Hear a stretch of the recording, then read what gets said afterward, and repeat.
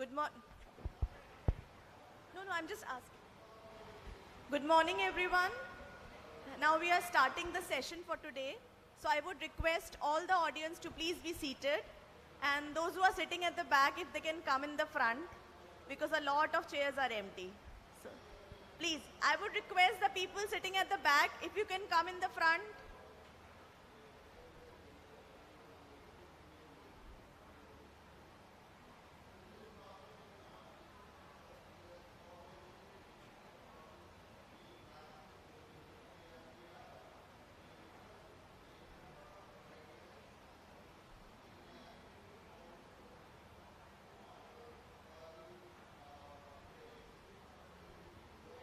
Requesting everyone to please be seated.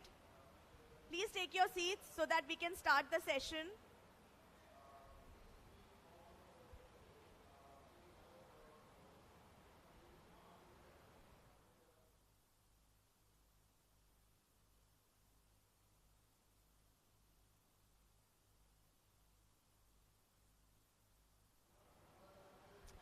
Okay, so I welcome you all again to day 3 of our Global Expo on Waste Management Technologies. And for this specific session on liquid waste management, the technical sessions. We all know that Kerala is a very beautiful state with around 44 rivers. So there is water abundance. But many of the reports since last 2 days we have been hearing that many of the water bodies are actually contaminated. And what is the requirement for the day is managing our liquid waste. This is the most important priority, otherwise we'll have a grim situation. One of the key components for our liquid waste management is the people's participation. Because community awareness and community participation is the key component with which we can actually manage our solid as well as the liquid waste. So let's go ahead with the first session, which is the panel discussion on people's participation for liquid waste management. For this, I would like to invite our Honorable Chair, Professor Jiju P. Alex, to please be present on the stage. And can we have a huge round of applause for Sir? I cannot hear the claps. I hope everyone has done breakfast. Yes. Good morning, sir. Thank you so much for your time today. A brief introduction about Sir. Sir teaches at the Kerala Agricultural University. He was also a former director of extension for the university, and he has also served the Information Kerala mission as the head of its HR. So we welcome you, sir, for this panel discussion. Next, I would like to invite our moderator, Mr. Jagjeevan. Sir, can you please come up on stage? Can we have a huge round of applause, please? It's morning. Good morning, sir, and thank you so much.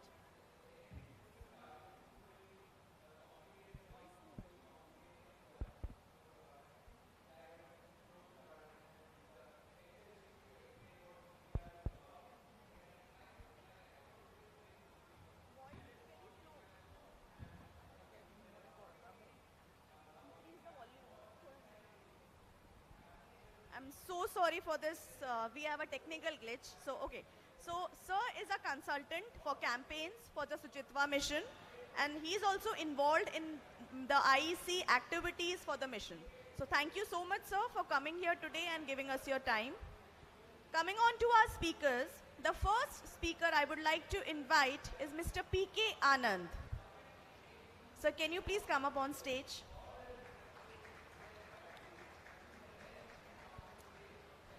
A brief introduction about Sir. He's a development professional with more than 10 plus years of experience in various thematic areas of WASH like designing, program management, analysis, etc. Presently, he's working as a senior consultant with IIHS. So thank you so much, sir, for your time today. Next, I would like to invite Mr. Senthil Kumar. Sir, can you please come up on stage?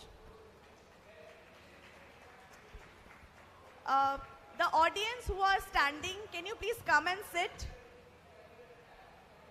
It will be great if we can have you seated.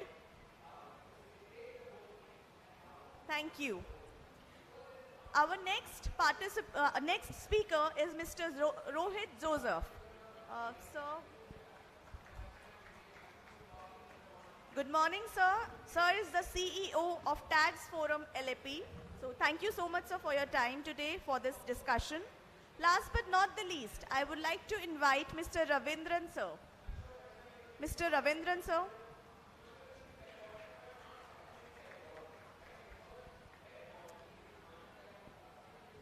Sir is retired director of Collegiate Education Department. He was the former president of KSSP, also the former director of IRTC. So I would like to invite all of them for this panel discussion, and now I request the chair to take forward the panel discussion. Thank you.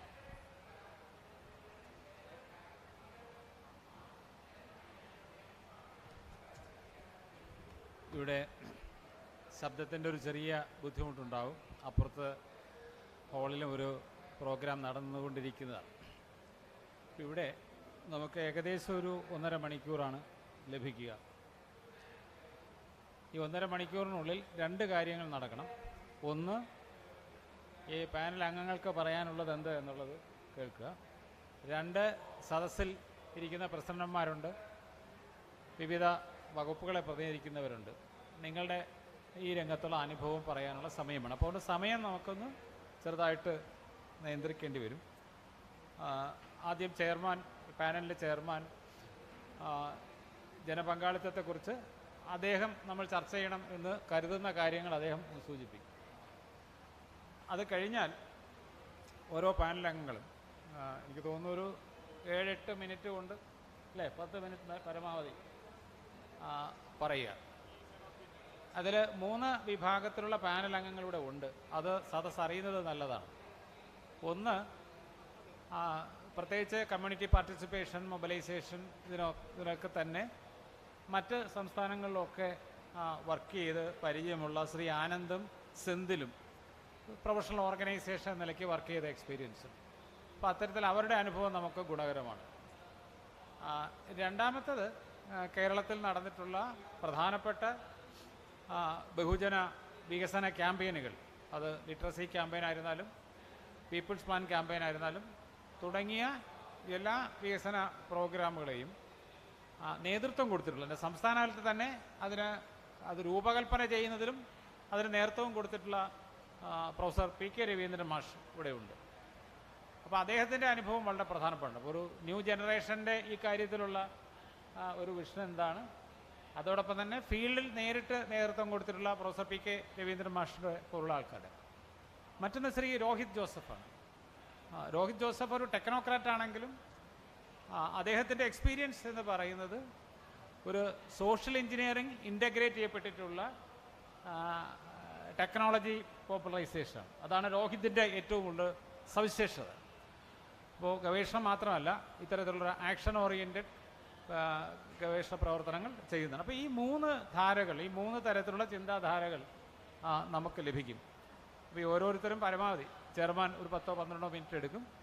അത് കഴിഞ്ഞ് panel അംഗങ്ങൾ ഒരു 8 minute, പരമാവധി 10ലേക്ക് നിൽക്കുക. അത് കഴിഞ്ഞ് നമുക്ക് ചർച്ചയിലേക്ക് പോകാം. ആദ്യം ചെയർമാന് ഈ സെഷനെക്കുറിച്ച് പറയും. Doctor GP Alex.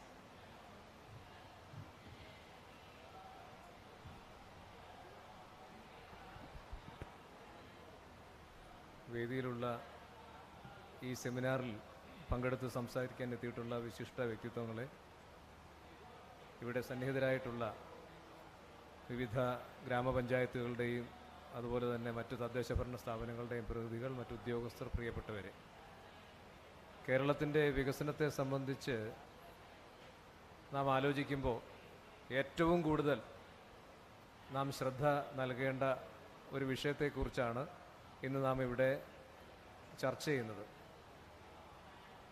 കേരളത്തിൽ ശുചിത്വം, മാലിന്യ നിർമ്മാർജ്ജനം, മാലിന്യത്തിൻ്റെ സംസ്കരണം എന്നീ മേഖലകൾ നാം ചർച്ച ചെയ്യാൻ തുടങ്ങിയിട്ട് നിരവധി വർഷങ്ങളായി. ഏറ്റവും കൂടുതൽ നഗരവൽക്കരിക്കപ്പെടുന്ന ഒരു സംസ്ഥാനമാണ് കേരളം എന്ന് നമുക്കെല്ലാം അറിയാം. വളരെ വേഗം നഗരവൽക്കരിക്കപ്പെടുന്നുവെന്ന് മാത്രമല്ല, ആധുനികവൽക്കരിക്കപ്പെടുന്ന ഒരു പൊതുസമൂഹമായി കൂടി കേരളം മാറിക്കൊണ്ടിരിക്കുകയാണ്. ഇതിൻ്റെ പ്രത്യാഘാതങ്ങളിൽ ഏറ്റവും പ്രധാനപ്പെട്ട ഒന്ന് നമുക്കെല്ലാം അറിയാവുന്നതുപോലെ മാലിന്യ സംസ്കരണം എന്ന കീറാമുട്ടിയാണ്. ഖരമാലിന്യ സംസ്കരണത്തെ സംബന്ധിച്ച് നമുക്ക് ആശാവഹമായ പുരോഗതി കൈവരിക്കാൻ കഴിഞ്ഞിട്ടുണ്ട്. വലിയ തോതിലുള്ള ബോധവൽക്കരണം നടക്കുന്നുണ്ട്. സാങ്കേതികമായി ആ മേഖലയിൽ വലിയ ചുവടുവയ്പ്പുകൾ നടത്താൻ നമുക്ക് കഴിയുന്നുണ്ട്. ഏറ്റവും അവസാനം ഓരോ വീട്ടിലും കയറി ഇറങ്ങി ഖരമാലിന്യം ശേഖരിക്കുന്നതിനുള്ള വിപുലമായ സംവിധാനമുള്ള ഒരു സംസ്ഥാനമായി കേരളം മാറിയിട്ടുണ്ട്. മാലിന്യം എന്നത് ഓരോരുത്തരുടെയും ഉത്തരവാദിത്തമാണ് എന്നുള്ള ബോധത്തിലേക്ക് കുറേശ്ശെയായി കേരളം വന്നുകൊണ്ടിരിക്കുകയുമാണ്.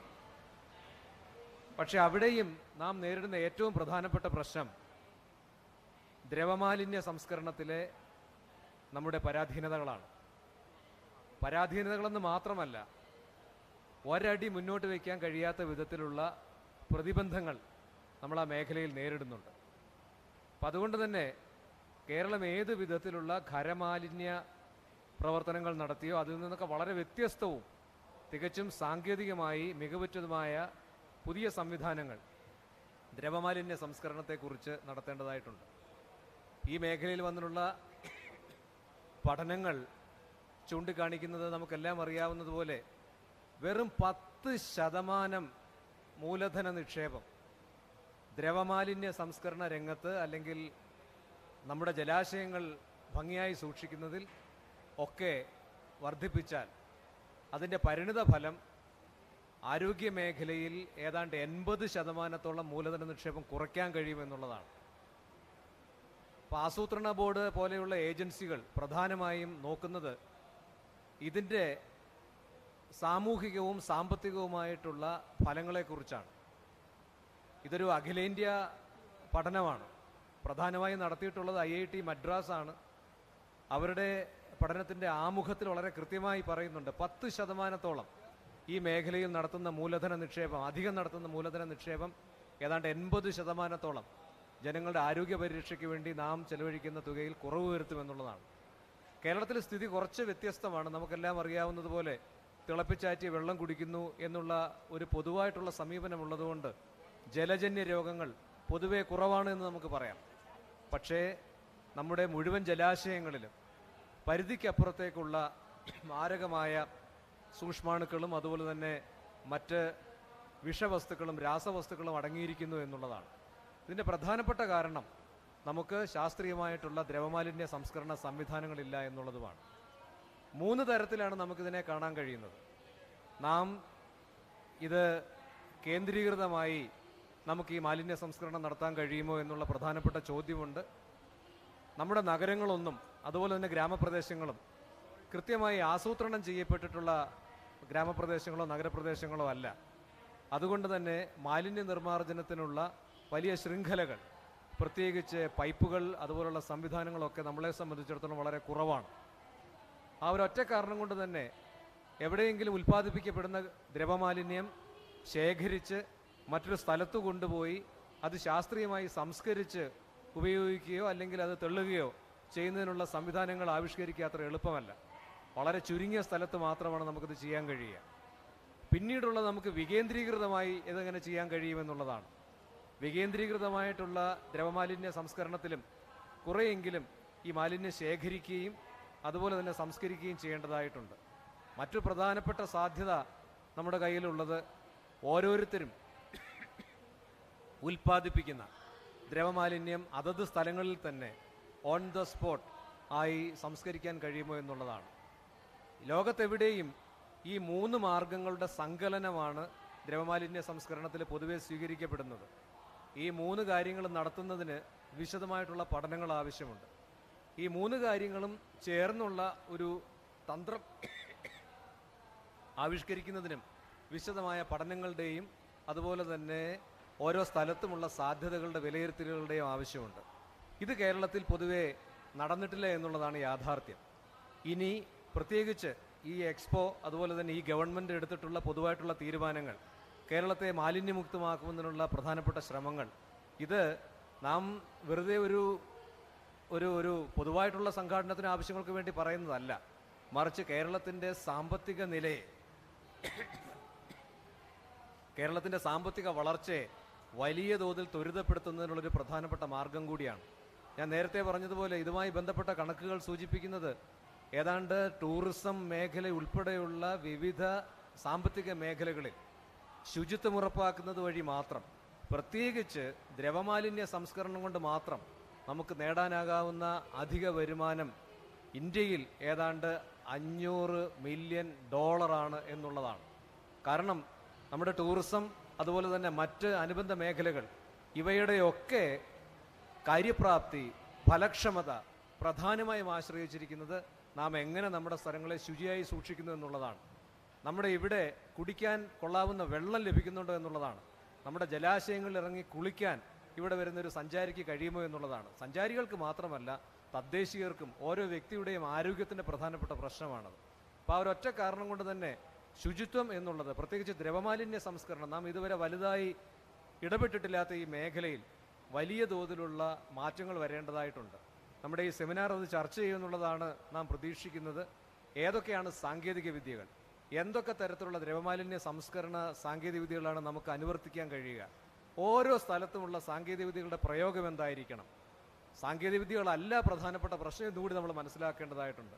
കേരളത്തെ സംബന്ധിച്ചിടത്തോളം ഈ പ്രധാനപ്പെട്ട പ്രവർത്തനത്തിൻ്റെ സംഘാടനം എങ്ങനെ നാം നടത്തും? ഈ മദ്രാസ് IITയുടെ തന്നെ ഈ പഠനം ഞാൻ വളരെ കൗതുകത്തോടെ വായിച്ച സമയത്ത് ഞാൻ കണ്ട ഒരു പ്രധാനപ്പെട്ട കാര്യമുണ്ട്. ഓരോ പ്രദേശത്തുമുള്ള വികേന്ദ്രീകൃത ആസൂത്രണ സംവിധാനങ്ങൾ എങ്ങനെ വേണമെന്നുള്ളത് തീരുമാനിക്കുന്നതിന് വേണ്ടി അവരൊരു സ്കെയിൽ ഉണ്ടാക്കുന്നുണ്ട്, ഇൻഡെക്സ്. ആ ഇൻഡെക്സിൽ 6 ഘടകങ്ങളുണ്ട്. ആ 6 ഘടകങ്ങളിൽ ഏറ്റവും കൂടുതൽ അവർ സ്കോർ കൊടുത്തിരിക്കുന്നത് ജനങ്ങളുടെ പങ്കാളിത്തം എന്ന ഘടകത്തിനാണ്.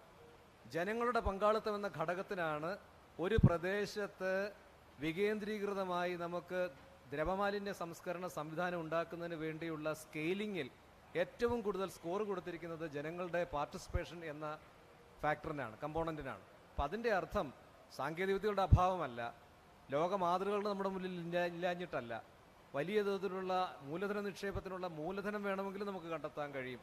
പക്ഷേ ജനങ്ങളുടെ പങ്കാളിത്തം, എങ്ങനെയാണ് ജനങ്ങളെ ബോധവൽക്കരിക്കുക, ഇതിൽ നിന്നുണ്ടാകുന്ന ഉൽപ്പന്നങ്ങൾ നമുക്ക് സുരക്ഷിതമായിട്ട് ഉപയോഗിക്കാൻ കഴിയുന്നതാണ്, എങ്ങനെ അവരെ ബോധ്യപ്പെടുത്താൻ കഴിയും. നമ്മൾ ഇതുവരെ കണ്ടിട്ടില്ലാത്ത വിധത്തിലുള്ളൊരു വലിയ ജനപങ്ക്, ഇപ്പോൾ ശ്രീ ജഗജീവനോട് സൂചിപ്പിക്കുകയുണ്ടായി, നമ്മൾ പൂർണ്ണ സാക്ഷരത നേടിയൊരു സംസ്ഥാനമാണ്, വലിയ തോതിലുള്ള ക്യാമ്പയിനുകൾ നടന്ന സ്ഥലമാണ്, വലിയ തോതിൽ വികേന്ദ്രീകൃത ആസൂത്രണത്തിൻ്റെ മാതൃകയുണ്ടാക്കിയ സംസ്ഥാനമാണ്. പക്ഷേ ഈ മേഖലയിൽ നാം ഇതുവരെ കണ്ടിട്ടില്ലാത്ത വിധത്തിലുള്ള വലിയ ക്യാമ്പയിൻ്റെ സാധ്യതയുണ്ട്. അതൊരു വലിയ വെല്ലുവിളിയാണ്. നാം ഓരോ ദിവസവും നേരിട്ടുകൊണ്ടിരിക്കുന്ന പ്രധാനപ്പെട്ട പ്രശ്നമാണ്. സാങ്കേതിക വിദ്യയോ മൂലധനമോ ഒന്നുമല്ല തടസ്സം. ഏറ്റവും പ്രധാനമായി നാം കാണുന്നത് ജനങ്ങളുടെ പങ്ക്. എങ്ങനെ ജനങ്ങളെ ബോധവൽക്കരിക്കും, എങ്ങനെ അവരെ പഠിപ്പിക്കും, ഇതിൻ്റെ ആവശ്യം എങ്ങനെ പറഞ്ഞു മനസ്സിലാക്കും, ഇതിൻ്റെ ഗുണങ്ങൾ എന്താണ് എന്നവരെങ്ങനെ ബോധ്യപ്പെടുത്തും എന്നുള്ളൊരു പ്രധാനപ്പെട്ട പ്രശ്നമാണ് നമ്മളിന്നിവിടെ ചർച്ച ചെയ്യുന്നത്. ഇതാണ് നമ്മുടെ പ്രധാനപ്പെട്ട പ്രമേയം.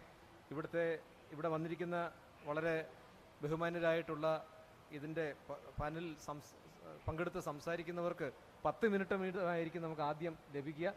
ഓരോരുത്തരും 10 മിനിറ്റിനുള്ളിൽ you have to confine your talk within 10, you have to conclude the talk within 10 minutes and we will have adequate time to have discussion with the people. We have got a lot many people from the local bodies gathered over here, the people with their own experiences, their own challenges, their own issues. So അവർക്ക് കൂടുതൽ പറയാനുള്ള അവസരം കൊടുക്കണം. ആ രൂപത്തിൽ നമുക്ക് ഈ ചർച്ച മുന്നോട്ട് കൊണ്ടുപോകാം എന്ന് മാത്രം പറഞ്ഞുകൊണ്ട് അവസാനിപ്പിക്കുന്നു. ആദ്യമായി സംസാരിക്കുന്ന ശ്രീ ജഗദീവൻ മാഷ് അത് ഡീൽ ചെയ്യും. 10 മിനിറ്റ് എടുക്കാനുണ്ടാവില്ല, ഒരു 7 മിനിറ്റ് 8 മിനിറ്റിലൊക്കെ നോക്കുക, എങ്കിലേ സദസ്സിനും കൂടി ചോദിക്കാനുള്ള സമയം. അപ്പോൾ ആദ്യമായി PK ആനന്ദ്.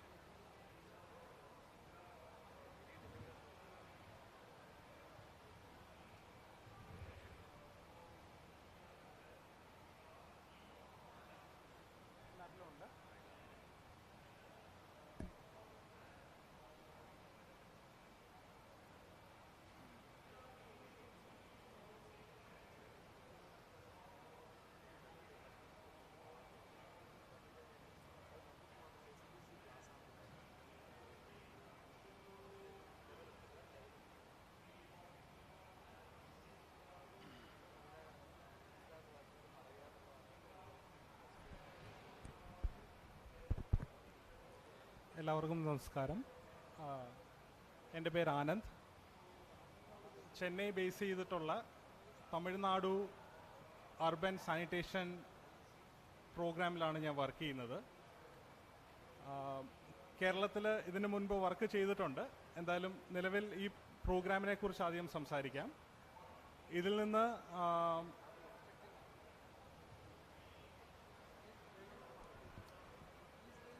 ഈ പ്രോഗ്രാമിൽ നിന്നുള്ള ചെറിയ ടേക്ക് അവേസ് ഒരുപക്ഷെ നമുക്ക് ഇൻട്രസ്റ്റിംഗ് ആയിട്ട് തോന്നുന്നുണ്ടാവാം. പക്ഷെ ജനപങ്കാളിത്തത്തിൻ്റെ കാര്യം വരുമ്പോൾ എനിക്ക് തോന്നുന്നു കേരളത്തിന് സ്വന്തമായിട്ടുള്ള ഒരു വഴി വെട്ടിയെടുക്കേണ്ടി വരും. ആ ഒരു ഇൻട്രൊഡക്ഷൻ പറഞ്ഞുകൊണ്ട് ഞാൻ ആരംഭിക്കട്ടെ. 2015 ഈ പ്രോഗ്രാം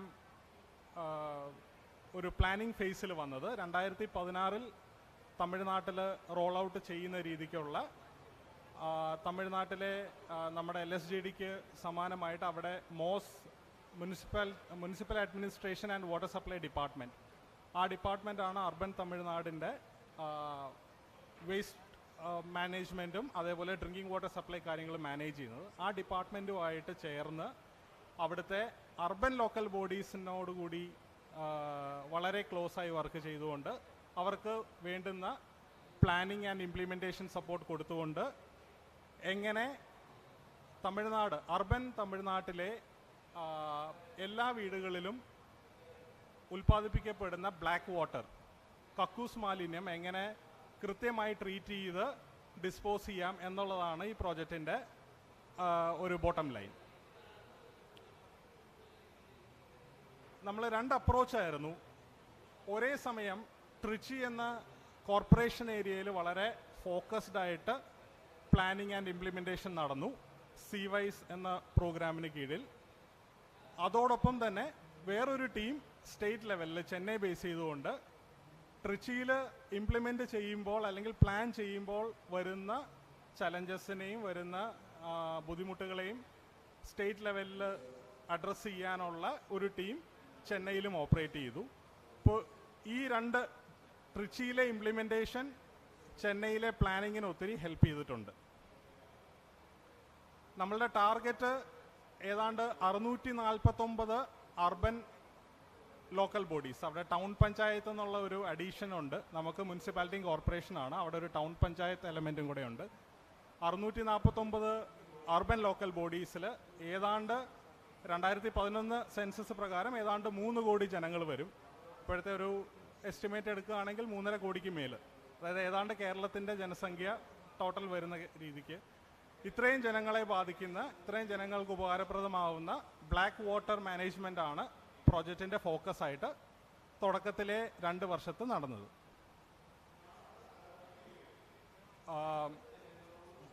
കുറച്ച് പ്രസൻറ്റേഷൻ സ്കിപ്പ് ചെയ്ത് പോവാം, സമയത്തിൻ്റെ ഒരു ലിമിറ്റേഷൻ ഉള്ളതുകൊണ്ട്.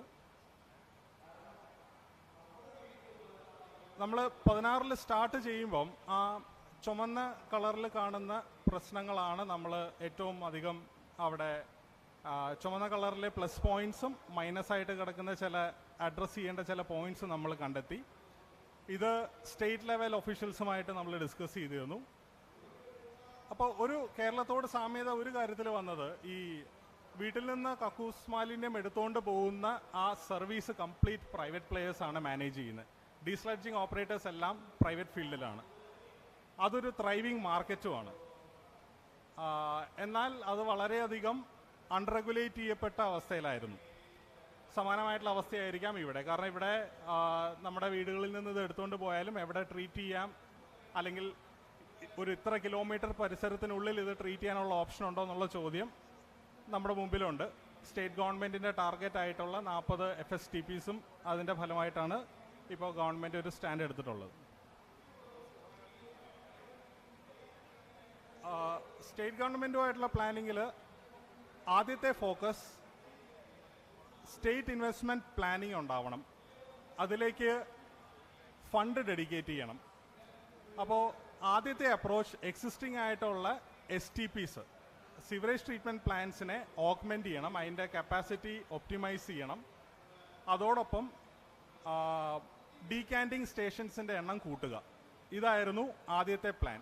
അപ്പോൾ അതിലൂടെ നമുക്ക് എത്ര ലോക്കൽ ബോഡീസിനെ കവർ ചെയ്യാൻ പറ്റും എന്നുള്ള ഒരു പ്ലാനിങ് ആണ് ആദ്യം നടന്നത്. ആ മാപ്പിൽ കാണുന്ന ആദ്യത്തെ ഭാഗം ആ ഒരു പാർട്ടായിരുന്നു.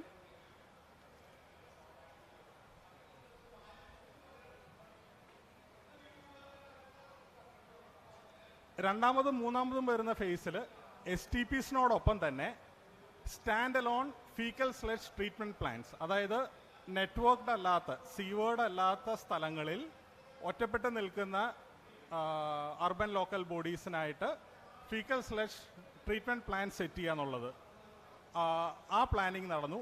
അങ്ങനെ സ്റ്റാൻഡ് അലോൺ ആയിട്ടുള്ള എത്ര പ്ലാന്റുകൾ വേണം, അത് ഏത് ലോക്കൽ ബോഡി ഹോസ്റ്റ് ചെയ്യും, ആ ലോക്കൽ ബോഡിയിൽ അത് സെറ്റപ്പ് ആൻഡ് റണ്ണിങ് ആയി കഴിഞ്ഞാൽ അതിനോട് ചേരുന്ന എത്ര ലോക്കൽ ബോഡീസിന് ആ സർവീസ് ഉപയോഗപ്പെടുത്താം, അത് ഉപയോഗപ്പെടുത്തുന്നതിൻ്റെ ഓപ്പറേഷണൽ മെക്കാനിസം എന്താണ്, അവർ തമ്മിലുള്ള വർക്കിംഗ് അറേഞ്ച്മെൻറ്റ് എങ്ങനെയാണ് തുടങ്ങിയ കാര്യങ്ങളിലുള്ള ഡീപ്പ് പ്ലാനിങ് നടന്നു.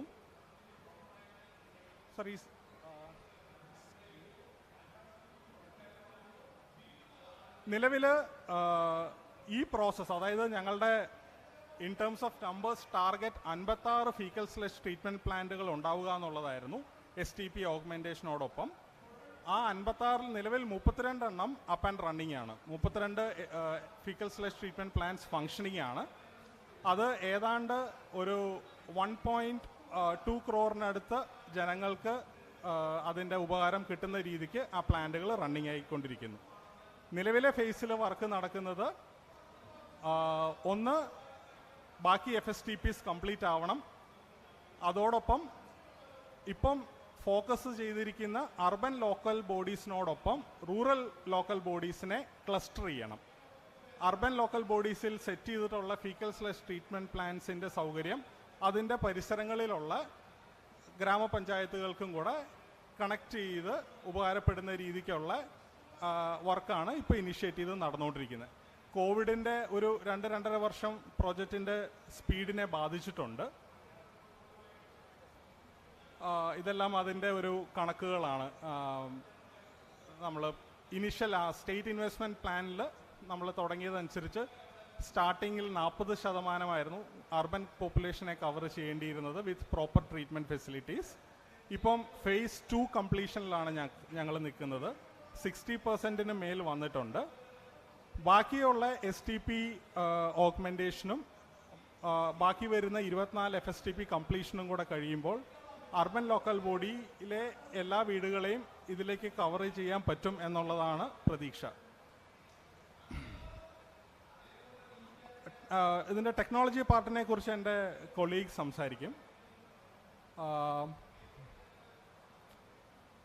ഇതിൽ ഈ ക്ലസ്റ്ററിങ് അപ്രോച്ചിനെ കുറിച്ച് ഒന്ന് പറഞ്ഞോട്ടെ. ഒരുപക്ഷെ കേരളത്തിൽ ഇതൊരു ചലഞ്ച് ആവില്ല, കാരണം അർബൻ ലോക്കൽ ബോഡിയും റൂറൽ ലോക്കൽ ബോഡിയും ഒറ്റ ഡിപ്പാർട്ട്മെൻറ്റിന് കീഴിലാണ് വരുന്നത്. അപ്പോൾ അങ്ങനെ ഒരു വലിയ അഡ്വാൻറ്റേജ് നമുക്കുണ്ട്.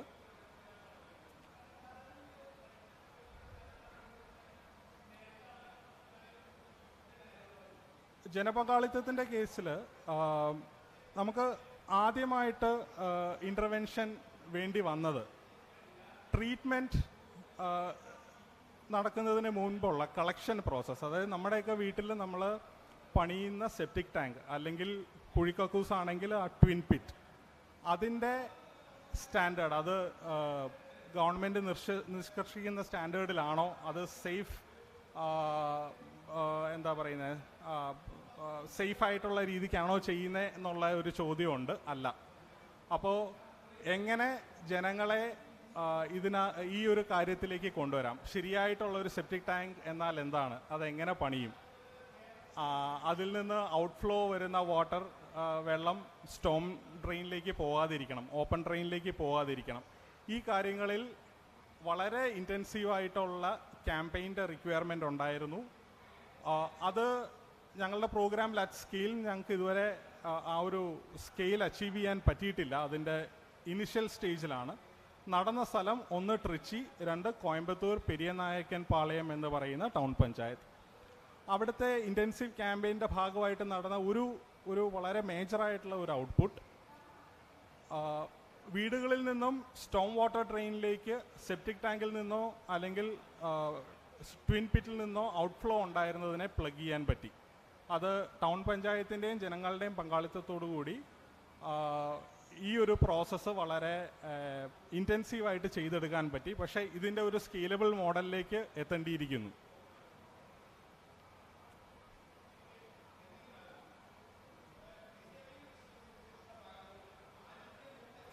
ടെക്നോളജീസിനെ കുറിച്ച് അഗെയിൻ കൊളീഗ് സംസാരിക്കും.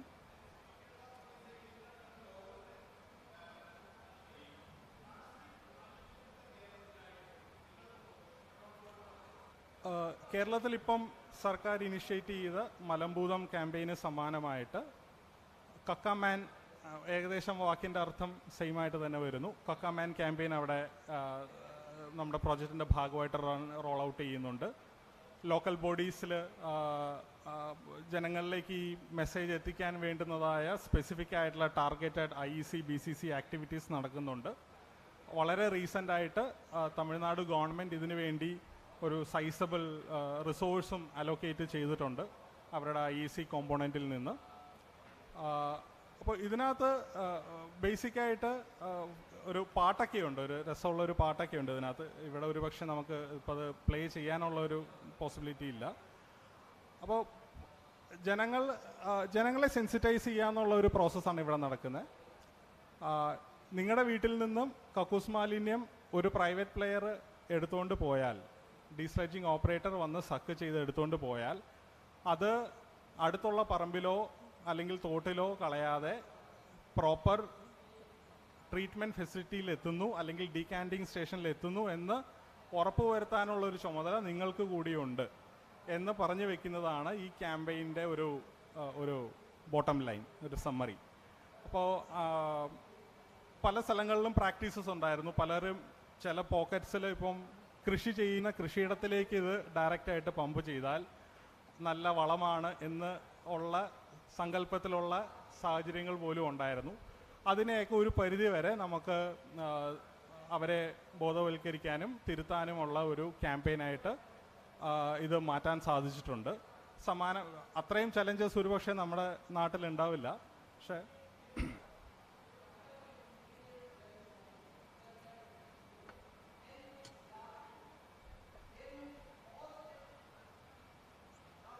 ഗവൺമെൻറ്റുമായിട്ടുള്ള എൻഗേജ്മെൻറ്റിനേക്കാൾ കൂടുതൽ ഞാൻ മനസ്സിലാക്കുന്ന ഇവിടെ ഒരു FSTP ഒരു പഞ്ചായത്തിലോ അല്ലെങ്കിൽ ഒരു മുനിസിപ്പാലിറ്റിയിലോ സെറ്റ് ചെയ്യുന്നതിന് അതിന് ഭൂമി കിട്ടുക, അതിനനുയോജ്യമായ സ്ഥലം ഏതാണ്, അത് പഞ്ചായത്തിലോ അല്ലെങ്കിൽ കോർപ്പറേഷൻ ഏരിയയിലോ വന്നു കഴിഞ്ഞാൽ അതെന്തെങ്കിലും പ്രശ്നമാകുമോ, വേണ്ടതാണ് പക്ഷേ ഞങ്ങളുടെ സ്ഥലത്ത് വേണ്ട എന്നുള്ള ഒരു ഭയമാണ് ശരിക്കും എനിക്ക് തോന്നുന്നു നമുക്ക് ആദ്യം അഡ്രസ്സ് ചെയ്യേണ്ടത്. നേരത്തെ പറഞ്ഞ ജഗജീവൻ മാഷും മറ്റു മാഷും പറഞ്ഞ പോലെ ടെക്നോളജിയെക്കുറിച്ച് നമുക്ക് ധാരണയുണ്ട്. ടെക്നോളജി നമുക്ക് എവിടെ നിന്നുള്ളതും കൊണ്ടുവരാം, അത് ഇംപ്ലിമെൻ്റ് ചെയ്യാനുള്ള പൈസയും ഉണ്ട്. പക്ഷേ ഈ ടെക്നോളജി ജനങ്ങളുടെ കോൺഫിഡൻസിലുണ്ടാവണം. ഇത് നല്ല രീതിക്ക് പ്രവർത്തിക്കും, ഇതുകൊണ്ട് മറ്റ് പ്രശ്നങ്ങൾ ഉണ്ടാവില്ല, ട്രീറ്റ്മെൻറ്റ് കറക്റ്റായിട്ട് നടക്കും, അടുത്തുള്ള സ്ഥലങ്ങൾ പൊല്യൂട്ടഡ് ആവില്ല എന്നുള്ള ഒരു കോൺഫിഡൻസ് അതിൻ്റെ പരിസരത്തുള്ള ജനങ്ങൾക്ക് കൊടുക്കുക എന്നുള്ളതാണ് ഏറ്റവും ക്രിട്ടിക്കലായിട്ടുള്ളത്. തമിഴ്നാട്ടിൽ ഒരു 85% കേസിലും ഞങ്ങൾക്ക് ഈ ചലഞ്ച് ഫേസ് ചെയ്യേണ്ടി വന്നില്ല. കാരണം FSTP സെറ്റ് ചെയ്തത് തന്നെ ഓൾറെഡി വേസ്റ്റ് മാനേജ്മെൻറ്റ് പ്രാക്ടീസസ് നടന്നുകൊണ്ടിരിക്കുന്ന വലിയ ക്യാമ്പസുകളിലായിരുന്നു. ഇപ്പോൾ ഉദാഹരണത്തിന് ഞാൻ മനസ്സിലാക്കുന്നു ഇവിടെ കൽപ്പറ്റ മുനിസിപ്പാലിറ്റിയിലും FSTP സെറ്റ് ചെയ്തിട്ടുള്ളത് ഓൾറെഡി സോളിഡ് വേസ്റ്റ് മാനേജ്മെൻറ്റ് നടക്കുന്ന മുനിസിപ്പാലിറ്റിക്ക് കീഴിലുള്ള സ്ഥലത്ത് തന്നെയാണ്. സമാനമായിട്ടുള്ള കേസാണ് 85% കേസസിലും തമിഴ്നാട്ടിൽ നടന്നത്. അല്ലാതെ വന്ന സ്ഥലങ്ങളിൽ റെസിസ്റ്റൻസ് ഉണ്ടായി, ജനങ്ങളുടെ ആശങ്കകൾ ഉണ്ടായിരുന്നു. പക്ഷേ അത് ലോക്കൽ ബോഡീസിന് അവരെ കൺവിൻസ് ചെയ്യാൻ സാധിച്ചു. നല്ല രീതിക്ക് പ്രവർത്തിക്കുന്ന FSTPയിലേക്കുള്ള എക്സ്പോഷർ വിസിറ്റ് അടക്കം നടത്തിയാണ് ഈ പ്രശ്നത്തെ അഡ്രസ്സ് ചെയ്തത്.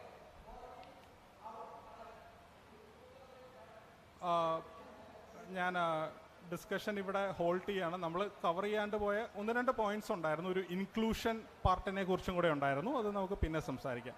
ഏറ്റവും സാമ്പത്തികമായിട്ട് പിന്നോക്കം നിൽക്കുന്നവർക്കും കൂടെ ഈ സർവീസ് എങ്ങനെ എൻഷുർ ചെയ്യാൻ പറ്റും, അതോടൊപ്പം ഈ തൊഴിലിൽ ഏർപ്പെടുന്ന ആൾക്കാർ ഏതെല്ലാം തരത്തിലുള്ള സ്റ്റിഗ്മറ്റൈസേഷനാണ് ഫേസ് ചെയ്യുന്നത്, അവരെ മുഖ്യധാരയിലേക്ക് കൊണ്ടുവരാനും ഈ തൊഴിൽ വളരെ എന്താ പറയുന്നത്, അഭിമാനത്തോടെ ചെയ്യാൻ ഉതകുന്ന ഒരു സാഹചര്യം അവർക്ക് ഒരുക്കി കൊടുക്കുക എന്നുള്ളതും ഈ പ്രോജക്റ്റിൻ്റെ ഭാഗമാണ്. അതിലേക്ക് നമുക്ക് പിന്നീട് വരാം. Thank you.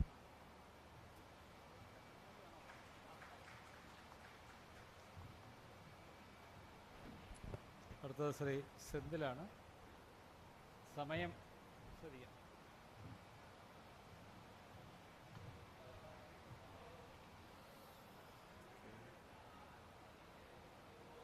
Yeah, good morning to all.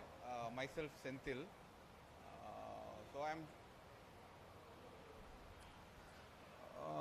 So he already covered that one, what we are doing it in Tamil Nadu. So in Tamil Nadu we are doing it in a phases. That means in the phase 1 we are putting a FSTP for studying that one, what is that result, because FSTP is a completely new model, so no one knows that one because it was put up in 2016. There is no model plan across Tamil Nadu or in India also. So we put up one pilot plan in, namely it's Perinayakanpalayam, that's outskirts of Coimbatore. That's a mechanized based FSTP, fecal sludge treatment plant. That's a compact one as compared to the gravity. So we have 2 pilot plants. One is in Coimbatore, another one is in near to Tiruchi, that's a Kangayam. The purpose of the plant is to study that one, how the performance of the plant, so how we can scale those kind of plant across Tamil Nadu. So based on the results, Tamil Nadu government took that studies and scaled across Tamil Nadu.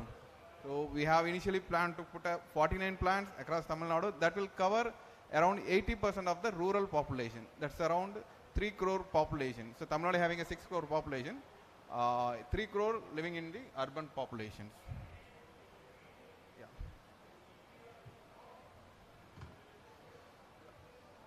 So most of the things are, this is the basic background of the our program in Tamil Nadu. So we have not only doing this.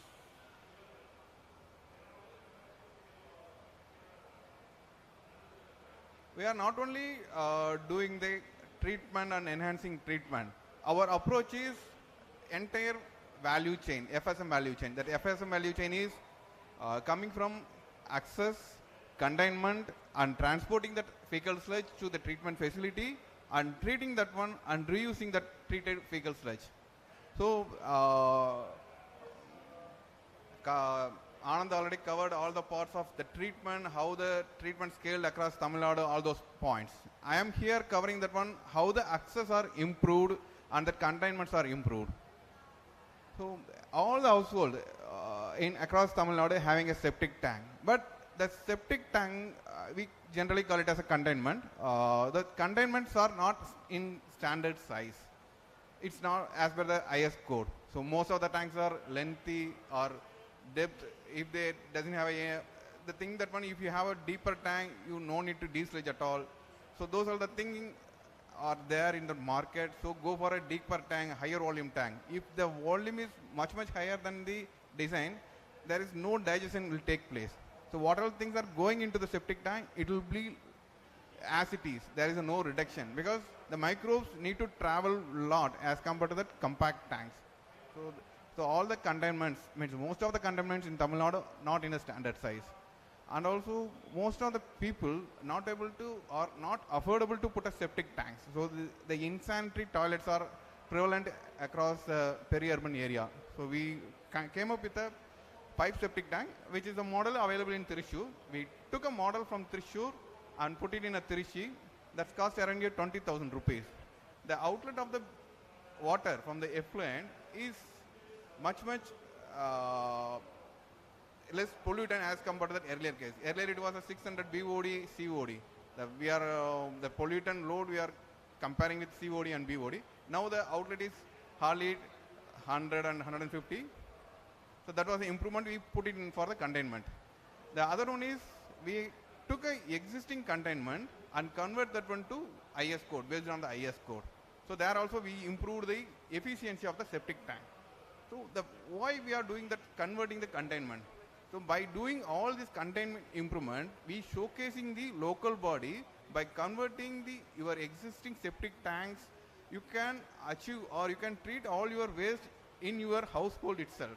And when we are practicing these things, the households are very much interested, and the nearby householders also, they want to convert that one to the improved septic tank.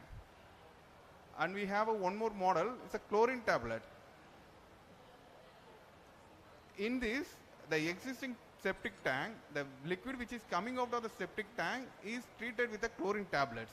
So all the pathogens are getting removed, so that the water is almost meeting the standards of your STP outlet water. So you can easily discharge that water on the site itself. So you can see that one BOD of that outlet water is less than 10 and pathogens are almost nil. So these are the models we have put, and the nearby peoples inquiring about these models, and they have started implementing that one. As of now, we have 6 or 7 households are already implemented that one, and cost for implementing it's only 2,500 rupees, and that operating cost is around 1 rupee per day. So by these things, by changing the treatment, the containment treatment, we can sensitize the people to go for a on-site treatment itself.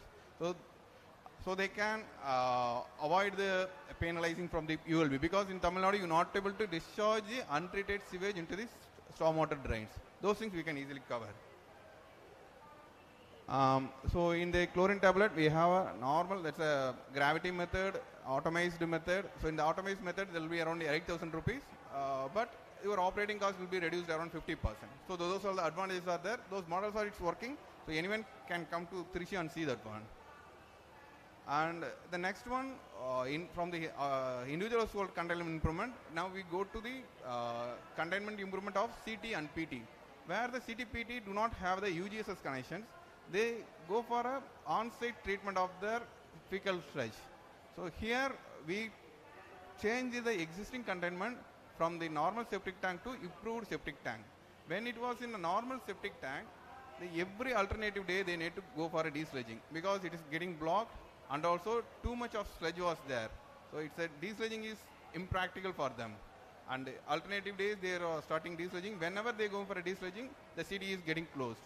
Now we took up the case, it's around 3 years before, we took that one and converted that the septic tank into a improved septic tank. It's having a primary settler, then ABR and anaerobic filter. So the primary settler settle all the sludges which are all settleable, and ABR taking care of all your BOD and COD, and anaerobic filter that's take care of all your suspended solids. So all your waste particles are getting retained in your septic tank itself, the improved septic tank. The outlet water is almost meeting your STP norms, outlet norms, and that can be easily used for the gardening. As of today, they are using it for the CTPT gardening area. And if that's a low water table area, there also we having a chlorine tablet system. Whenever the heavy rain is there, they can add the chlorine tablet and they can easily let out the water. That option also we have. And we have one more model. So that is, after the septic tank, if they are not able to invest for the septic tank improvement, that the septic tank improvement is costing around 3 to 4 lakh rupees. If the ULB, means the local body is not interested to invest anything, they can put only a warm filter. So that is in the outlet of your septic tank, and put a coir pith and earthworms. So that will filter out all your nitrates, nutrients. It's like a polishing treatment. So all the BOD, COD, everything is get filtered out in your earthworm filter. That one model also we did, that one also it's successfully running for all past 2 years. This one is costing around 60,000 rupees. That one, the earlier one is costing 4 lakh, and this is only 60,000 rupees. The both city having a footfall of around 100 people. So these are the inlet and outlet parameters. And the cross-cutting, he already covered that one. So my topic is how to sensitize the people, how to make the people to participate in the FSM. So we did that one by improving the containment and CTPTs and communicate that people that OSS means the on-site sanitation is better, so you no need to go for a even desludging also, and you can reduce your desludging prices, because the CTPDs are not doing any desludging for past 3 years. Earlier it was every alternative day. They invested 4 lakh rupees. Now they almost saved around 2.5 lakh rupees. So those things also, the same thing, it will be applied to the household also. They no need to go for desludging. So those all things are there. So that's it from my side. Yeah. Thank you.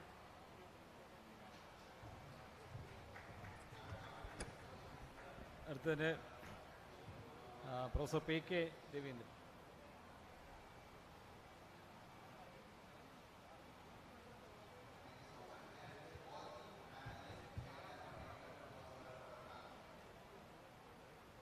സ്നേഹമുള്ളവരെ, നമ്മൾ തമിഴ്നാട്ടിലെ ഒരു മോഡലിനെ കുറിച്ചുള്ള കഥകളൊക്കെ ഞങ്ങൾ കേട്ടുകൊണ്ടിരുന്നു. എനിക്ക് വളരെ ചുരുക്കി പറയാനുള്ള 2-3 കാര്യങ്ങൾ. ഒരു 10-20 കൊല്ലമായിട്ട് ഇതുമായി ബന്ധപ്പെട്ട ക്യാമ്പയിനിൽ ഇടപെട്ട് നടക്കുന്ന ഒരാൾ എന്നുള്ള രീതിക്ക് ഔട്ട്സെറ്റ് ഞാൻ ഇപ്പോൾ ഒരു കാര്യം പറയാം. ഇപ്പോഴും വലിയൊരളവ് വരെ ജനകീയമായ പങ്കാളിത്തം ഇല്ലാത്തത് കൊണ്ടാണ് മാലിന്യ സംസ്കരണ സംവിധാനങ്ങളുമായി ബന്ധപ്പെട്ട് തദ്ദേശഭരണ സ്ഥാപനങ്ങൾക്കോ ശുചിത്വ മിഷൻ പോലുള്ള ഏജൻസികൾക്കോ കാര്യമായ നേട്ടമുണ്ടാക്കാൻ കഴിയാതെ പോകുന്നത് കേരളത്തിൽ പോലും. ഒരു ഉദാഹരണം പറഞ്ഞാൽ 2021-22 കണക്ക് ഞാൻ എടുത്തില്ല. 2021 വർഷം അവസാനം വന്നപ്പോൾ 987 കോടി ഉറുപ്പിക കേരളത്തിലെ വിവിധ തദ്ദേശഭരണ സ്ഥാപനങ്ങൾ വേസ്റ്റ് മാനേജ്മെൻറ്റിന് വേണ്ടി വകയിരുത്തി പ്രോജക്റ്റുകൾ തയ്യാറാക്കിയിരുന്നു. അതിൽ 480 കോടി ഉറുപ്പിക മാത്രമേ ചിലവാക്കാൻ കഴിഞ്ഞുള്ളൂ. അറൗണ്ട് 48%. എന്താ കാരണം? ഇപ്പോൾ കാശില്ലാത്തല്ല, പ്രോജക്റ്റ് ഇല്ലാത്തതുമല്ല. പ്രോജക്റ്റുകൾ പലതും തുടങ്ങി പകുതി നിർത്തിവെക്കേണ്ടി വന്നു, അല്ലെങ്കിൽ തുടങ്ങാനേ കഴിഞ്ഞില്ല. ഈ തുടങ്ങാനേ കഴിയാതെ പോയത്, തുടങ്ങി പകുതിക്ക് നിർത്തേണ്ടി വന്നത് ആ പ്രദേശത്തുള്ള ആളുകളുടെ ഇതുമായി ബന്ധപ്പെട്ടുള്ള ഇടപെടലിൻ്റെ കുറവ് കൊണ്ടാണ്, അല്ലെങ്കിൽ വേറൊരു തരത്തിലുള്ള ഇടപെടൽ ഉണ്ടായതുകൊണ്ടാണ്. ആ വേറൊരു തരത്തിലുള്ള ഇടപെടൽ ധാരാളം ഉണ്ടാവുന്നുണ്ട്. അതുകൊണ്ട് ആലോചിക്കേണ്ട ഒരു കാര്യം, ആസൂത്രണ ഘട്ടത്തിൽ തന്നെ ജനകീയമായ പങ്കാളിത്തം ഇല്ല എങ്കിൽ അത് നടക്കാൻ പോകില്ല.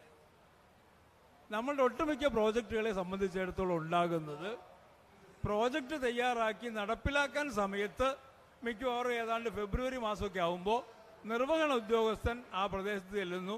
ആ നേരത്തെ ജനങ്ങൾക്ക് അതിൻ്റെ ABCD അറിയില്ല, അവർ സമ്മതിക്കില്ല. അതല്ലെങ്കിൽ വേറൊരർത്ഥത്തിൽ പറഞ്ഞാൽ ആവശ്യമായ ഗുണഭോക്താക്കളെ നമുക്ക് കിട്ടുകയില്ല. പ്രോജക്റ്റ് ഫോർമുലേഷൻ സമയത്തെ ജനങ്ങളുമായി ബന്ധപ്പെട്ടിരുന്നുവെങ്കിൽ അവിടെ ആക്സെപ്റ്റബിൾ അല്ലാത്തൊരു പ്രോജക്റ്റ് ഉണ്ടായി വരില്ല. അവർക്ക് ഇൻവോൾവ് ചെയ്യാൻ കഴിയാത്തൊരു പ്രോജക്റ്റ് ഉണ്ടായി വരില്ല. അപ്പം എങ്ങനെയാണ് ഈ സ്ട്രാറ്റജി നമുക്കൊന്ന് മാറ്റാൻ പറ്റുമോ? ഇതാണ് ആദ്യം നോക്കാനുള്ള കാര്യം. പഠനങ്ങളൊക്കെ വളരെ നല്ലതാണ്, ആവശ്യമാണ്. പല പഠനങ്ങളിലും പങ്കാളിയാകുകയും നേതൃത്വം കൊടുത്തു എന്ന് ഞാൻ പറയുന്നില്ല, ഉള്ള ഒരാളാണ് ഞാൻ. ഞാൻ കാണുന്നത് 2 തരത്തിലുള്ള പഠനങ്ങൾ നമ്മുടെ നാട്ടിൽ നടക്കുന്നുണ്ട്. ഒന്ന് പ്യുവർലി പ്രൊഫഷണൽ ആയിട്ടുള്ള അക്കാഡമിക് സ്റ്റഡീസ്, ശേഷിയുള്ള കഴിവുള്ള വിദഗ്ധ സ്ഥാപനങ്ങളുടെ നേതൃത്വത്തിൽ നടക്കുന്ന പഠനങ്ങൾ. ആ പഠനങ്ങൾ നല്ല പങ്കും അവരുടെ ലാബറട്ടറികളിലോ സ്ഥാപനങ്ങളിലോ ഇരുന്ന് നടക്കുന്ന, ഇന്ന് വിവരങ്ങൾ അവിടെ നാട്ടിൽ പോകേണ്ട കാര്യമൊന്നുമില്ല, ഡ്രോൺ ഉപയോഗിച്ചോ മറ്റു രീതിക്കോ അല്ലെങ്കിൽ GIS ഉപയോഗിച്ചോ നിങ്ങൾക്ക് എല്ലാ വിവരം കിട്ടില്ല എന്ന് ചോദിക്കാം. പക്ഷെ ജനങ്ങളുടെ മനസ്സ് ആ രീതിക്ക് കിട്ടില്ല. അപ്പോൾ പ്രൊഫഷണൽ സ്റ്റഡീസിന് അതിൻ്റെ ശേഷിയുണ്ട്, വളരെ നല്ല കാര്യം. രണ്ടാമത്തെ ഒരു പഠനം നടക്കുന്നത് നാട്ടിൻപുറത്ത് നാട്ടുകാരുടെ പഠനമാണ്. ചെറിയ ലോക്കൽ ഗ്രൂപ്പുകൾ അവരൊരു പ്രത്യേക പ്രശ്നവുമായി മുന്നിൽ പോകേണ്ട, അവരുടേതായ വിവരങ്ങൾ വെച്ച്, അല്ലെങ്കിൽ എവിടെ നിന്നെങ്കിലുമൊക്കെ വാട്സപ്പ് യൂണിവേഴ്സിറ്റിയിൽ നിന്ന് കിട്ടിയ വിവരമൊക്കെ വെച്ച് പഠനം നടത്തും. ഇത് രണ്ടും പൂർണ്ണമാവാൻ പോകുന്നില്ല. ഈ പ്രൊഫഷണലായ അല്ലെങ്കിൽ അക്കാഡമിക്കായ പഠനത്തിൻ്റെ തന്നെ ഒരു തലത്തിൽ ഈ പഠന വിവരങ്ങൾ ലോക്കൽ കമ്മ്യൂണിറ്റിയുമായി ഷെയർ ചെയ്തുകൊണ്ട് അവരുടെ ഒപ്പീനിയൻസ് കൂടി ഇൻകോർപ്പറേറ്റ് ചെയ്ത് ഫൈനൽ സൊല്യൂഷനിലേക്ക് വരാൻ പറ്റിയാൽ ഒരു പക്ഷേ ആക്സെപ്റ്റബിൾ ആകുന്ന, അവിടെ നടത്താൻ പറ്റുന്ന ഒരു പ്രപ്പോസലിലേക്ക് വരാം. കാരണം കേരളത്തിൻ്റെ സവിശേഷ സ്വഭാവം വെച്ചുകൊണ്ട് മറ്റ് നിരവധി പ്രദേശങ്ങളിൽ നടപ്പാക്കാൻ കഴിയുന്ന പല പ്രോജക്റ്റുകളും ഇവിടെ നടപ്പാക്കാൻ പറ്റില്ല. ഭൂമിശാസ്ത്രപരമായ സവിശേഷതകളുണ്ട്, ജനസാന്ദ്രത, തിക്ലി പോപ്പുലേറ്റഡ് എന്നുള്ളത് കാര്യം മാത്രമല്ല, ആ രീതിക്കാണ് നമ്മുടെ ഒരു താമസ രീതികളൊക്കെ. ലൊക്കേഷൻ അങ്ങനെയാണ്. 2, ഇത്രയേറെ ജലസ്രോത വാട്ടർ ബോഡീസ്. അപ്പോൾ വെള്ളം ലഭ്യമല്ലാത്ത അല്ലെങ്കിൽ വെള്ളമില്ലാത്തൊരു സ്ഥലത്ത് കണ്ടെത്താൻ വലിയ പാടാണ്.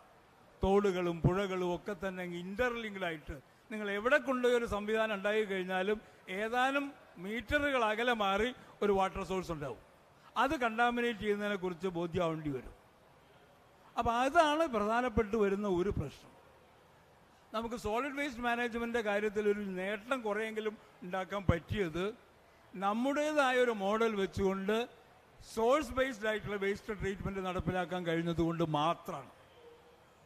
അല്ലെങ്കിൽ പഴയ വിളപ്പിൽശാലയും ഞെളിയമ്പറമ്പും ഒക്കെ ആയിട്ട് തന്നെ കിടന്ന് കളിച്ച് ബഹളം വെച്ച് നടന്നേനെ. ഒരു മാറ്റമുണ്ടായി. ഞാനത് പൂർണ്ണമായി എന്ന് പറയുന്നില്ല.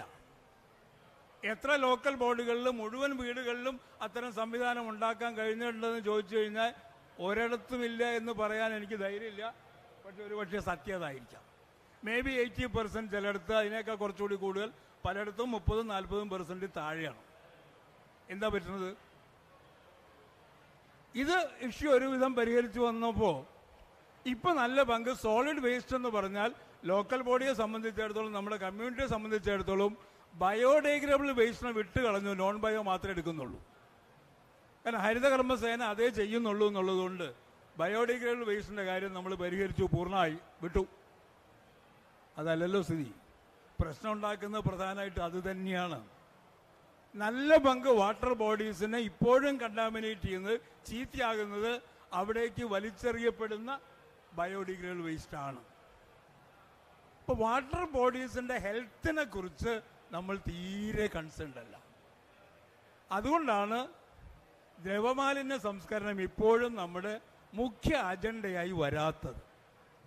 ലോക്കൽ ബോഡികളുടെ അജണ്ടയായിട്ടുണ്ടാവാം, ശുചിത്വ മിഷൻ്റെ അജണ്ടയായിട്ടുണ്ടാവാം, സർക്കാരിൻ്റെ അജണ്ടയായിട്ടുണ്ടാവാം, പക്ഷെ പൊതുസമൂഹത്തിൻ്റെ അജണ്ടയായി വന്നിട്ടില്ല. തലമുറകളായിട്ട് നമ്മൾ ചെയ്തുകൊണ്ടിരിക്കുന്ന അതേ കാര്യങ്ങൾ ചെയ്യുന്നതിൽ എന്താ കുഴപ്പം എന്നാലോചിക്കുന്നു. അത് ഗ്രേ വാട്ടർ ആയാലും വേണ്ടില്ല, ബ്ലാക്ക് വാട്ടർ ആയാലും വേണ്ടില്ല. എന്താ ചെയ്യാൻ പറ്റുക? അധികം വൈകാതെ നമുക്ക് ഏതായാലും ഈ പിറ്റ് ലാട്രിൻസ് ഒന്നും ഇല്ലാത്ത സംവിധാനത്തിലേക്ക് കേരളം എത്തും.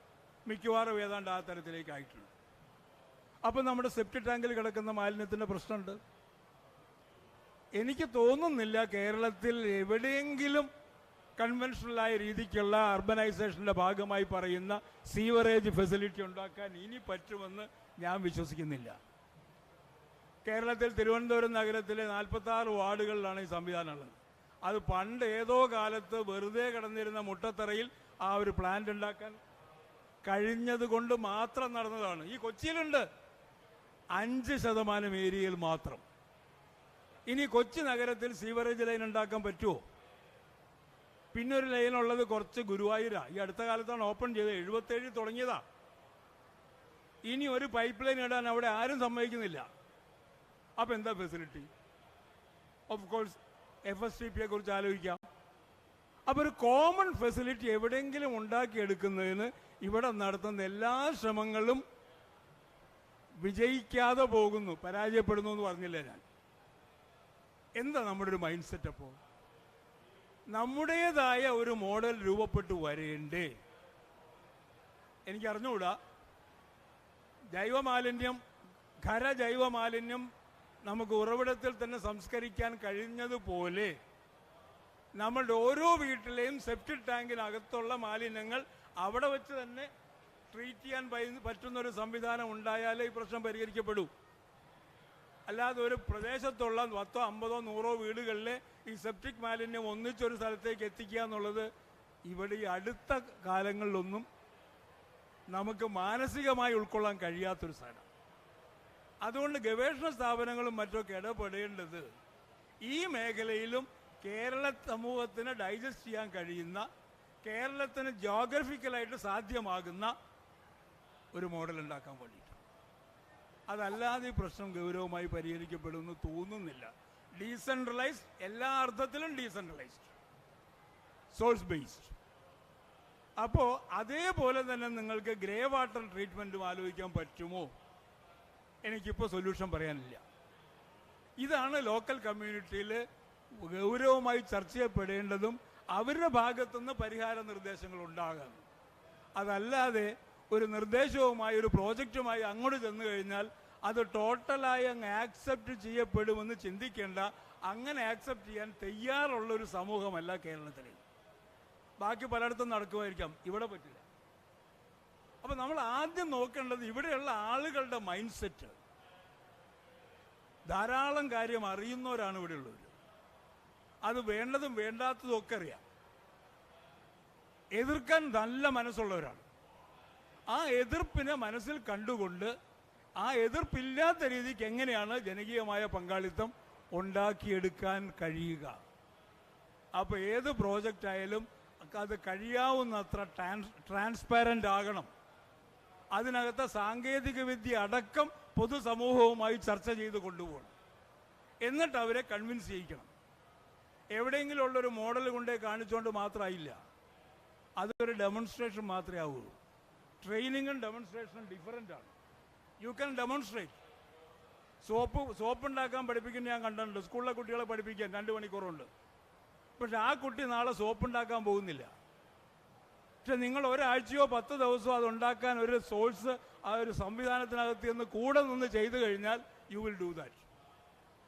അപ്പോൾ ആ ഡെമോൺസ്ട്രേഷനിൽ കണ്ട കാര്യം തിരിച്ചു വരുമ്പോഴേക്കേ മറക്കും, സംശയങ്ങൾ ഉണ്ടാവും. So that is not the solution. അപ്പോൾ ഈ രീതിക്ക് എങ്ങനെ കൺവിൻസ് ചെയ്യാൻ പറ്റും? ഒരു കാര്യം കൂടി പറഞ്ഞ് ഞാൻ അവസാനിപ്പിച്ചോളാം. നമ്മുടെ ജലസ്രോതസ്സുകളൊക്കെ മലിനമായി, എല്ലാവരും സമ്മതിക്കുന്ന കാര്യം.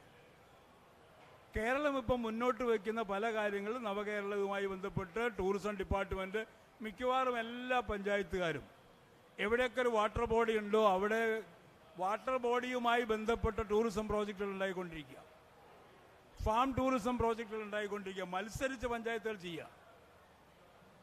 എന്നിട്ട് അവിടെ ആരെങ്കിലും കാണാൻ വന്നു കഴിഞ്ഞാൽ അവരോട് നമുക്ക് പറയേണ്ടി വരും, ആ വെള്ളത്തിൽ ഇറങ്ങില്ല കേട്ടോ, കാരണം വെള്ളം അത്ര മോശമാണ്. നമുക്കറിയാം വെള്ളം മോശമാണെന്ന്. അതിനകത്ത് ഇറങ്ങിക്കഴിഞ്ഞാൽ കുറച്ച് കഴിയുമ്പോൾ കാല് ചൊറിയാൻ തുടങ്ങും. ഈ വാട്ടർ ബോഡിയും വെച്ച് ഏതെങ്കിലും ഒരു ടൂറിസ്റ്റ് ഇവിടേക്ക് വരുന്ന ചിന്തിക്കുന്നതിൽ അർത്ഥമുണ്ട്. അപ്പോൾ ടൂറിസം ഇൻഡസ്ട്രി തന്നെ ഡെവലപ്പ് ചെയ്ത് വരണമെങ്കിൽ സ്വാഭാവികമായും അവിടെ നല്ല വെള്ളം ഉണ്ടായി. കുടിക്കാനുള്ള വെള്ളം മാത്രം നല്ലതായാൽ പോരാ. കുളിക്കാനുള്ള വെള്ളം അത് നമുക്ക് ബാത്റൂമിൽ കിട്ടിയ വെള്ളം പോരെന്ന് ചോദിക്കാം. ഈ പബ്ലിക് ഫെസിലിറ്റീസിലൂടെ ഈ കാണുന്ന എല്ലാ ജലസ്രോതസ്സുകളും, കുളങ്ങളായാലും വേണ്ടില്ല, പുഴകളായാലും വേണ്ടില്ല, തോടുകളായാലും വേണ്ടില്ല, ഇതൊക്കെ തന്നെ ആളുകൾക്ക് ഇറങ്ങി നിന്ന് കാല് ചൊറിയാത്ത രീതിക്ക് നിൽക്കാനും കാണാനും പറ്റുന്ന രീതിക്ക് ആരോഗ്യമുള്ള ജലസ്രോതസ്സിനകത്ത് ആരോഗ്യം ഉണ്ടാവുമ്പോഴാണ്, അതിനകത്ത് ആവശ്യത്തിന് ഓക്സിജൻ ഉണ്ടാവുമ്പോഴാണ് അതിനകത്ത് ജീവരൂപങ്ങൾക്ക് വളരാൻ പറ്റുന്നത്. ഒരു വാട്ടർ ബോഡി എപ്പോഴാണ് മനുഷ്യന് ആക്സെപ്റ്റബിൾ ആകുന്നത്? അതിനകത്ത് മീൻ വേണം, അതുപോലെ വരുന്ന മറ്റ് ജലസസ്യങ്ങൾ വേണം. ഇതൊക്കെ വളർന്ന് നിൽക്കുമ്പോഴാണ് അതിന് ആരോഗ്യം ഉണ്ടാവുക. അതൊക്കെ വളർന്ന് നിൽക്കാൻ പറ്റണമെങ്കിൽ അതിനകത്ത് ഓക്സിജൻ വേണം. അപ്പോൾ മറ്റൊരു കെമിക്കലായിട്ടോ മറ്റൊക്കെ ഇവർ കാണുന്ന പോലെ അതിൻ്റെ COD, BOD ഈ സാധനമൊക്കെ പരിശോധിച്ച് നോക്കിയിട്ട് അത് ജീവനെ നിലനിർത്താൻ ശേഷിയുള്ള ജലസ്രോതസ്സാണ് എന്ന് തിരിച്ചറിയേണ്ടി വരും. അതിലേക്ക് വരണമെങ്കിൽ ഇത് ജീവനെ നിലനിർത്താൻ ശേഷിയില്ലാതായത് ഞാൻ ഒഴുക്കി വിട്ട മാലിന്യങ്ങൾ കൊണ്ടാണ് എന്ന തിരിച്ചറിവ് സമൂഹത്തിലേക്ക് ഉണ്ടാക്കിയെടുക്കണം. അങ്ങനെ തിരിച്ചു കൊണ്ടുവരിക വേണം. അതിന് പറ്റുമ്പോൾ 2 രീതിക്ക് വേണം. ടെക്നോളജികൾ വേണം, യാതൊരു തർക്കമില്ല. ടെക്നോളജിയുടെ കുറവല്ല പ്രശ്നം, ധാരാളം ടെക്നോളജികളുണ്ട്. പക്ഷെ നമ്മുടെ സമൂഹത്തിന്, നമ്മുടെ പ്രദേശത്തിന് അനുയോജ്യമായ ടെക്നോളജി സെലക്ട് ചെയ്തെടുക്കാൻ എങ്ങനെ തദ്ദേശ ഭരണ സ്ഥാപനങ്ങളെ സഹായിക്കാൻ പറ്റും? ആ ടെക്നോളജി ഇതാണ് നമുക്ക് ഏറ്റവും പറ്റിയതെന്ന് ആ പ്രദേശത്തുള്ള ആളുകൾ കൂടി കൺവിൻസ്ഡ് ആയാൽ അത് നടപ്പിലാക്കുന്നതിന് അവരുടെ പങ്കാളിത്തം കിട്ടും. അതിന് പറ്റുന്ന സ്ട്രാറ്റജി രൂപപ്പെടുത്താനായി ശുചിത്വ മിഷന് കഴിയണം എന്ന് മാത്രം പറഞ്ഞുകൊണ്ട് എൻ്റെ സമയം എക്സീഡ് ചെയ്തിട്ടില്ല എന്ന് തോന്നുന്നു. ഞാൻ നിർത്തും. വളരെ ഹലോ. കൃത്യസമയത്ത് തന്നെ മാഷ് നിർത്തി. അടുത്ത രോഹിത് ജോസഫ്.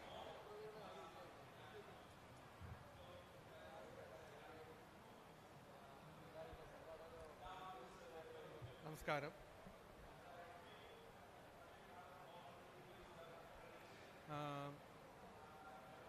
ഇപ്പോൾ എനിക്ക് മുമ്പ് നടന്ന അവതരണത്തിൽ നിന്ന് ഞാൻ ആരംഭിക്കാം. കേൾക്കുന്നുണ്ടോ? കേൾക്കാവോ? കുറച്ച് അടുത്ത് വയ്ക്കണം അല്ലേ? ഇപ്പം ശരിയായിട്ടില്ലേ? ഓക്കെ. അപ്പോൾ ഇപ്പം എനിക്ക് മുമ്പ് തമിഴ്നാടിൻ്റെ ഒരു അനുഭവം പങ്കുവയ്ക്കപ്പെട്ടു. അപ്പോൾ തമിഴ്നാടിൻ്റെ അനുഭവത്തിൽ ഞാൻ മനസ്സിലാക്കിയത് ശരിയാണെങ്കിൽ വളരെയധികം മുമ്പോട്ട് പോകാൻ കഴിഞ്ഞിട്ടുണ്ടെന്നുള്ളതാണ്. കേരളത്തെ അപേക്ഷിച്ച് കക്കൂസ് ടാങ്ക്, സെപ്റ്റിക് ടാങ്കുകൾ ശാസ്ത്രീയമാക്കി മാറ്റുന്നതിലും അതിൽ നിന്ന് സംഭരിക്കുന്ന മാലിന്യത്തെ എടുത്ത് കൃത്യമായി ട്രീറ്റ് ചെയ്യുന്നതിലുമൊക്കെ വളരെയധികം മുമ്പോട്ട് പോകാൻ കഴിഞ്ഞിട്ടുണ്ട്. അപ്പോൾ ഒരു നഗരത്തിൻ്റെയോ അല്ലെങ്കിൽ ഒരു ജില്ലയുടെയോ ഒരു സംസ്ഥാനത്തിൻ്റെയൊക്കെ ഒരു ആസൂത്രണ പ്രക്രിയയിലാണ് അവർ പ്രധാനമായിട്ട് ഫോക്കസ് ചെയ്തത്.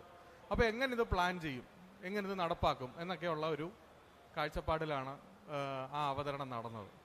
അപ്പോൾ ഈ പ്ലാനിങ് നമ്മൾ കേരളത്തിൽ കൊണ്ടുവന്നാൽ ഇത് കേരളത്തിൽ നടക്കുമോ എന്നുള്ളതാണ് ഒരു പ്രധാനപ്പെട്ട ചോദ്യം. ഇത് നടക്കാൻ സാധ്യത കുറവാണെന്നുള്ളതാണ് എൻ്റെ അഭിപ്രായം. ആ ഒരു രീതിയിൽ നമ്മളിതിനെ അഭിമുഖീകരിച്ചാൽ അല്ലെങ്കിൽ ആ രീതിയിൽ നമ്മൾ അപ്രോച്ച് ചെയ്താൽ. അതിൻ്റെ കാരണം എന്താണെന്ന് വെച്ചാൽ കേരളത്തിലൊരു മുകളിൽ നിന്നുള്ളൊരു വിപ്ലവം നടക്കാൻ പ്രയാസമാണ്. ഈ വേസ്റ്റ് മാനേജ്മെൻറ്റിൻ്റെ കാര്യത്തിലും അല്ലെങ്കിൽ ദ്രവമാലിന്യത്തിൻ്റെ സംസ്കരണത്തിലും ഒക്കെ ഒരു വിപ്ലവകരമായ ഒരു മാറ്റമാണല്ലോ സംഭവിക്കേണ്ടിയിരിക്കുന്നത്. ഒരു ഘട്ടമെത്തി, ഇനി അടുത്ത ഘട്ടത്തിലേക്ക് വലിയൊരു കുതിച്ചുചാട്ടം തന്നെ വേണ്ടി വരും. ഇത് നമുക്ക് കേന്ദ്രീകൃതമായി ആലോചിച്ചുകൊണ്ട് മുകളിൽ നിന്ന് നടപ്പാക്കാവുന്ന ഒരു രീതി കേരളത്തിൽ പ്രയാസമാണ്.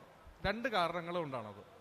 ഒന്ന്, നമ്മുടെ പ്രദേശത്തിൻ്റെ പാരിസ്ഥിതികവും ഭൂമിശാസ്ത്രപരമായ പ്രത്യേകതകൾ കൊണ്ട് തന്നെ ഒരു സ്ഥലത്ത് ആസൂത്രണം ചെയ്യുന്ന ഒരു കാര്യം വേറൊരു സ്ഥലത്ത് അതുപോലെ തന്നെ ആപ്ലിക്കബിൾ ആകണമെന്നില്ല. നമുക്കിപ്പോൾ ഉദാഹരണമായിട്ട് നമ്മൾ എടുത്തു നോക്കിക്കഴിഞ്ഞാൽ മൂന്നാർ ആലപ്പുഴയും തമ്മിലുള്ള വ്യത്യാസം എടുത്ത് നോക്കിയാൽ മതി. അവിടുത്തെ കാലാവസ്ഥ, അവിടുത്തെ ഭൂപ്രകൃതി ഇതെല്ലാം വ്യത്യാസപ്പെട്ടിരിക്കുന്നതാണ്. അപ്പോൾ രണ്ട് സ്ഥലത്തിനും ഒരേ രീതിയിലുള്ള സമീപനം നമുക്ക് സാധ്യമല്ല. അങ്ങനെയുള്ള വൈവിധ്യപൂർണമായ പ്രദേശങ്ങൾ നിറഞ്ഞൊരു സംസ്ഥാനമാണ് കേരളം. ഇതാണ് ഒന്നാമത്തെ പ്രശ്നം. രണ്ട്, നമ്മുടെ കൾച്ചറും സാമൂഹിക അവസ്ഥയും ഇതും എല്ലാ സ്ഥലത്തും ഒരുപോലല്ല. ഒരുപാട് സ്ഥലത്ത് ഇത് വ്യത്യാസമാണ്. അപ്പോൾ ഈ വ്യത്യാസങ്ങളെ ഉൾക്കൊണ്ടുകൊണ്ട് എങ്ങനെ നമുക്ക് മെച്ചപ്പെട്ട ഒരു മാലിന്യ സംസ്കരണ പരിപാടി രൂപീകരിക്കാൻ കഴിയും എന്നുള്ളതാണ് ചോദ്യം. അതിന് നമ്മുടെ മുമ്പിൽ ഉത്തരവുണ്ട്. നമ്മുടെ സംസ്ഥാനത്തെ വികേന്ദ്രീകൃത ആസൂത്രണ രീതി തന്നെയാണ് അതിനുള്ള ഏറ്റവും വലിയ മറുപടി. അതിൽ ഏറ്റവും നന്നായിട്ട് ചെയ്യാൻ സാധിക്കുന്നത് നമ്മുടെ പഞ്ചായത്ത് തലത്തിൽ നടക്കുന്ന വികേന്ദ്രീകൃത ആസൂത്രണത്തിൽ തന്നെയാണ്. അപ്പം ഞാൻ മുമ്പോട്ട് വെക്കാൻ ആഗ്രഹിക്കുന്ന പോയിന്റ് ഇതാണ്. അതായത് നമ്മൾ ക്യാമ്പയിൻ ആയിക്കോട്ടെ, സാങ്കേതിക വിദ്യ ആയിക്കോട്ടെ, എന്താണ് ആലോചിക്കുന്നതെങ്കിലും നമ്മുടെ പ്രദേശത്തിന് യോജിച്ച രീതിയിൽ പ്രദേശത്തിൻ്റെ സാഹചര്യങ്ങൾ കണക്കിലെടുത്തുകൊണ്ട് അവിടെ പ്രായോഗികമാകുന്ന ഒരു പരിപാടി ആവിഷ്കരിച്ച് നടപ്പാക്കാൻ കഴിയുമ്പോഴാണ് കേരളത്തിൽ ഇതിന് വിജയമുണ്ടാവുന്നത്. അല്ലാതെ ഒരു കേന്ദ്രീകൃതമായ നമ്മളൊരു പരിപാടി ആരംഭിച്ച് നടപ്പിലാക്കി എന്ന് പറഞ്ഞതുകൊണ്ട് ഒരു തദ്ദേശഭരണ സ്ഥാപനത്തിൽ അത് വിജയിച്ചു കൊള്ളണമെന്നില്ല. സാങ്കേതിക വിദ്യ ആയാലും ശരി, അതുമായിട്ട് ബന്ധപ്പെട്ട ജനങ്ങളെ ഇതിനകത്തേക്ക് കൊണ്ടുവരുന്ന ഒരു ക്യാമ്പയിൻ ആയാലും ശരി. ഇപ്പോൾ എന്താണ് കേരളത്തിലെ ഒരു പൊതുവിലുള്ള പ്രശ്നം? Not in my back yard, അതായത് നിംബി എന്ന് പറയുന്ന ഒരു പ്രശ്നം കേരളത്തിലെ വലിയ രീതിയിൽ ഗ്രഹിച്ചിട്ടുണ്ട്. അപ്പം അതിൻ്റെ ഭാഗമായിട്ട് ആളുകൾ എൻ്റെ വീടിൻ്റെ തൊട്ടടുത്തോ എൻ്റെ വീടിൻ്റെ പരിസര പ്രദേശങ്ങളിലോ ഒരു ഫീക്കൽ സ്റ്റേജ് ട്രീറ്റ്മെൻറ്റ് പ്ലാന്റ് പറ്റില്ല എന്ന് കൃത്യമായിട്ട് പറയുന്നു. അങ്ങനെ പറയുമ്പോൾ സ്വാഭാവികമായിട്ടും അത് ഏറ്റു പറയേണ്ട ചുമതല ജനപ്രതിനിധികൾക്കുണ്ടാകുകയാണ്. അപ്പോൾ ഒരു തദ്ദേശ ഭരണ സ്ഥാപനത്തിൽ ഇതിൻ്റെ ആസൂത്രണ പ്രക്രിയ ആരംഭിച്ചാൽ സ്വാഭാവികമായും ഈ അഭിപ്രായത്തിലേക്ക് അവരുടെ നയങ്ങൾ മാറുകയാണ്. ഇതാണല്ലോ പ്രശ്നം. ഇതിനെ എങ്ങനെ അഭിമുഖീകരിക്കും? ഇതിന് ആലപ്പുഴയിൽ സ്വീകരിക്കുന്ന സമീപനം ആയിരിക്കില്ല ചിലപ്പോൾ കോഴിക്കോട് സ്വീകരിക്കേണ്ടി വരുന്നത്. ആ വ്യത്യാസം ആ തദ്ദേശ ഭരണ സ്ഥാപനത്തിന് അറിയാം. അവരത് തിരിച്ചറിയുക, അതിനനുസരിച്ച് ഇത് പ്രായോഗികമായി നടപ്പാക്കുക എന്നുള്ളതേ ഉള്ളൂ.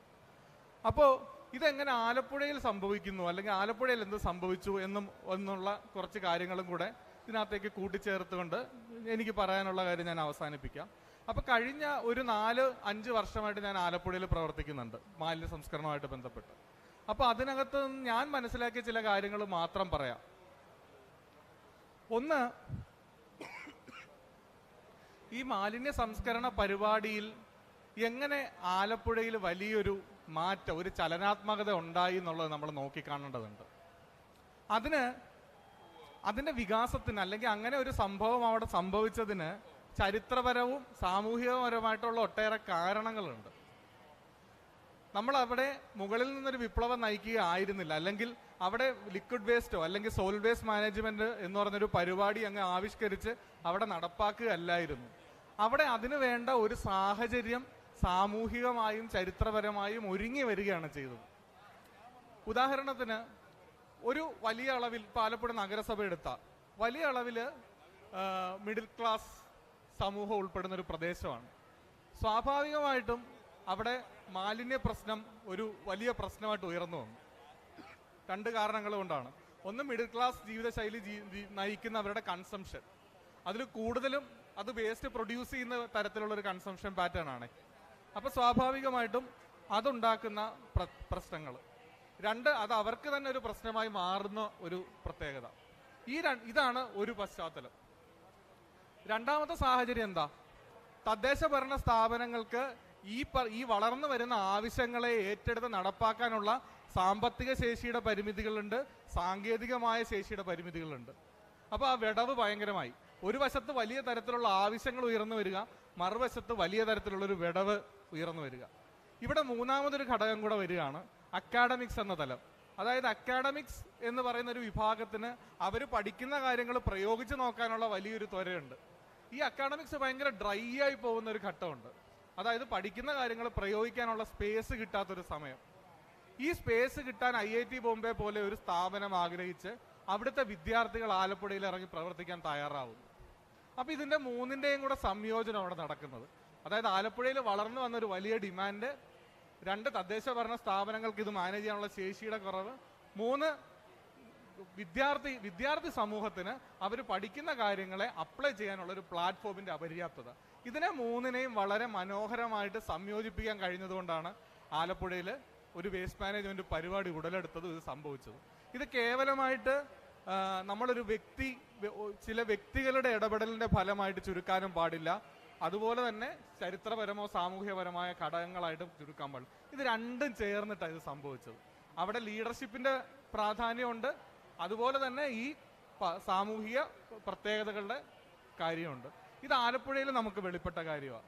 അപ്പൊ ഇത് വെളിപ്പെട്ട ഇതേ പാറ്റേണിൽ നമ്മുടെ പ്രദേശത്ത്, നമ്മുടെ തദ്ദേശ ഭരണ സ്ഥാപനത്തിൽ ഏത് സാഹചര്യമാണ് നിലനിൽക്കുന്നത് എന്ന് തിരിച്ചറിഞ്ഞുകൊണ്ട് അതിനനുസരിച്ചുള്ള ഒരു സംഘാടനം നമുക്ക് ഇത്തരം കാര്യങ്ങളിൽ നടത്താൻ കഴിയുകയാണെങ്കിൽ കുറെ കൂടെ നമ്മുടെ പശ്ചാത്തലത്തിന് യോജിച്ച തരത്തിലുള്ള ഇടപെടൽ അല്ലെങ്കിൽ ഒരു സമീപനം നമുക്ക് കൊണ്ടുവരാനായിട്ട് സാധിക്കും.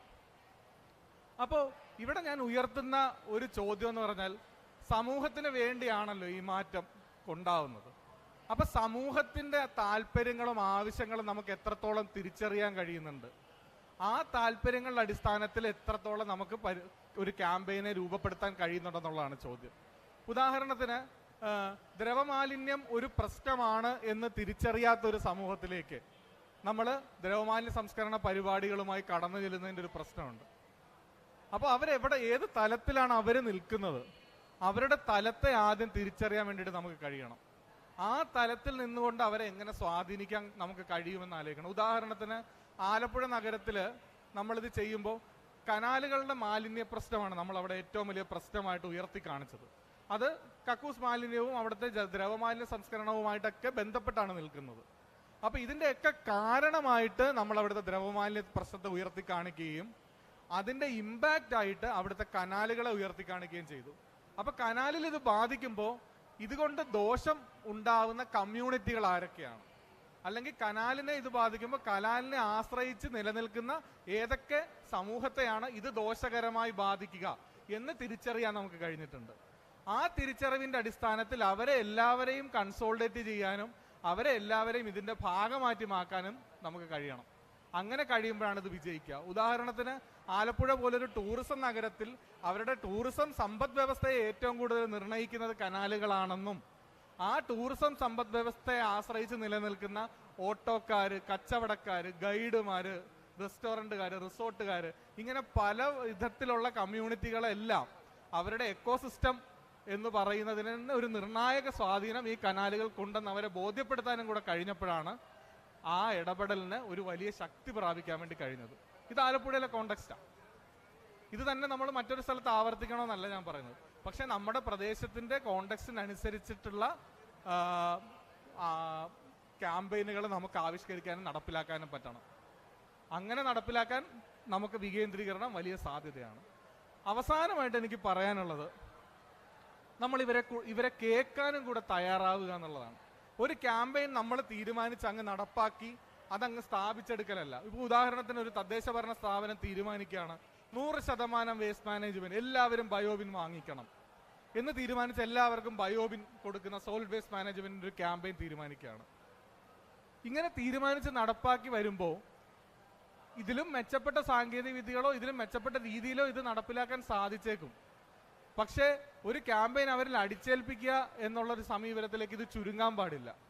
തിരിച്ച് അവർക്ക് ഇങ്ങോട്ട് പറയാനുള്ളത് കേൾക്കാനും കൂടെ, അല്ലെങ്കിൽ സമൂഹത്തിന് ഇങ്ങോട്ട് പറയുന്നത് കേൾക്കാനും കൂടെ നമ്മൾ തയ്യാറായി അതിനനുസരിച്ച് നമ്മുടെ ക്യാമ്പയിൻ്റെ സ്വഭാവത്തിന് മാറ്റം വരുത്തുന്ന ഒരു ഐട്രേറ്റീവ് രീതിയിലുള്ള ഒരു തരത്തിലുള്ള ഒരു ക്യാമ്പയിൻ ആയിരിക്കണം ഇവിടെ നടക്കേണ്ടത്. അങ്ങനെയും കൂടെ നടന്നാൽ ഇത് വിജയിക്കുള്ളൂ.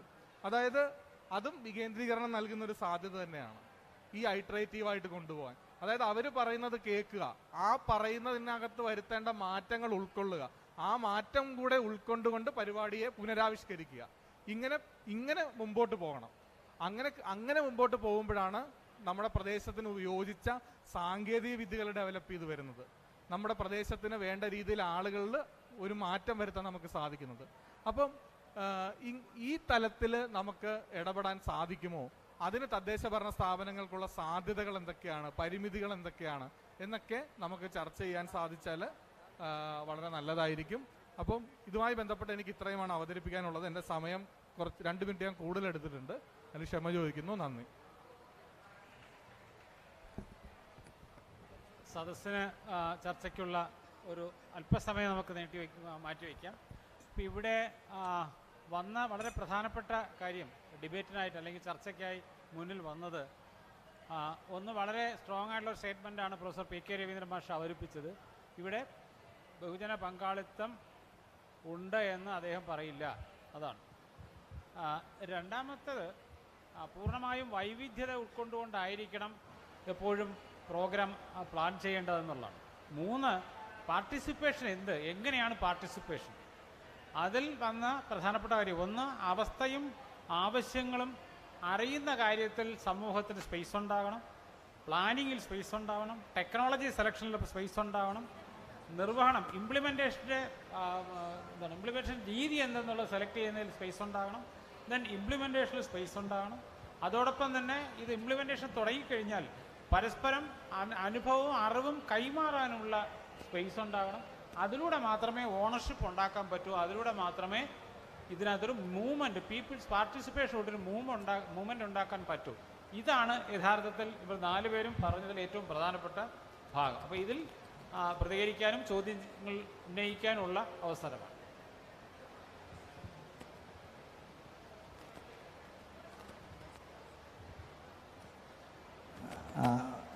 ഇന്ന് ഞാൻ ഒരു റിട്ടയർഡ് ഉദ്യോഗസ്ഥനാണ് വാട്ടർ അതോറിറ്റിയിൽ നിന്ന്. അന്നേരം ഞാൻ പറയാൻ ഉദ്ദേശിക്കുന്ന കാര്യം, ഇന്ന് ഈ പാനൽ ഇതിൻ്റെ എന്തുകൊണ്ടാണ് നമ്മുടെ ഈ ട്രീറ്റ്മെൻറ്റ് പ്ലാന്റ്സ് ഫെയിൽ ചെയ്ത് എന്ന റൂട്ട് കോസിലേക്ക് കടന്നില്ല. എന്താണ് കാരണം? വിളപ്പിൻശാല ഫെയിൽ ചെയ്തു. കാരണം എന്താണെന്ന് പറയാമോ? കാരണം അവിടെ അടുത്തുള്ള വീടുകളിലെല്ലാം അവരുടെ വെല്ലിലെല്ലാം കിണറിലെല്ലാം നിറം മാറി ലീച്ചായിട്ട് വന്നു. അതാണ് കാരണം. അങ്ങനെയുള്ള പ്രശ്നമാണ് സോൾവ് ചെയ്യേണ്ടത്. സോൾവ് ചെയ്യുന്നതെന്ന് വെച്ചാൽ ഞാൻ ഇവിടുന്ന് ലീവെടുത്ത് ഒമാനിൽ ഒരു 15 വർഷം ജോലി ചെയ്തു. 15. അന്നേരം എനിക്ക് വളരെ എക്സ്പോഷർ കിട്ടി. അന്നേരം അവിടെ ഈ സാറ് പറഞ്ഞ പോലെ സെപ്റ്റി ടാങ്ക് നമുക്ക് അവിടെ അനുവദിച്ചിട്ടില്ല. അവിടെ ഹോൾഡിംഗ് ടാങ്ക് എന്ന് പറഞ്ഞാണ്. അത് വെള്ളം വെള്ളം ട്രെയിൻ ചെയ്ത് കൊണ്ടുപോയി STPകളിലേക്ക് ട്രാൻസ്പോർട്ട് ചെയ്യുക. അന്നേരം അൾട്ടിമേറ്റ്ലി നമ്മൾ പൈപ്പിട്ട് നമ്മൾ STPകൾ ആക്കേണ്ടി വരും. അതിന് മുമ്പ് ചെയ്യേണ്ടത് നമ്മുടെ അടുത്ത കാലത്ത് ഞങ്ങളുടെ തന്നെ വാട്ടർ അതോറിറ്റിയിൽ പ്രവീൺ സാർ അതിൻ്റെ ഇപ്പോഴത്തെ അവിടുന്ന് വന്ന ആളാണ്. വന്ന ആൾ ഞാൻ REC പഠിച്ചാണ്, റീജിയണൽ എഞ്ചിനീയർ കോളേജ്. അവിടുന്ന് ഞങ്ങൾ ട്രെയിനിങ് കോഴ്സ് വെച്ചു. അന്നേരം എന്നെ ഒരു ദിവസം വാട്ടർ സപ്ലൈ ചെയ്യാൻ വേസ്റ്റ് വാട്ടർ എന്ന് വിട്ടു. ഞാൻ എളംകുളം പ്ലാന്റിൽ പോയി. ഞങ്ങളുടെ എളംകുളം പ്ലാന്റ് അതൊന്നും ഒന്നും വർക്ക് ചെയ്യുന്നില്ല. ഇഷ്ടം പോലെ സ്ഥലം. അത് അങ്ങനെയുള്ള STPകളിലേക്ക് ആദ്യം ഇത് ട്രാൻസ്പോർട്ട് ചെയ്യാനായിട്ട് കൊടുക്കണം. കാര്യം എത്ര രൂപ വേണമെങ്കിലും ആളുകൾ കൊടുക്കും. കാര്യം ഇവർ വേസ്റ്റ് കൊണ്ട് കണ്ടത്തിലുമൊക്കെ ഒഴുക്കുന്ന കാരണം എന്താണ്? കാരണം അവിടെ സ്ഥലമില്ല. എവിടെ കളയുന്നതെന്ന് അറിയത്തില്ല. അന്നേരം ആളുകൾ എക്സോർബിറ്റൻ കാശ് കൊടുത്തിട്ടാണ് ഇവരെ കൊണ്ട് കളയിക്കുന്നത്, രാത്രിയൊക്കെ കൊണ്ട് കളയിക്കുന്നത്. അന്നേരം അവർക്ക് വേറെ വഴിയില്ല. അതുപോലെ ആ സാഹചര്യം ഗവൺമെൻറ് ഉണ്ടാക്കണം. അതുപോലെ തന്നെ government that is your problem എന്ന് പറഞ്ഞ് ലോക്കൽ ബോഡീസിൻ്റെ മേളിലോട്ട് വെക്കരുത്. അത് ഇപ്പം ഏതെങ്കിലും വാട്ടർ അതോറിറ്റി പോലെ ഡിപ്പാർട്ട്മെൻറ്റ് ബൈഫർക്കേറ്റ് ചെയ്ത് ഒരു ഡിപ്പാർട്ട്മെൻറ്റ് തന്നെ ഉണ്ടാക്കിയിട്ട് അവർക്കൂടെ ഇതിൻ്റെ അകത്ത് ഒരു ഹോൾഡ് കൊടുക്കണം. എന്നാലേ കാര്യം എന്താണെന്നറിയാമോ, ഈ ജനപ്രതിനിധികൾക്ക് പലപ്പോഴും അവർ ടെക്നിക്കലി അറിയത്തില്ല. നിങ്ങളുടെ പ്രോബ്ലം എന്ന് പറഞ്ഞ് ആസൂത്രണ കമ്മീഷൻ എല്ലാം ദാറ്റ് ഈസ് യുവർ പ്രോബ്ലം, ഞങ്ങൾ കുറേ ടെക്നിക്കൽ കാര്യം പറഞ്ഞു എന്ന് പറഞ്ഞാൽ ഒരിക്കലും അത് ശരിയാകത്തില്ല. അതുകൊണ്ട് അത് ചെയ്യേണ്ടിയെന്ന് പറഞ്ഞാൽ ആദ്യമായിട്ട് ചെയ്യേണ്ടത് ഇത് നമ്മൾ വലിയ പ്ലാന്റുകളിലേക്ക് ട്രാൻസ്പോർട്ട് ചെയ്ത് അവിടെയുള്ള സജ്ജീകരണം വലിയ പ്ലാന്റുകൾ ശരിയാക്കുക. അത് Anand touched on that problem. They did was they rectified their big plants. അങ്ങോട്ട് ട്രാൻസ്പോർട്ട് ചെയ്യണം. അതുപോലെ തന്നെ ഞാൻ എൻ്റെ ഒരു അനുഭവം കൂടെ പറഞ്ഞിട്ട്, ഞാൻ പത്തനംതിട്ടയിൽ ഇരുന്നതാ മാവേലിക്കര. അവിടെ വേസ്റ്റ് വാട്ടർ വരുന്നത് ഒരു മിനിറ്റ് വേസ്റ്റ് വാട്ടർ വരുന്നത് ഇത് തോടിക്കൂടെ ജസ്റ്റ് അപ്സ്ട്രീം ഓഫ് അവർ ഞങ്ങളുടെ വെല്ലെടുക്കുന്ന സ്ഥലത്താണ് വരുന്നത്. ആ അപ്സ്ട്രീമിൽ അന്നേരം അവിടെ വെറും വേസ്റ്റ് വാട്ടർ, മുനിസിപ്പാലിറ്റിയുടെ വേസ്റ്റ് വാട്ടർ വരിക. അത് മാറ്റി അവിടെ തന്നെ നമുക്ക് ട്രീറ്റ്മെൻറ്റ് പ്ലാന്റ് വേണമെങ്കിൽ സജ്ജീകരിക്കാം. അങ്ങനെയുള്ള ലൊക്കേഷൻ കണ്ടുപിടിച്ചിട്ട് ചെയ്യണം. ഓക്കെ, ഹലോ എല്ലാവരും ഒരു 10-30 സെക്കൻഡ് കൊണ്ട് ചോദിക്കുകയും അതിനോട് പ്രതികരിക്കുകയും ചെയ്യുന്ന രീതിയിലേക്ക് വരാം. വളരെ നിർഭാഗ്യകരമായിട്ട്, എൻ്റെ പേര് സോളമൻ തോമസ്, ഞാൻ വാട്ടർ ട്രീറ്റ്മെൻറ്റ് പ്ലാന്റിൻ്റെ ഡിസൈനറാണ്. വളരെ നിർഭാഗ്യകരമായിട്ടുള്ള ഒരു വസ്തുത റിവീൽ ചെയ്തോളട്ടെ. ഇവിടെ അനേകം പാനൽ ഡിസ്കഷൻ ഇവിടെ അടുത്ത സ്റ്റേജിൽ അപ്പുറമൊക്കെ ചുറ്റും നടക്കുന്നുണ്ട്. ഈ കഴിഞ്ഞ 1-2 ദിവസം ഞാൻ അതിൽ നിന്ന് ശ്രദ്ധിച്ചത് എനിക്ക് മനസ്സിലാക്കാൻ സാധിച്ചത്, കഴിഞ്ഞ 10-30 വർഷമായിട്ട് ഇവിടെ ഫേസ് ചെയ്യുന്ന എല്ലാവർക്കും അറിയാവുന്ന കാര്യങ്ങൾ അങ്ങോട്ടും ഇങ്ങോട്ടും ചർവണം ചെയ്യുന്നു എന്നല്ലാതെ പുതിയൊരു ടെക്നോളജി എക്സ് എന്നുള്ള പ്രോബ്ലത്തിന് വൈ ടെക്നോളജി ഇസഡ് കോസ്റ്റ്, ആ ഒരു രീതിയിൽ അതിനെ ആഴത്തിൽ ചർച്ച ചെയ്യാനോ അതിന് ടെക്നോളജിസ്റ്റിനെ രംഗത്ത് കൊണ്ടുവന്ന് വിശകലനം ചെയ്യാനോ വളരെ പരിമിതമായ സന്ദർഭങ്ങൾ നടക്കുന്നുള്ളൂ. ഞാൻ എന്താ പറയുന്നത് വെച്ചാൽ, ഇന്ന് കേരളത്തിൽ ആയിരക്കണക്കിന് ട്രീറ്റ്മെൻറ്റ് പ്ലാന്റുകൾ വർക്ക് ചെയ്യുന്നുണ്ട്. ഹോട്ടലുകളെ, ഹോസ്പിറ്റലുകളെ, കമ്പനികളെ ഒക്കെ ആയിട്ട്. ഈ ട്രീറ്റ്മെൻറ്റ് പ്ലാന്റുകളുടെ ഇൻപുട്ട് വാട്ടറും ഔട്ട്പുട്ട് വാട്ടറും എടുത്ത് അതിൻ്റെ അറ്റ്ലീസ്റ്റ് BOD, കേരളത്തെ സംബന്ധിച്ചോളം മെയിൻലി BOD മാത്രം നോക്കിയാൽ മതി. കാരണം ഇവിടെ ഇൻഡസ്ട്രിയൽ എഫ്ലുവൻറ്റ് പ്ലാന്റുകളൊന്നും ഇല്ല. ബയോ വേസ്റ്റാണ് കൂടുതലായിട്ടുള്ളത്. അപ്പം കണ്ടാമിനേഷൻ ഈസ് ഈക്വലി അല്ലെങ്കിൽ TPC അല്ലെങ്കിൽ MBN എന്താണെന്ന് വെച്ചാൽ മൈക്രോബയോളജിക്കൽ കണ്ടാമിനേഷനാണ് മെയിൻലി ഉണ്ടാകുന്നത്.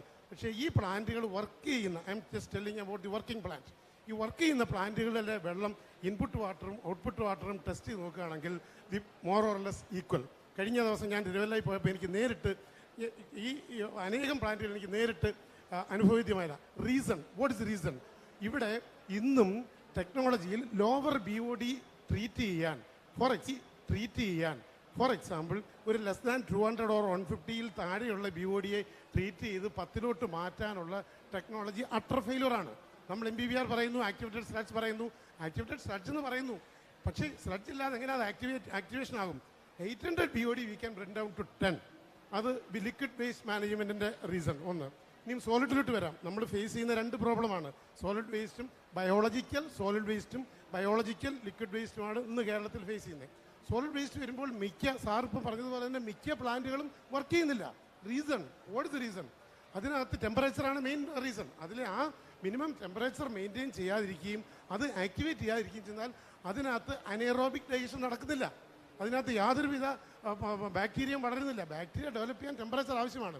അപ്പോൾ ഈ 2 പ്രോബ്ലമാണ് മെയിനായിട്ടുള്ളത്. ഈ 2 പ്രോബ്ലം ആരും അഡ്രസ്സ് ചെയ്യുന്നില്ല. മൂന്നാമത്തത്, ഇതിൻ്റെ അപ്പെക്സ് ബോഡിയായിട്ട് നമ്മൾ കൊടുത്തേക്കുന്ന pollution control board, public health department, corporation ഒക്കെയാണ്. ഇവർക്ക് ഇതിൻ്റെ ട്രെയിനിങ്, ഇവർക്ക് പലപ്പോഴും, ഞാൻ ആരെയും കുറ്റം പറയുന്നതല്ല, ദയവ് ഇതെന്നെ ട്രേസ് ചെയ്ത് എന്നെ ഹരാസ് ചെയ്യാൻ നോക്കരുത്.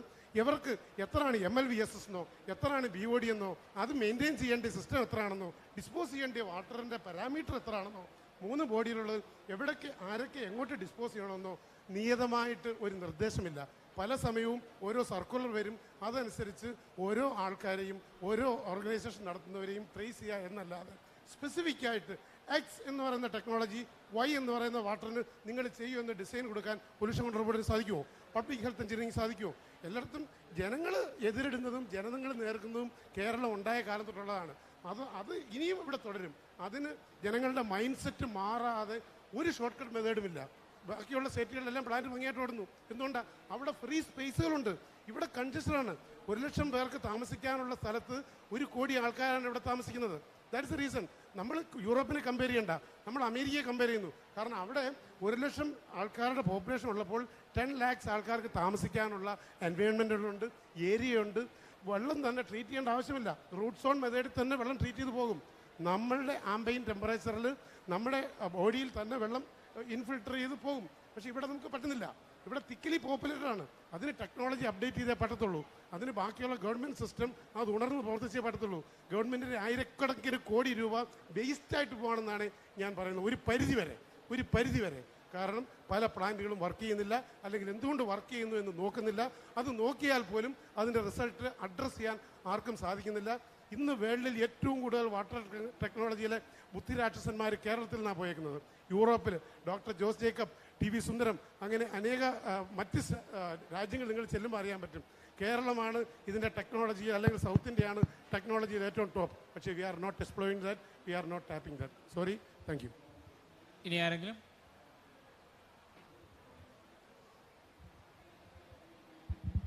എൻ്റെ പേര് ഹരിപ്രസാദ് എന്നാണ്. ഞാൻ റിസർച്ച് സ്കോളറാണ്. എനിക്ക് ഒരു ഡയറക്റ്റ് ആയിട്ടുള്ളൊരു ചോദ്യമാണ് തമിഴ്നാട് അർബൻ സാനിറ്റേഷൻ സപ്പോർട്ട് പ്രോഗ്രാമിനെ കുറിച്ചാണ്.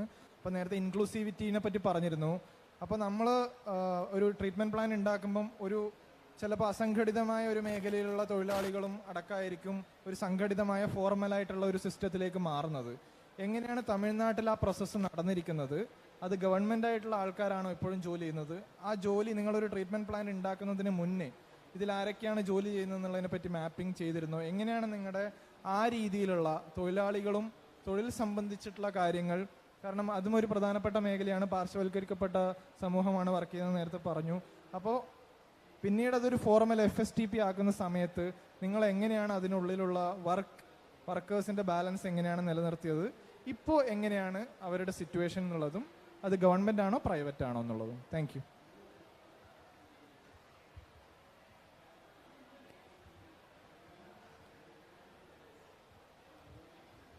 എൻ്റെ പേര് സജീവ് കുമാർ. കേൾക്കാമല്ലോ അല്ലേ? എനിക്ക് പറയാനുള്ള ഒരു കാര്യം, ആലപ്പുഴയിൽ നിന്നുള്ള താങ്കൾ ചൂണ്ടിക്കാണിച്ച മാതിരിയുള്ള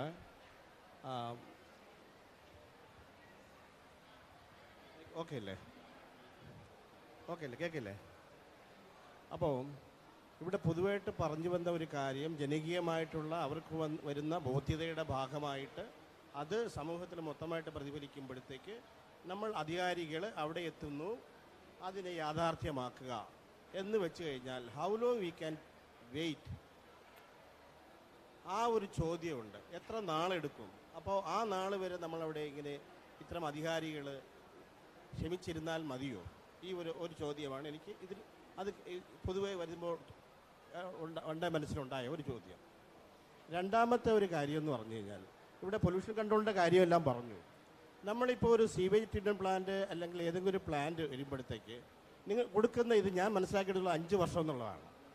5 വർഷം കഴിഞ്ഞിട്ട് അത് അതിൻ്റെ റിന്യൂവൽ ലൈസൻസിലേക്കോ എന്തെങ്കിലും പോയാൽ മതിയെന്നാണ്. അതും കൃത്യമായിട്ട് നടക്കുന്നുണ്ടോ കാര്യം എനിക്കറിയത്തില്ല. ഞാനൊരു വിസിറ്റിന് പോയതാണ് സിംഗപ്പൂരിൽ. 2 പ്രാവശ്യം പോയിട്ടുണ്ട്. അല്ല, 1 പ്രാവശ്യം പോയപ്പോൾ നാഷണൽ എൻവയോൺമെൻറ്റൽ ഏജൻസി അവിടെ പോയിരുന്നു. അപ്പോഴത്തേക്ക് അവിടെ ഒരു സ്വിമ്മിംഗ് പൂൾ ഒരു ഫംഗ്ഷൻ നടക്കുകയാണെങ്കിൽ ആ സ്വിമ്മിംഗ് പൂൾ ഓണർ ആരാണെന്നോ അവരെ അത് റിന്യൂവൽ ലൈസൻസ് 1 വർഷം, മാക്സിമം കാലാവധി 1 വർഷമാണ്. അതേപോലെ ആരാണോ കോൺട്രാക്റ്റിംഗ് ലൈസൻസ് ഉള്ളത് ആ കമ്പനിയും ആ റിന്യൂവൽ ലൈസൻസ് എടുത്തിരിക്കണം.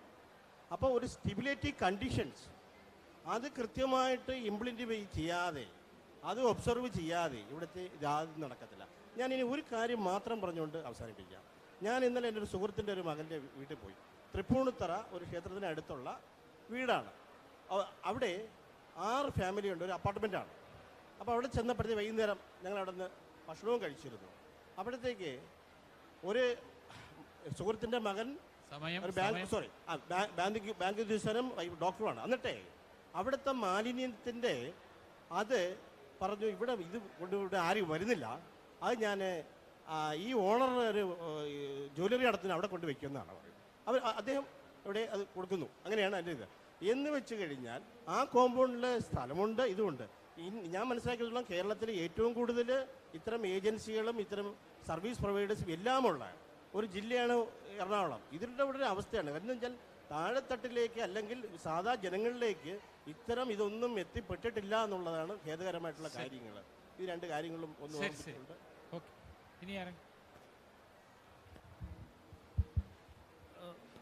സാർ, നമുക്കറിയാം SWMൽ ലിക്വിഡ് വേസ്റ്റിന് ഒത്തിരി ഫണ്ട് വരികയാണ്.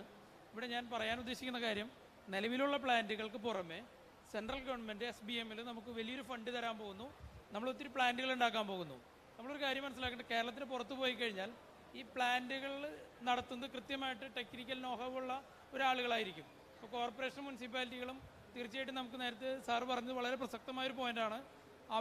അവിടുത്തെ എഞ്ചിനീയർമാർക്ക് ഓൾറെഡി സിവിൽ വർക്കിൽ ഒത്തിരി ജോലികളുണ്ട്. അതിന് പുറമെയാണ് പലപ്പോഴും ഇങ്ങനെയുള്ള കേസുകൾ വരുന്നത്. ഇപ്പം നമ്മൾ നോക്കിയാൽ കാണാം, ഒരു പ്ലാന്റ് ഉണ്ടാക്കി അത് റൺ ചെയ്ത് കഴിഞ്ഞാൽ ഇത് ഹാൻഡ് ഓവർ ചെയ്യുന്നത് ആർക്കാണ് നോക്കി കഴിഞ്ഞാൽ അറിയാം, അവിടുത്തെ ജൂനിയർ ഹെൽത്ത് ഇൻസ്പെക്ടർക്കാണ് ഈ പ്ലാന്റിന്റെ ചുമതല. ഇതൊരു യാഥാർത്ഥ്യമാണ്. എവിടെ നിങ്ങൾ പോയി നോക്കിക്കോൾ. ഇതാണ് വലിയൊരു വിഷയം. ഇതെങ്ങനെ അഡ്രസ്സ് ചെയ്യണം നമ്മൾ ഇതിനൊപ്പം ആലോചിക്കണം. അല്ലെങ്കിൽ SWMൽ വരുന്ന ഈ ഫണ്ടും നിലവിലുള്ള നമ്മുടെ പ്ലാന്റുകളും നല്ല രീതിയിൽ നമുക്ക് കൊണ്ടുനടക്കാൻ കഴിയില്ലാത്ത വലിയൊരു പ്രശ്നമാണത്. നേരത്തെ ചൂണ്ടിക്കാണിച്ചതാണ്, പക്ഷെ അതൊരു പ്രസക്തമാണ്. അതിനെന്താണ് സ്ട്രാറ്റജി എന്നുള്ളത് നമ്മൾ കൂടിയിരുന്ന് ആലോചിക്കണം. ടെക്നിക്കൽ നോഹമുള്ള ഒരു ടീമിനെ, അതൊരു ഡിപ്പാർട്ട്മെന്റ് ആകാം, അല്ലെങ്കിൽ അതൊരു വിങ് ആകാം, ഒരു എൻവയോൺമെന്റ് ഡിപ്പാർട്ട്മെന്റ് ആകാം, ഏത് രീതിയിൽ വേണം എന്നുള്ളത്. പക്ഷെ ഒരിക്കലും ഇതൊരു ഇങ്ങനെ, അതായത് ക്വാളിഫൈഡ് അല്ലാത്ത ആളുകളിൽ കൊടുത്തിട്ട് അത് പിന്നെ ഡെഡായി പോയിട്ട് അത് കോർപ്പറേഷന് കുറ്റം പറഞ്ഞിട്ടോ ആരും കുറ്റം പറഞ്ഞിട്ട് കാര്യമില്ല. അത് മൊത്തത്തിലുള്ളൊരു പരാജയമാണ്. അതുകൊണ്ട് ആ പോയിന്റ് പ്രത്യേകമായിട്ടൊന്ന് നോട്ട് ചെയ്യണമെന്ന് റിക്വസ്റ്റ്. ഇനി ആരെങ്കിലും ഇല്ലെങ്കിൽ നമുക്ക് നമ്മുടെ പാനൽ അംഗങ്ങൾക്ക് ഓരോ മിനിറ്റ് വീതം പ്രതികരിക്കാം. അത് കഴിഞ്ഞ് ചെയർമാൻ ഇതെല്ലാം കൂടി ക്രോഡീകരിച്ചുകൊണ്ട് ആദ്യം നിങ്ങളുടെ സ്പെസിഫിക് ആയിട്ടുള്ള ചോദ്യം വന്നിട്ടുണ്ട്, അത് പറഞ്ഞു.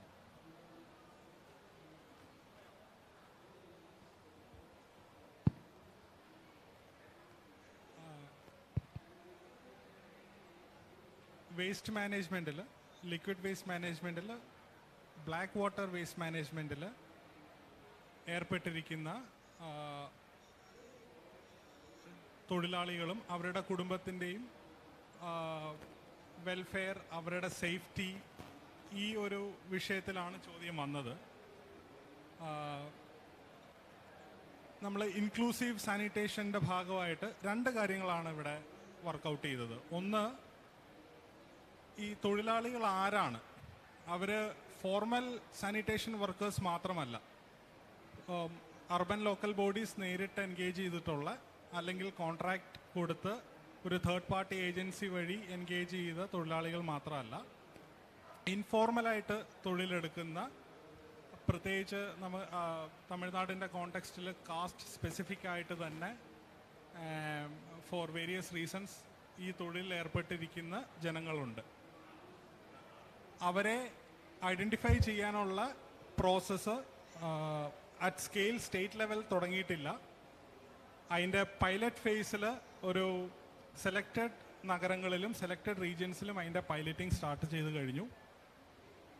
അവിടുത്തെ പൊളിറ്റിക്കൽ ലീഡർഷിപ്പ് ഇതിനെ ഒരു വളരെ സിഗ്നിഫിക്കൻ്റ് ആയിട്ടുള്ള ഒരു ഇൻ്റർവെൻഷനായിട്ടാണ് കാണുന്നത്. അപ്പോൾ കൃത്യമായിട്ട് സാനിറ്റേഷൻ വാല്യൂ ചെയിനിൽ തൊഴിലെടുക്കുന്ന അവരുടെ തൊഴിലിൻ്റെ പ്രത്യേകത കൊണ്ട് തന്നെ സ്ത്രീ, പുരുഷ, ട്രാൻസ്ജെൻഡേഴ്സ് ഇൻക്ലൂഡഡ് അവരുടെ കണക്കെടുപ്പ് ആരംഭിച്ചിട്ടുണ്ട്. അതിൻ്റെ ഫൈൻ ട്യൂണിങ് നടന്നുകൊണ്ടിരിക്കുകയാണ്. വൺസ് ആ പ്രോസസ്സ് ക്ലിയർ ആയി കഴിഞ്ഞാൽ അത് സ്റ്റേറ്റ് ലെവൽ സ്കെയിലപ്പ് ചെയ്യും. അതിനുവേണ്ടി ഡെഡിക്കേറ്റഡ് ആയിട്ടുള്ള ഒരു കോർപ്പസ് ഫണ്ട് മാറ്റിവെക്കാൻ സ്റ്റേറ്റ് ലെവലിൽ തീരുമാനമായി കഴിഞ്ഞു. നമ്പർ 1. ഞങ്ങളുടെ പ്രോജക്റ്റിൻ്റെ ഭാഗമായിട്ട് സ്പെസിഫിക്കലി ട്രിച്ചി, കോയമ്പത്തൂർ ഈ 2 പ്രദേശങ്ങളിലും നമുക്ക് ഏതാണ്ട് 8,000-ഓളം ആൾക്കാരെ, ഈ തൊഴിലിൽ ഏർപ്പെട്ടിരിക്കുന്ന ആൾക്കാരെ മാപ്പ് ചെയ്യാൻ സാധിച്ചിട്ടുണ്ട്. നിലവിൽ നടക്കുന്ന എഫേർട്ട് തമിഴ്നാട് ഗവൺമെൻറ് ഹിസ്റ്റോറിക്കലി ഈ തൊഴിലിൽ ഏർപ്പെട്ടിരിക്കുന്ന ആൾക്കാരുടെ വെൽഫെയറിന് വേണ്ടി പല സ്കീമുകൾ തുടങ്ങിയിട്ടുണ്ട്. പക്ഷെ പലതും ഡീഫങ്ക്ഡ് ആണ്, പലതും ആക്റ്റീവ് അല്ല. അപ്പോൾ ആ പ്രോഗ്രാംസ് എന്തൊക്കെയായിരുന്നു, ഏതെല്ലാം ഡിപ്പാർട്ട്മെൻറ്റുകളാണത് ഹോസ്റ്റ് ചെയ്യുന്നത്, അതിനുവേണ്ടി ഫോം ചെയ്തിട്ടുള്ള കമ്മിറ്റീസ് ആരൊക്കെയായിരുന്നു, ഈ കാര്യങ്ങളെല്ലാം മാപ്പ് ചെയ്യുകയും ഇതിൽ നിന്ന് ഇന്നത്തെ സാഹചര്യത്തിൽ പ്രാക്ടിക്കലായിട്ട് വർക്കബിൾ സൊല്യൂഷൻ എന്താണെന്നുള്ളത് ഗവൺമെൻറ്റുമായിട്ട് ഡിസ്കസ് ചെയ്യുകയും അതിൻ്റെ ഫലമായിട്ട് ഫസ്റ്റ് അവർ ചെയ്യുന്ന തൊഴിലിനനുസരിച്ച് അവർക്ക് റെക്കഗ്നിഷൻ, അവർക്ക് ഐഡൻറ്റിറ്റി കാർഡ് ഇഷ്യൂ ചെയ്യുക എന്നുള്ള പ്രോസസ്സ് നടത്തും.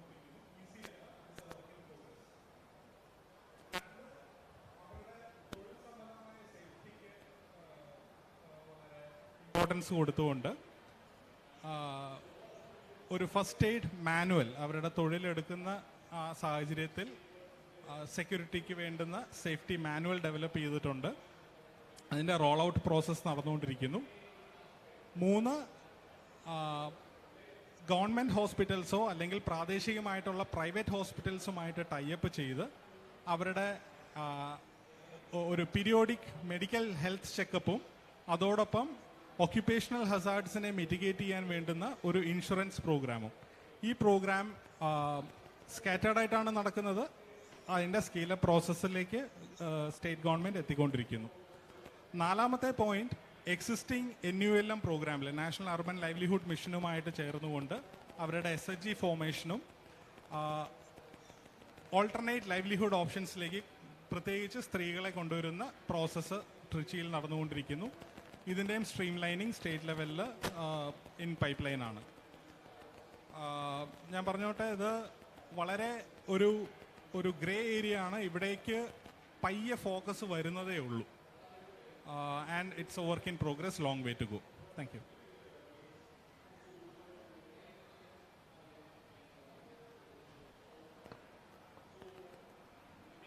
ഇവിടെ മൂന്ന് ചോദ്യങ്ങൾ ചേർത്തിട്ടാണ് ഞാൻ മറുപടി പറയുന്നത്. അതായത് 3 ചോദ്യങ്ങളിൽ ഒരു സമാനത എനിക്ക് ഫീൽ ചെയ്തു. അതായത് ഒന്ന്, നമുക്ക് കേന്ദ്രീകൃത സാങ്കേതിക വിദ്യകൾ എന്തുകൊണ്ടാണ് വർക്ക് ചെയ്യാത്തത് എന്ന് അങ്ങനെ പറയാൻ പറ്റുമോ? അതും വർക്ക് ചെയ്യുന്നതിനെ പറ്റി, അത് വർക്ക് ചെയ്യാത്തത് സിസ്റ്റത്തിൻ്റെ കുഴപ്പമാണ്, അല്ലെങ്കിൽ അത് കൃത്യമായിട്ട് പരിപാലിക്കാനുള്ള ശേഷിയില്ലായ്മയാണ്. 2, എക്സ് എന്ന് പറയുന്ന പ്രശ്നത്തിന് എന്തുകൊണ്ട് വൈ എന്ന് നമുക്ക് പരിഹാരം പറയാൻ പറ്റുന്നില്ല എന്നുള്ള ചോദ്യങ്ങളൊക്കെ വന്നു. അപ്പം അതിന് ഞാൻ മനസ്സിലാക്കിയ മറുപടി, ഇത് എൻ്റെ ഉള്ളിലെയും ചോദ്യങ്ങളായിരുന്നു. അതുകൊണ്ട് ഞാൻ മനസ്സിലാക്കിയ കാര്യങ്ങൾ മറുപടിയായിട്ട് പറയണമെന്ന് ആഗ്രഹിക്കുന്നു. ഒന്ന്, എക്സ് എന്ന് പറയുന്ന പ്രശ്നത്തിന് വൈ എന്ന് പറയുന്ന പരിഹാരം ഉണ്ടാവും, ശരി തന്നെ. പക്ഷേ എക്സ് എന്ന് പറയുന്ന പ്രോബ്ലത്തിനുണ്ടായ വൈ എന്നുള്ള പരിഹാരം ഇസഡ് എന്ന് പറയുന്ന സ്ഥലത്തോട്ട് അപ്ലൈ ചെയ്യാൻ പറ്റുമോ എന്നുള്ളതാണ് ചോദ്യം. പറ്റില്ലല്ലോ. അപ്പൊ പ്രശ്നം എവിടെയാണ് നിൽക്കുന്നത്, ആ പ്രശ്നവും ആ സാഹചര്യവും മനസ്സിലാക്കി നമുക്ക് അതിന് പരിഹാരം തീർച്ചയായും കണ്ടെത്തേണ്ടതായിട്ട് വരും. അങ്ങനെ കണ്ടെത്തിയാലേ ഇത് വർക്ക് ചെയ്യുള്ളൂ. 2ാമത്തെ കാരണം, നമ്മളിപ്പോൾ ഉദ്ദേശിക്കുന്ന സാങ്കേതിക വിദ്യ ഇപ്പോൾ ഒരു STP തന്നെയാണെന്ന് ഇരിക്കട്ടെ. ഈ STP നമ്മൾ കൊണ്ടുവയ്ക്കുന്നത് ഒരു സാമൂഹികമായ ഒരു ലോകത്താണ്, അതുപോലെ തന്നെ ഒരു ഗവേണൻസിന്റെ ഘടനയുള്ള ഒരു ലോകത്താണ്. ഈ അവിടുത്തെ സാമൂഹിക ഘടനയും അവിടുത്തെ ഗവേണൻസും ഒരു ദിവസം കൊണ്ട് പൊട്ടിമുളച്ചുണ്ടായതല്ല. അതുകൊണ്ട് തന്നെ ഒരു ദിവസം കൊണ്ട് അതിനെ ഇല്ലാതാക്കാനും കഴിയില്ല. അപ്പോൾ അതിനെ കൂടെ ഉൾക്കൊണ്ട് അതിന് ചേരുന്ന രീതിയിലുള്ള സാങ്കേതിക വിദ്യ അവിടെ വെക്കുക എന്നുള്ളതാണ് ഏറ്റവും ഫലപ്രദമായ രീതി. അല്ലാതെ ആ കോണ്ടക്സ്റ്റിന് രണ്ടും ചേരാത്ത, അതിനെ രണ്ടിനെയും മറന്നുകൊണ്ട് ഒരു സാങ്കേതിക വിദ്യയെ തിരഞ്ഞെടുത്ത് നമ്മളവിടെ പ്ലേസ് ചെയ്തിട്ട് അവസാനം ഇതെല്ലാം പൊളിറ്റിക്സ് എന്ന് പറയുന്ന, രാഷ്ട്രീയം എന്ന് പറയുന്ന സാങ്കേതിക വിദഗ്ധർ ഒരുപാട് ഉപയോഗിക്കാറുള്ള ഒരു പദമാണ്. രാഷ്ട്രീയം എന്ന് പറയുന്നൊരു കറുത്ത പെട്ടി. ആ പെട്ടിക്കകത്താണ് അതിൻ്റെ കുറ്റം മുഴുവൻ പഴിചാരി, അതുകൊണ്ട് ഇത് വർക്ക് ചെയ്യാത്തതാണ് എന്ന് പഴിചാരി കൈ എഴുതാനാവില്ല. ആ സാങ്കേതികവിദ്യയുടെ തിരഞ്ഞെടുപ്പ് വളരെ പ്രധാനപ്പെട്ടതാണ്. അതുകൊണ്ട് തന്നെ നമുക്ക് എളുപ്പമാർഗങ്ങളില്ല. വേഗം നമുക്ക് അവിടേക്ക് എത്തി ഒരു സാങ്കേതികവിദ്യയോട് പ്ലേസ് ചെയ്യലല്ല. സാങ്കേതികവിദ്യ ഇവോൾവ് ചെയ്ത് വരിക തന്നെ വേണം. ആ പ്രോസസ്സിൻ്റെ ഒരു ഭാഗമാണ്, ഒരു ഘട്ടമാണ് ഈ സെമിനാർ എന്നാണ് ഞാൻ മനസ്സിലാക്കുന്നത്. അതാണ് എനിക്കിതിനോടുള്ള പ്രതികരണം.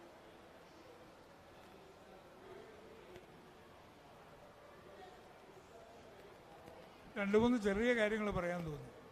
ഒന്ന്, ഞാനിതിൽ സംസാരിക്കാനൊക്കെ വന്നപ്പോൾ വിചാരിച്ചത്, നമ്മൾ ഈ മൊത്തം 3 ദിവസത്തെ പരിപാടി ഇവിടെ നടത്തുന്നത് ലഭ്യമായ സാങ്കേതിക വിദ്യകളിൽ നിന്ന് അതൊക്കെ കണ്ട് മനസ്സിലാക്കിയിട്ട് തങ്ങൾക്ക് അനുയോജ്യമായ സാങ്കേതിക വിദ്യ തിരഞ്ഞെടുക്കാൻ തദ്ദേശഭരണ സ്ഥാപനക്കാരെ പ്രാപ്തരാക്കുക, അവർക്കൊരു ചോയ്സ് കൊടുക്കുന്നതാണ്. അതല്ലാതെ ഒരു ടെക്നോളജിയുടെ വ്യത്യസ്ത വിഷയങ്ങൾ ഗഹനമായി ചർച്ച ചെയ്യുന്ന ഒരു വേദിയാണെന്ന് ഞാൻ വിചാരിച്ചില്ല. അതുകൊണ്ടാണ് പഞ്ചായത്തുകാരും മുനിസിപ്പാലിറ്റിക്കാരും ചെയ്യേണ്ട കാര്യത്തെക്കുറിച്ച് ഞാൻ മാത്രമല്ല ബാക്കിയുള്ളവരും സംസാരിക്കാനിടയായത്. സോറി, ടെക്നോളജി ഉണ്ട്. രണ്ടാമതൊരു കാര്യം, നമ്മൾ ഇപ്പോൾ ഇവിടെ ആകെ ഉള്ളത് STP ആയിട്ട് ബന്ധപ്പെട്ട്, STP അല്ല ഞാൻ പറഞ്ഞപ്പോൾ, സീവറേജ് 3 സ്ഥലത്തേ ഉള്ളൂ. തിരുവനന്തപുരത്ത്, കൊച്ചിയിൽ കുറച്ച്, താങ്കൾ പറഞ്ഞല്ലോ ഇളംകുളം ഇതൊക്കെയായിട്ട് ബന്ധപ്പെട്ട് വരുന്ന കുറച്ച്, ഒരു ചെറിയ സാധനം ഗുരുവായൂർ. ഇത് മാൻ ചെയ്യുന്നത് വാട്ടർ അതോറിറ്റിയാണ്. ഒരു കാര്യത്തിൽ എനിക്ക് ഉറപ്പുണ്ട്, വാട്ടർ അതോറിറ്റിയിൽ അതിന് കഴിവുള്ള മിടുക്കുള്ള ആളുകൾ തന്നെയാണ് അത് ചെയ്യുന്നത്. പിന്നെ ബാക്കിയുള്ളതൊക്കെ തന്നെ ചെറിയ തോതിൽ അവിടെയൊക്കെ തന്നെ കമേഴ്ഷ്യൽ ഇൻസ്റ്റിറ്റ്യൂഷൻസ്, ആശുപത്രികൾ, അവിടെയൊക്കെ ഉണ്ടായിട്ടുള്ള ചെറിയ ചെറിയ യൂണിറ്റുകളുണ്ട്. അത് ഏതെങ്കിലും ഒരു സർവീസ് പ്രൊവൈഡർ അവിടെ പോയി സെറ്റ് ചെയ്ത് കൊടുത്തിട്ടുണ്ടാവും. അവിടെ ആരെങ്കിലും അതുമായി ബന്ധപ്പെട്ട് താങ്കൾ ഉന്നയിച്ച ഒരു ചോദ്യമുണ്ടല്ലോ, അവിടെ അത് പിൽക്കാലത്ത് അതിൻ്റെ മെയിൻ്റനൻസും മറ്റൊക്കെ നടത്താനായിട്ട് നല്ല പങ്ക് അവർ ചെയ്തിട്ടുള്ളത് മെയിൻ്റനൻസിന് വേണ്ടി ആനുവൽ മെയിൻ്റനൻസ് കോൺട്രാക്റ്റ് കൊടുത്ത് ഈ ആളുകളെ തന്നെ ഏൽപ്പിക്കലാണ്. അല്ലാതെ തൽക്കാലം അവിടെ നോക്കാനായിട്ട് ഈ കാശ് കൊടുക്കാൻ മാത്രമാണ് ഈ മറ്റേ കക്ഷികളുള്ളത്. പക്ഷെ അത് കേരളത്തിലെ വളരെ ചെറിയൊരു പെർസെൻറ്റേജ് വേസ്റ്റിനെ മാത്രമേ ട്രീറ്റ് ചെയ്യുന്നുള്ളൂ. നമ്മളിവിടെ പ്രധാനമായിട്ട് ചർച്ച ചെയ്യുന്നത് ഹൗസ് ഹോൾഡ് ഉണ്ടാക്കുന്ന വേസ്റ്റ് അടക്കമാണ്. ഒരു ഇൻഡസ്ട്രി അല്ല, ഒരു കമേഴ്ഷ്യൽ ബേസിസിൽ വർക്ക് ചെയ്യുന്ന ഒരു സ്ഥാപനം ഉണ്ടാക്കുന്ന വേസ്റ്റിൻ്റെ കാര്യത്തിലല്ല പ്രധാനമായും വരുന്നത്, മേജർ ഷെയർ വരുന്നത് ഹൗസ് ഹോൾഡ്സ് എന്നാണ്. അതിനെങ്ങനെ കൈകാര്യം ചെയ്യാം എന്നതിലേക്കാണ് ഫോക്കസ് വരേണ്ടത്. അവിടെയാണ് തദ്ദേശ ഭരണ സ്ഥാപനങ്ങൾക്ക് പ്രധാനപ്പെട്ട റോൾ ഉണ്ടാകുകയും ചെയ്യുന്നത്. ആ തലത്തിലേക്ക് വരുമ്പോഴാണ് ഈ ടെക്നോളജി പ്രശ്നമാകുന്ന ഏത് ടെക്നോളജി തിരഞ്ഞെടുക്കണം. രണ്ടാമതൊന്ന്, ആദ്യം സംസാരിച്ച കാശ് കൊടുക്കാനൊക്കെ ആൾ വളരെ തയ്യാറാണ്, സെറ്റ്. ഈ അടുത്ത കാലത്തൂടെ ഉണ്ടായ വാട്സപ്പിലൂടെ ഉണ്ടായ ഏറ്റവും വലിയ ക്യാമ്പയിൻ എന്തായിരുന്നു അറിയാമോ? യൂസർ ഫീ കൊടുക്കണ്ടെന്ന് പറഞ്ഞിട്ടാ. ആ ക്യാമ്പയിൻ്റെ പുറകിൽ നിന്നൊന്നും കാശില്ലാത്തവരൊന്നുമല്ല. നമ്മുടെ മിഡിൽ ക്ലാസ് എന്ന് പറയുന്നതൊക്കെ പറഞ്ഞ നല്ല വരുമാനമുള്ള ആളുകൾ ഒരു 30 ഉറുപ്പ്യോ 40 ഉറുപ്പ്യോ മാസം തോറും ഈ ഹരിതകർമ്മസേനക്കാർക്ക് യൂസർ ഫീ കൊടുക്കാതിരിക്കാൻ എന്തൊക്കെ വഴിയുണ്ടെന്ന് അന്വേഷിച്ച് നടക്കാനുള്ള അങ്ങനൊരു വിഭാഗം നമ്മുടെ സമൂഹത്തിൽ വളരെ പ്രബലമായുണ്ട് എന്ന് തിരിച്ചറിയാതിരുന്നുകൂടാ. ഇതൊക്കെ തന്നെ നിങ്ങൾ സൗജന്യമായിട്ട് നമുക്ക് ചെയ്തു തരണം. അതിന് എങ്ങനെയെങ്കിലും ഒറ്റ പൈസ പോലും നികുതി കൊടുക്കാതിരിക്കുന്നതിലുള്ള കഴിവ് തെളിയിച്ചുകൊണ്ടിരിക്കുന്ന മിടുമിടുക്കന്മാർ നമ്മുടെ കൂട്ടത്തിലുണ്ടല്ലോ. അപ്പം ഇവിടെയുണ്ട്. അപ്പം ഇത് നിങ്ങളുടെ കൂടി ഉത്തരവാദിത്വമാണ്. ഈ ക്യാമ്പയിനും അല്ല, കുറച്ച് നാളായിട്ട് ശുചിത്വവുമായി ബന്ധപ്പെട്ട് പ്രവർത്തിക്കുന്ന എല്ലാവരും ശ്രമിച്ചുകൊണ്ടിരിക്കുന്ന ഒന്ന്, my waste is my responsibility എന്ന് ഈച്ച് ആൻഡ് എവരി ഇൻഡിവിജ്വലിനെ കൺവിൻസ് ചെയ്യിക്കാനാണ്. അത് ആ ഇൻഡിവിജ്വലിൻ്റെ റെസ്പോൺസിബിലിറ്റിയാണ്. ആ റെസ്പോൺസിബിലിറ്റി അയാൾ നിർവഹിക്കുന്നില്ലെങ്കിൽ അയാളെ കൊണ്ട് നിർവഹിപ്പിക്കാനും അയാൾ കുറ്റക്കാരനെങ്കിൽ അയാളെ ശിക്ഷിക്കാനുമുള്ള ഉത്തരവാദിത്വം തദ്ദേശ ഭരണ സ്ഥാപനത്തിനുണ്ട്. അത് തദ്ദേശ ഭരണ സ്ഥാപനം ചെയ്യുന്നില്ല എന്നുള്ളതാണ് കുഴപ്പം. അത് റെഗുലേറ്ററാണ്, അല്ലാണ്ട് ഫെസിലിറ്റേറ്ററുമാണ്, അല്ലാണ്ട് ഇത് പ്രൊവൈഡ് ചെയ്യേണ്ട ആളല്ല. അത് ഇൻഡിവിജ്വലിൻ്റെ റെസ്പോൺസിബിലിറ്റിയാണ്. ഈ മെസ്സേജ് എത്തിക്കാൻ കഴിയാത്തതാണ് നമ്മുടെ പരിമിതി. അവിടെയാണ് പൊളിറ്റിക്കൽ ലീഡർഷിപ്പിൻ്റെ പരാജയവും. അടുത്ത തെരഞ്ഞെടുപ്പിന് വോട്ട് ചെയ്ത് കിട്ടിയില്ലെങ്കിലോ എന്ന് വെച്ച് ജനങ്ങളുടെ മുമ്പിൽ പറയാനുള്ള ധൈര്യമില്ല. പിന്നെ വിളപ്പിൽശാലയായിട്ട് ബന്ധപ്പെട്ട് താങ്കളൊരു കാര്യം പറയുന്നുണ്ട്. ബേസിക്കലി പറഞ്ഞ വളരെ ശരിയാണ്. തൊട്ടടുത്തൂടെ ഒഴുകുന്ന ഒരു തോട്ടിലേക്ക് ഈ ലീച്ചേറ്റ് ഒഴുകി ചെല്ലും എന്ന് കണക്കാക്കാൻ കഴിയാതെ ഒരു ഡിസൈൻ ഉണ്ടാക്കിയാൽ അത് തെറ്റല്ലേ? ലീച്ചേറ്റിനെ കുറിച്ചും ചിന്ത ഉണ്ടായിരുന്നു, ഡിസൈനൊക്കെ ഉണ്ടാക്കി, ലീച്ചേറ്റ് പ്ലാന്റ് ഉണ്ടാക്കി. പക്ഷെ ലീച്ചേറ്റ് പ്ലാന്റ് ഉണ്ടായി വരുന്നതിന് മുമ്പേ മൊത്തം പ്ലാന്റ് പൂട്ടേണ്ടി വന്നു. ഈ വന്ന ഡിലേ ടെക്നിക്കലായിട്ട് വരുന്നു. അത് അവിടുത്തെ ജോഗ്രഫിയും അതെ അത് മനസ്സിലാക്കുക. അതിനനുസരിച്ച് ആദ്യം ചെയ്യേണ്ടത് ലീച്ചേറ്റ് ഒഴുകി പോകാതെ നോക്കലായിരുന്നു, എന്നിട്ടേ പ്ലാന്റ് വർക്ക് ചെയ്യാൻ പാടുള്ളായിരുന്നു. ഇത്തരത്തിലുള്ള ടെക്നിക്കൽ ഡിഫക്റ്റുകളുണ്ട്.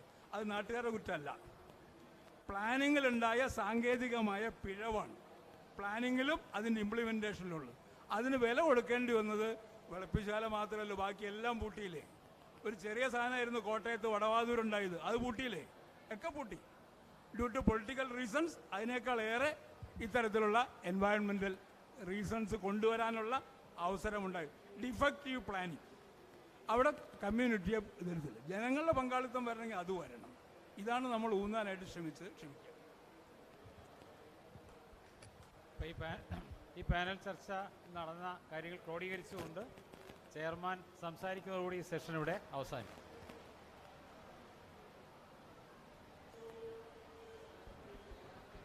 പ്രിയപ്പെട്ടവരെ, ഇവിടെ സൂചിപ്പിച്ചതുപോലെ കേരളം നേരിടുന്ന ഒരു പ്രധാനപ്പെട്ട പ്രശ്നം, അത് അഭിസംബോധന ചെയ്യുന്നതിന് വേണ്ടി നടത്തിയിട്ടുള്ള ഒരു അർദ്ധ സാങ്കേതിക സമ്മേളനം എന്ന് വിശേഷിപ്പിക്കാവുന്ന ഒന്നാണ് ഈ എക്സ്പോയും അതുമായി ബന്ധപ്പെട്ട് നടത്തിയിട്ടുള്ള ഈ സെമിനാറുകൾ. പ്രധാനമായും ശുചിത്വ മേഖലയിലെ നവീനമായ സാങ്കേതിക വിദ്യകൾ, അത് ഗവൺമെൻറ്റിൻ്റെ അധീനതയിൽ മാത്രമല്ല, പ്രൈവറ്റ് സെക്ടർ ഉൾപ്പെടെയുള്ള മേഖലകളെ കഴിവിൻ്റെ പരമാവധി ഉപയോഗിച്ചുകൊണ്ട് തദ്ദേശഭരണ സ്ഥാപനങ്ങൾക്ക് പരിചയപ്പെടുത്തി കൊടുക്കുക എന്നുള്ളതാണ് നമ്മുടെ ഈ മുഴുവൻ പരിപാടിയുടെ ഉദ്ദേശം. അപ്പം അതിനകത്ത് നമുക്ക് പറയാവുന്നതുപോലെ 3-4 പ്രധാനപ്പെട്ട ഘടകങ്ങൾ പരിശോധിക്കേണ്ടതായിട്ടുണ്ട്.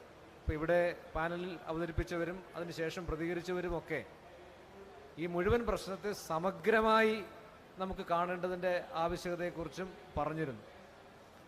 ഞാൻ നേരത്തെ സൂചിപ്പിച്ചു, സാങ്കേതികവിദ്യ തീർച്ചയായും ലഭ്യമാണ്. സാങ്കേതികവിദ്യ ലഭ്യമാണ് എന്ന് പറയുമ്പോൾ ന്യൂസിലൻഡിൽ എങ്ങനെയാണ് നിങ്ങൾ ഖരമാലിന്യ നിർമ്മാർജ്ജനം നടത്തുന്നത്, അതുപോലെയല്ല റഷ്യയിൽ നടത്തുന്നത്, അതുപോലെയല്ല ജപ്പാനിൽ നടത്തുന്നത്. ഇന്നലെ ഇതിൻ്റെ ഉദ്ഘാടന സമ്മേളനത്തിൽ ബഹുമാനപ്പെട്ട പ്ലാനിംഗ് ബോർഡിൻ്റെ വൈസ് ചെയർമാൻ 2-3 ഉദാഹരണങ്ങൾ പ്രത്യേകമായിട്ട് പറഞ്ഞിരുന്നു. ജപ്പാനെ പോലെ, ടോക്കിയോയെ പോലെ ജനനിബിഡമായിട്ടുള്ളൊരു മഹാനഗരത്തിൻ്റെ ഒത്ത നടുക്ക് ഒരു വലിയ ഭീമാകാരനായിട്ടുള്ളൊരു ഇൻസിനറേറ്ററുണ്ട്. ഖരമാലിന്യം അവിടെയാണ് ഒരു വലിയ ശതമാനം അവർ സംസ്കരിക്കുന്നത്. നമ്മൾ ഉൽപ്പാദിപ്പിക്കുന്ന പ്ലാസ്റ്റിക്കിൻ്റെ വെറും 30% ലോകത്തെമ്പാടും സംസ്കരിക്കപ്പെടുന്നുള്ളൂ. ബാക്കിയുള്ളത് നമ്മളൊക്കെ കരുതുന്നതിനേക്കാൾ അപ്പുറം മുഴുവൻ ലാൻഡ് ഫില്ലിലേക്കാണ് പോകുന്നത്.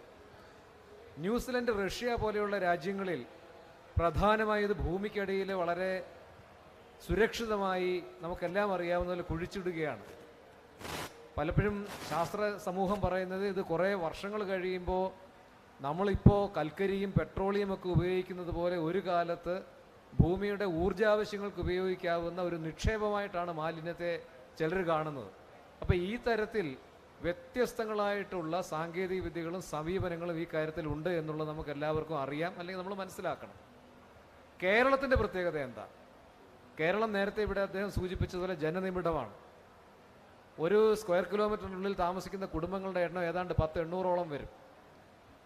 ഒരുപാട് മനുഷ്യർ തിങ്ങി പാർത്ത് കഴിയുന്ന ഒരു സംസ്ഥാനത്ത് ഈ ഒരു പ്രധാനപ്പെട്ട പ്രശ്നത്തെ നമ്മളെങ്ങനെ അഭിസംബോധന ചെയ്യും? ഇപ്പോൾ ഉദാഹരണത്തിന് നിങ്ങൾക്കെല്ലാം അറിയാം, ജലജീവൻ മിഷൻ കേരളത്തിലും ഇന്ത്യയിലും അപ്പാടെ നടപ്പാക്കുന്നുണ്ട്. എന്താ പ്രത്യേകത? എല്ലാ വീടുകളിലും കുടിവെള്ളം എത്തിക്കുക എന്നുള്ളതാണ്, പോർട്ടബിൾ ഡ്രിങ്കിങ് വാട്ടർ. പക്ഷേ കേരളത്തിനൊരു പ്രശ്നമുണ്ട്. കേരളത്തിൽ പരമ്പരാഗതമായിട്ട് എല്ലാവർക്കും കിണറുണ്ട്, കിണർ വെള്ളമാണ് നമ്മൾ ഉപയോഗിക്കുന്നത്.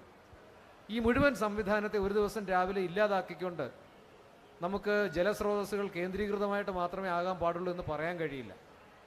അപ്പോൾ ആ തരത്തിലുള്ള ഒരുപാട് വൈരുദ്ധ്യങ്ങൾ ശുചിത്വത്തിലും അതുപോലെ തന്നെ കുടിവെള്ളത്തിലും ഒക്കെ ഇപ്പോൾ നിലനിൽക്കുന്നുണ്ട്.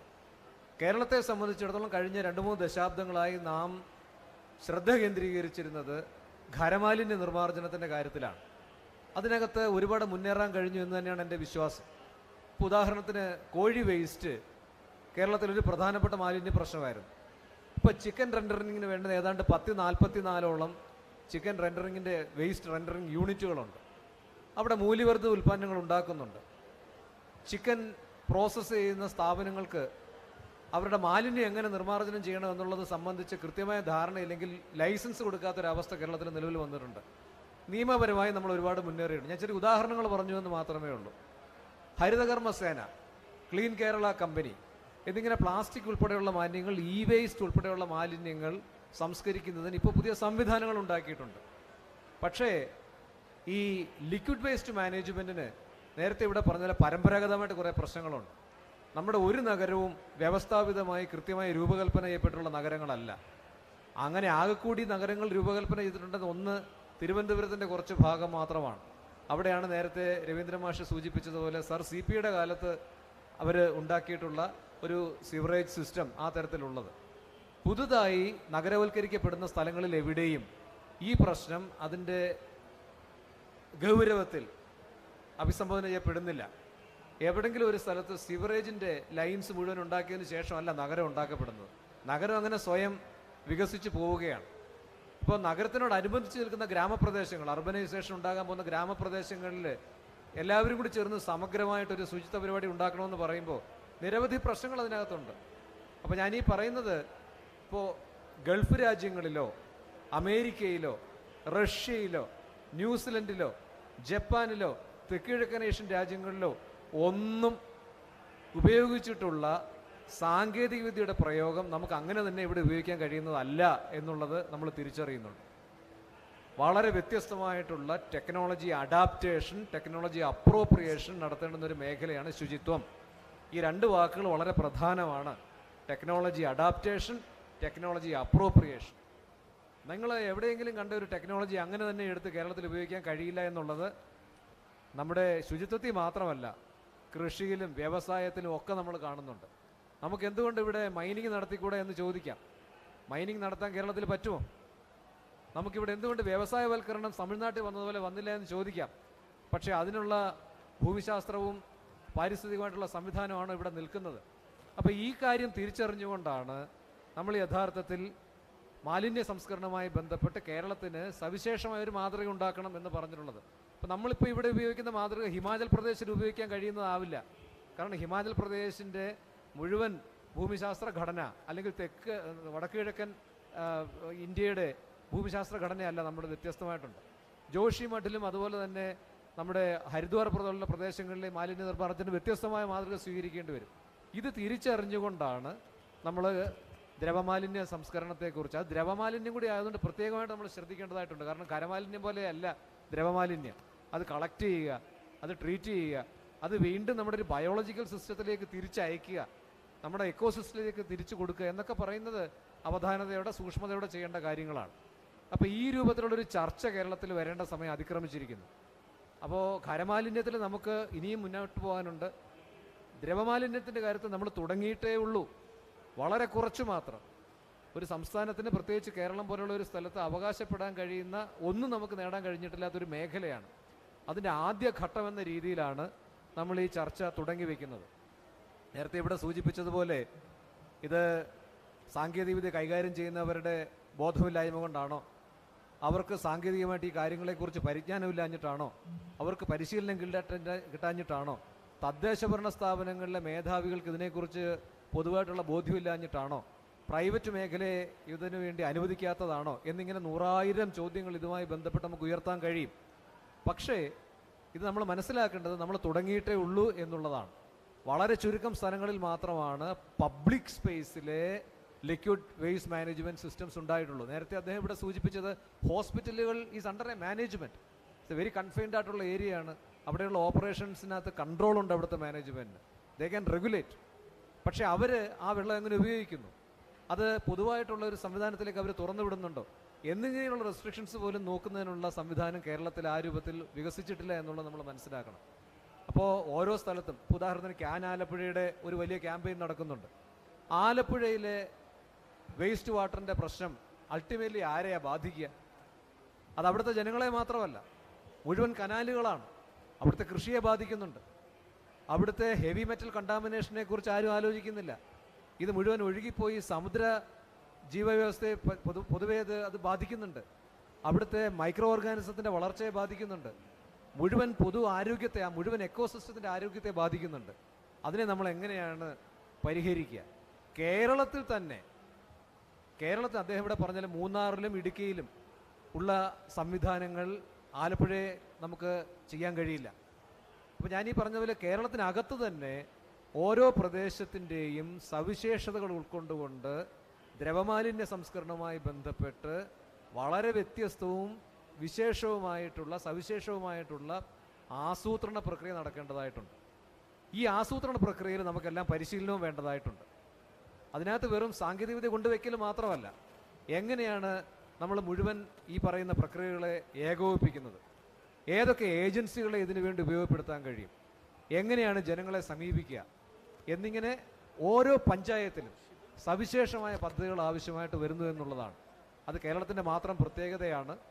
കേരളത്തിനകത്ത് ഭംഗിയായി നിർവഹിക്കാൻ കഴിയും. കാരണം മറ്റ് സങ്കീർണമായ പ്രശ്നങ്ങളെപ്പോലും കേരളം വികേന്ദ്രീകൃതമായി ആസൂത്രണം ചെയ്യുന്നതിന് പ്രാഗൽഭ്യം നേടിയിട്ടുള്ളൊരു സംസ്ഥാനമാണ്. 25 വർഷമായി ആ തദ്ദേശ സ്വയംഭരണ സ്ഥാപനങ്ങളുടെ നേതൃത്വത്തിൽ ഇവിടെ നിർവഹണം നടക്കുന്ന ഒരു സംസ്ഥാനമാണ്.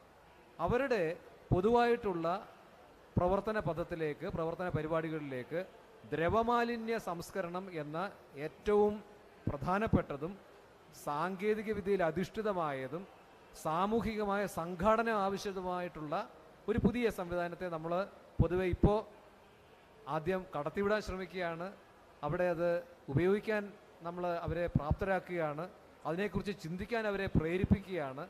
ഒരു പുതിയ കടമയെന്ന രീതിയിൽ അവരെ അതിനുവേണ്ടി പ്രോത്സാഹിപ്പിക്കുകയാണ്. ഇതാണ് പൊതുവെ ഇതുകൊണ്ട് ഉദ്ദേശിച്ചിട്ടുള്ളത്. ആ തരത്തിലുള്ള ചർച്ചയാണ് ഇവിടെ നടന്നിട്ടുള്ളതെന്നാണ് എൻ്റെ ഒരു പൊതുവായിട്ടുള്ള നിഗമനം.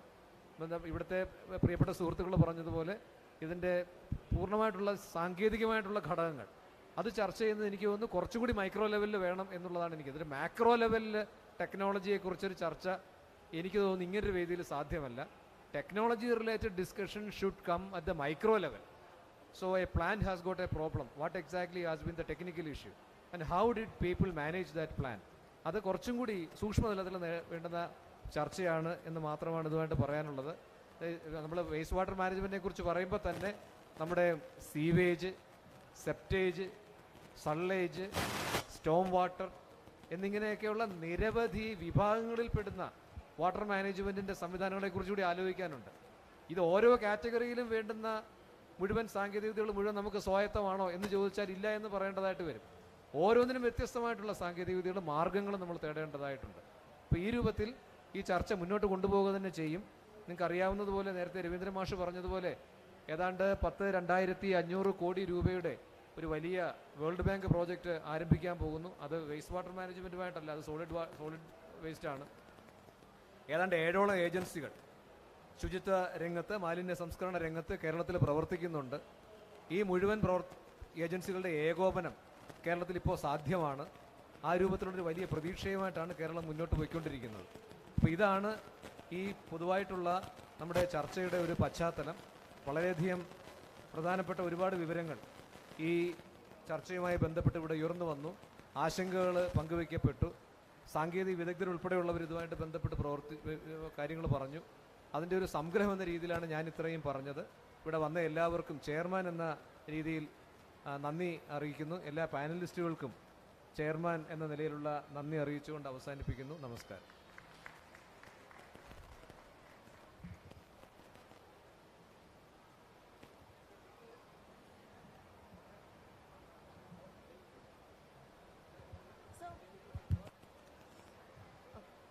Thank you so much, sir, for this insightful panel discussion. I thank all the speakers, the moderator, and especially the chair for your discussion and your guidance. So now I would like to request the chair to present mementos to the speakers and the moderator.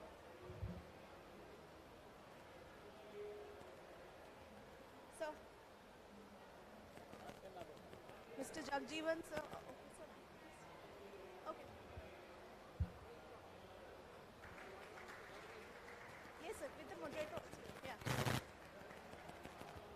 can we have a big round of applause before we break for lunch?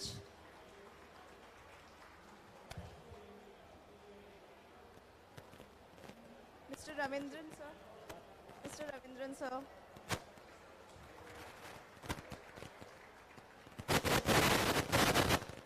Mr. Joseph.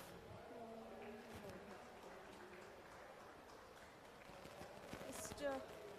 P.K. Anand.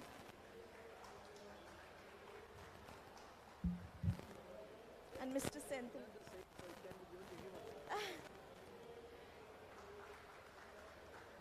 Finally, I would like to request Bala Bhaskaran sir, ED Suchitwa Mission to please come up on stage to present the memento to the chair.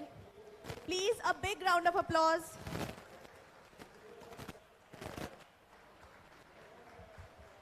I know the energy is low because we are yet to go for lunch, but still, please.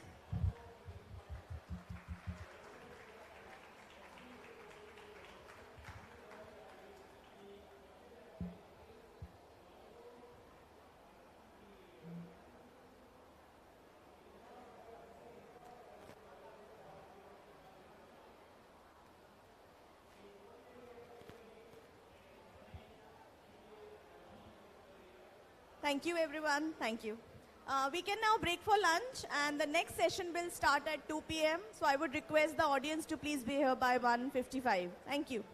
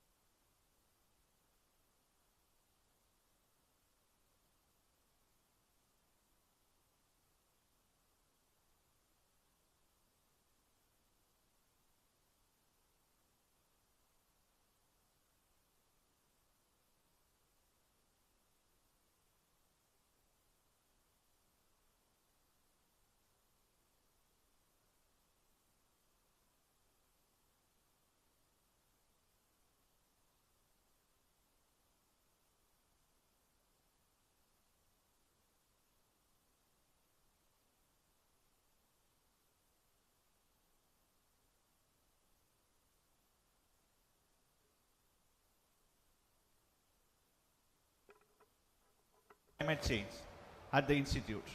With the help of the research activities at REACH, she aims at achieving United Nations SDG goals. She has conducted extensive research related to pollution and hazardous impacts in the environment, especially in water and wastewater. It is noteworthy that using the monthly GIS information system mapping of COVID-19 hotspots in the Indus-Ganga-Brahmaputra river basin, she observed a significant correlation between the number of increasing cases with the presence of direct sewage disposal. So she has made it into a very good research study which will help us to correlate the pandemic with the wastewater sampling. This will give a great insight in preventing the pandemic in future, like designing the containment systems, designing the lockdown period, all these things. Also, she has done some extensive research on the persistent organic pollutants also, and the that is antibiotic resistant bacteria. So I invite, with great pleasure, I invite ma'am to present the insights of her research.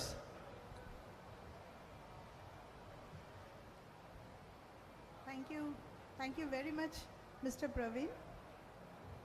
It's my honor and privilege to be here today. Namaskaram.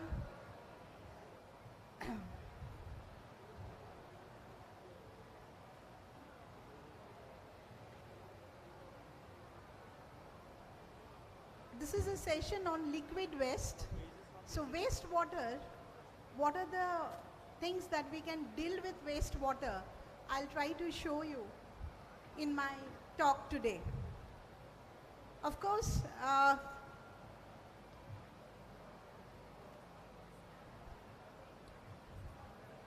this one.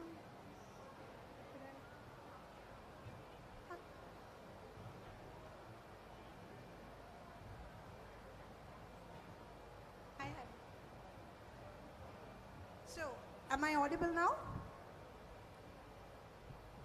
This is better? Hello, this is better, I guess.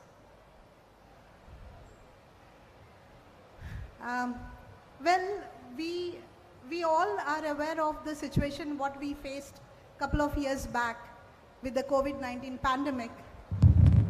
And it is very, very essential, like how I will be connecting the wastewater or liquid with this pandemic situation, which can give an early signal. Wastewater is a very, very essential media to understand many research questions.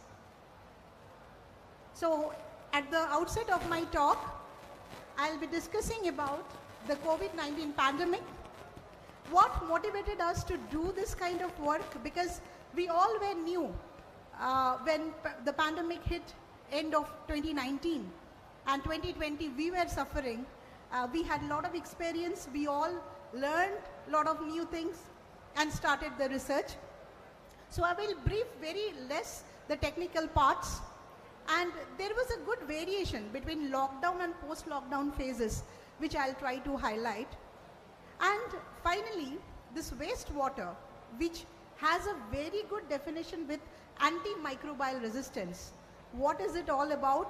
I'll give a background and I'll explain that. In addition to that, I'll also show you at the end what we are doing in Kerala, especially with Sujitva Mission, and Mr. Praveen has been like our very good collaborator.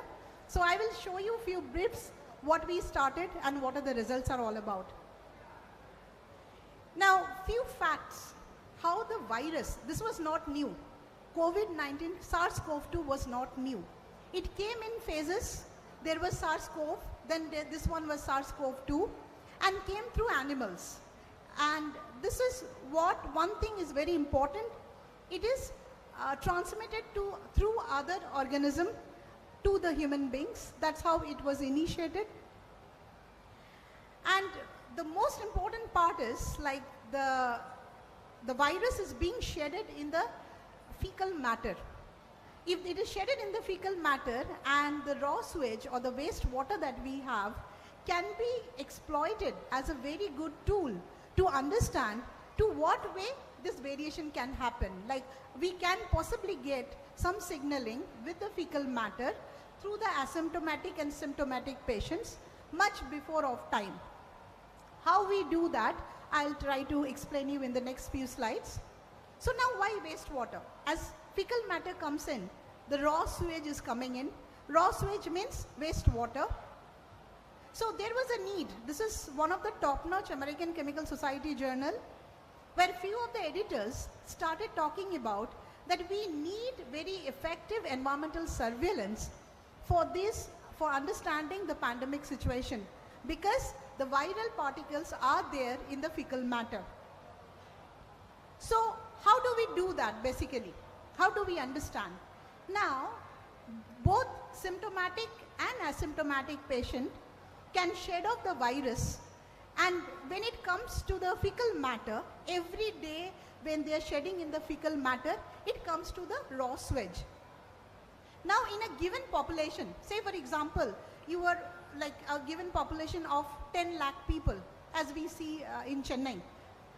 In that case, or in a city of 2 lakhs or 3 lakh people, the raw sewage that is coming to the STPs, if we monitor this regularly and check the viral particle, their genes, which is very typical, like N1, N2 gene, ORF gene, which is very specific to this virus, if this is tested, we don't need to test 2 lakh population. We can just check every day the viral load in the STP in the given catchment, and we can estimate by back calculation how many people might be infected in that particular catchment. And this is a very important message for the policymaker to take up the decision. They can be prepared. I tell you, I give you an example. We took our research all the way to Niti Aayog in February, and there was letter posted to all the state governments that we need to start this kind of environmental surveillance so that we can handle. But before this could have happened, second wave came, and most of us lost our very close relatives, including I lost 2 of my very good friends who are my colleagues. So this situation would not have come had we had this early signaling system. Now when wastewater comes in a catchment, we know the catchment population, how much raw water is coming in, and based on the viral load, we can calculate or estimate. If you see from India, the first work was done by Chennai Metro Water. It was in Hindu. They also did, and they saw the viral particles. Fortunately, we were also sampling for some other compounds during those times. In February, there was nothing. But this was seen in the month of May. So that was the time like when everybody else across the world also needed it. And now, this is in January, the matter came that central government wants every state to come up with the viral surveillance, environmental surveillance, because we can be more ready. Every state should get used to it, like how to do this viral analysis, viral loading. Parallelly, there was also a question coming up, if we are doing environmental surveillance, can we look into the part of antimicrobial resistance? And that was actually there. If we are doing urban monitoring of raw sewage analysis, we can look into the factor of antimicrobial resistance as well. Now I'm telling the term antimicrobial resistance. Let me introduce the term to many of us who are not aware of it. This is a waste management event, and very importantly, it can be connected to the liquid waste or even to the solid waste. I will not explain in a crucial way. Say for example, all of us, we take some amount of antibiotics in a span of, I guess, in a year, once or twice when we fall sick, right? When we take up these antibiotics, most of these antibiotics are shed off in the raw sewage. 60 to 70% comes out of the body. And now this antibiotics ends up in the treatment plants. But now the question is, are the treatment plants capable of removing it? Now these antibiotics may be in trace levels. Treatment plants not always are capable to take care of the full microbial load or the antibiotics load. So what happens? The treated water or the treated sewage, we are using, circulating it for some other purpose, say agriculture, or even in the giving it to the water bodies, which are possibly the source of drinking water. So what happens? Those antibiotics are coming back to us, which we, even if we are not sick, through your water, through the vegetable or the chicken, which is injected antibiotics we are uptaking without our knowledge. So what happens? Antibiotics means antibiota. These are the chemicals who are killing those bacteria who are causing these germs. Now what happens? If we are already taking this antibiotics in the system, these microbes, they are capable of showing a resistant. They will say like, okay, already some quantity is there, they are gaining a resistance. Which is why the X dose that was given to you, say for example, we take 650 mg of any antibiotics, then 650 mg may not be enough for us because already we are taking up through different source pathway. And basically these antibiotics are coming through the waste, improper waste management. And if you say in developing economies, like today I was talking to many people here, they were also complaining that the raw sewage are directly thrown away in the open fields. And then that's where agriculture is taking place.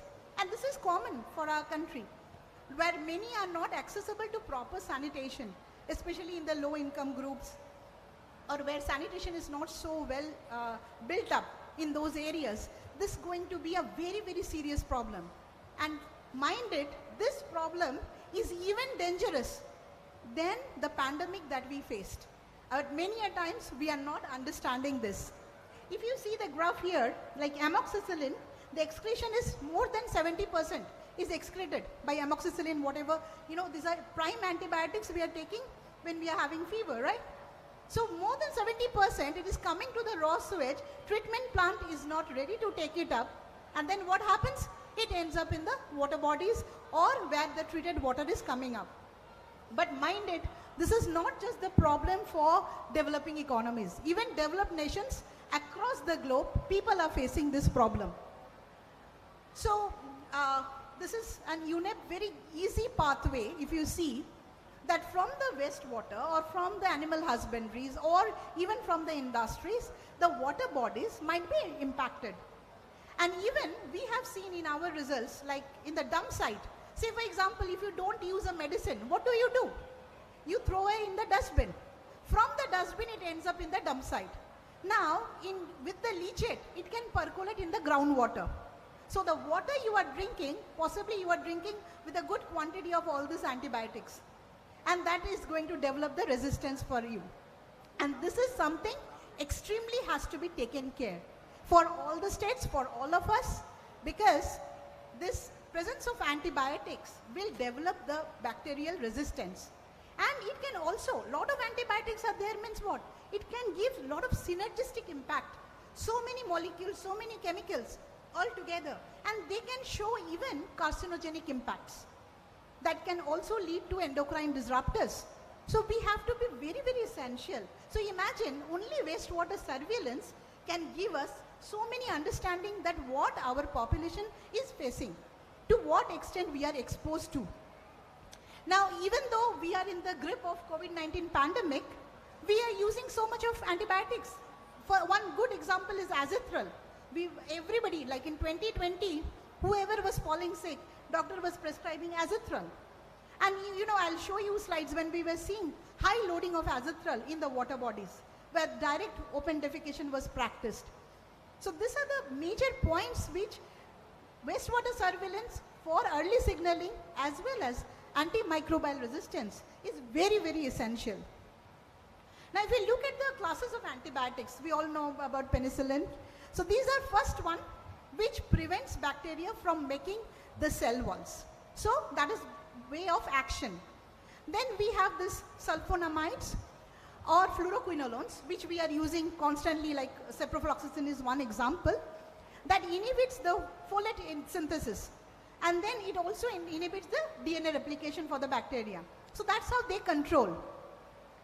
Then we have this tetracycline, aminoglycosides, and macrolides. A lot of macrolides are also being used.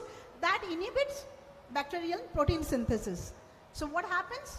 There is an increase in resistance in organisms in this bacteria, and a limited number of drugs are available to us. Say for example, in COVID time, it was not fatal. The problem was if so many people gets infected at the same time, we don't have enough number of hospitals, right? Now, if we don't have correct medicines with us, then how do you face when you have small fever? Fever is not going away. Just because we don't have enough number of drugs, body is already getting resistant to such antibiotics. So imagine what quantum of suffering we are going to suffer. If you see that this is a global map where it is showing the global map, if you see India, China, we are typically in a high level of antibiotics starting to 81 to 100 milligram per liter in the surface water, and more than 50% of the world's population will be consuming more than one dose per person per day of medicine. That means many of us here are consuming this without our knowledge. And this wastewater treatment plants are the main pathway for antibiotics getting into the environment. Across the globe, that's a global problem. We need to understand it better. These contaminants are pseudo-persistent. That means they are not completely persistent, but they are to some extent, they're falsely persistent.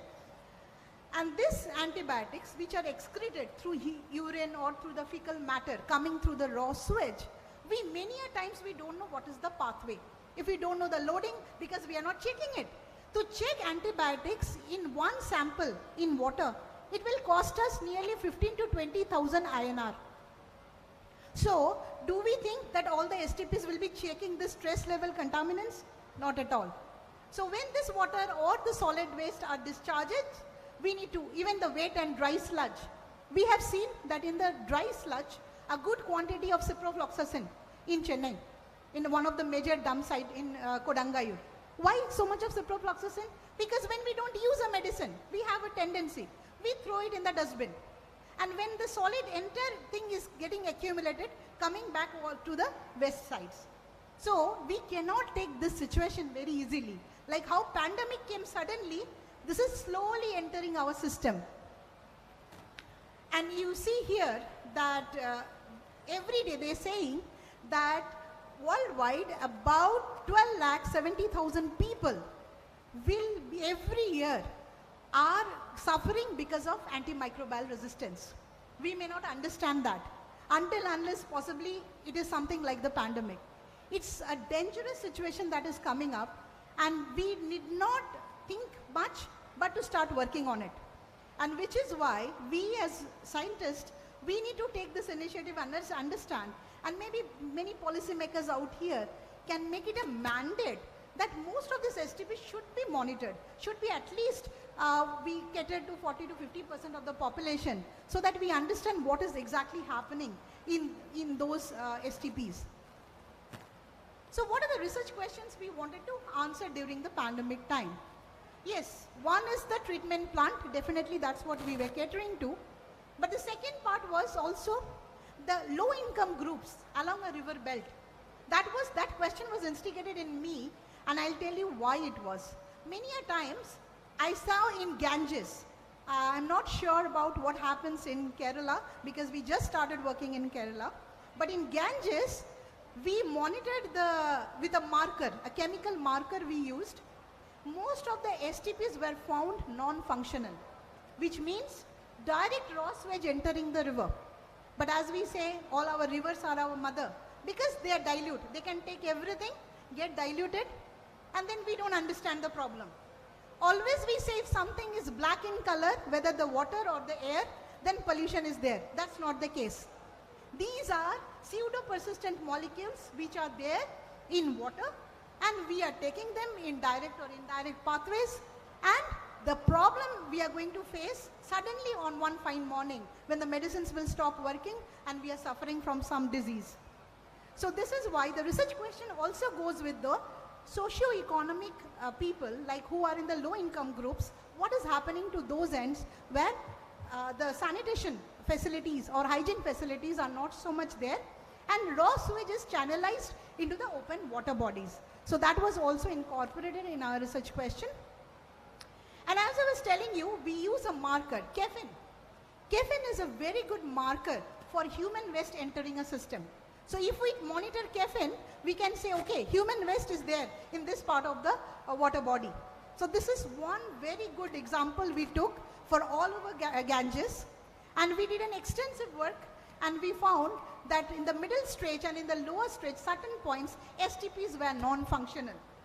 Taking this idea up, we had few major objectives where we wanted to map the viral load all over Chennai and all over now, whichever city we are doing, do the trend analysis because we are doing a weekly monitoring system, and do identify the whole genome so that we see whether there is a new strain. Suddenly, if a new strain comes, like what happened with Delta during the second wave, lot of death cases were coming in. So beforehand, we can support the government with all this list of information. In addition to that, we will be also doing one-time organic traces, basically the pharmaceutically active compounds, and estimate the antimicrobial resistance. That is the plan. So in our first project, which was done by SRM, Mugama and Teri, leaders from this institute. And what we did was there, we targeted all the STPs and the pumping stations. We took the raw sewage, also the river, the open drains of the rivers in Adair and Kuvam rivers in Chennai. And we were doing this in collaboration with Metro Water. They were very good collaborators. We jointly published paper together. And we tapped, the design was put together like this. We took the inlet, we took the primary sludge, and we took the outlet samples. And we were maintaining all the protocols and bring the samples same day and trying to analyze the samples. We tried to try 4 different methods. Of course, I know not many people might be interested in the technical part of it, but the fact was one method, the supernatant method, it was something very simple. Most of these particles, this virus is hydrophobic in nature. What happens, it adheres more to the solid particles. So, supernatant method, what we did was we used it's a lengthy process where we were filtering the water and finally extracting the RNA of the virus. This was not so functional for STPs, but what we found was sediment method was excellent for STPs, where the solid, total dissolved solids were more. And we tried to do syringe filtration, we tried to do composite method. These were okay, not so effective, and sediment method was the most cost-effective one. So we extracted the RNA, we did RT-PCR as to understand that particular gene for this viral load. And also we understood what is the quantity of the RNA copies we are getting. That means which segment, which catchment is having more viral load, which catchment is having lesser viral load. What we saw was, if you see this graph here, you see that sediment method worked effectively for all the STPs and the pumping stations. And we got more than 60% of the samples that we collected were positive. And we cross-checked with another NABL lab, we found there were these positive samples. What important thing is, these viral particles were showing more tendency to the sediment, which is why the sediment method was more effective. Then we also took SRM hospital water, wastewater. Now you can ask me, why are you using hospital wastewater? It doesn't give a catchment population because hospital has a floating population. The idea was, are we getting a difference in the viral load, different times of the hospital when somebody has been admitted in the hospital, and moreover, whether there are new strains, because new people are coming in, they are getting infected. So are we getting some new strains there? We were looking at that factor also. Most importantly, before the lockdown, just before the lockdown was withdrawn, we found a spike in the viral load during 2020. And as I said, the rivers also. Now see, the important part of the rivers. In rivers, you don't have the, you don't see the population because the river cannot tell you the population load. But if you see the square boxes, wherever this caffeine is more, the marker is more, that means human waste, especially from open defecation, was coming more. And those belts, we are seeing the viral load was also more. So that was one good relationship we got with the marker and the viral load along the river bodies, especially in the low income group areas. Then when we estimated and compared with the real-time cases, real-time clinical case, that time what we saw, the sediment method particularly was giving a very, very close value of number of infection compared to other methods that we saw there. And that was very, very important at that point of time. Especially for Kodangayur, I don't know, like that was like one very crowded place which was first identified as a breakdown of outbreak of COVID-19 pandemic, because the place is almost very congested and the spread was very high during those days. So similarly, if you look into the river beds in that manner, again, I'm just trying to recollect that riverbed also was showing wherever the population density is more, wherever open defecation was possible, and mostly in the river on the top, which is flowing through a low income group, not as posh area as the river that you see, Adia River below. Adia River houses mostly the IT sectors, so they are all posh people, so there was no problem with sanitation issues. Now what did we see in the STPs? You see here, I told caffeine is used as a marker. What we saw, caffeine was completely removed in the outlet. So this was again proven that caffeine can be used as a marker for human waste entering into any wastewater, or even if it is coming to river water in developing economies.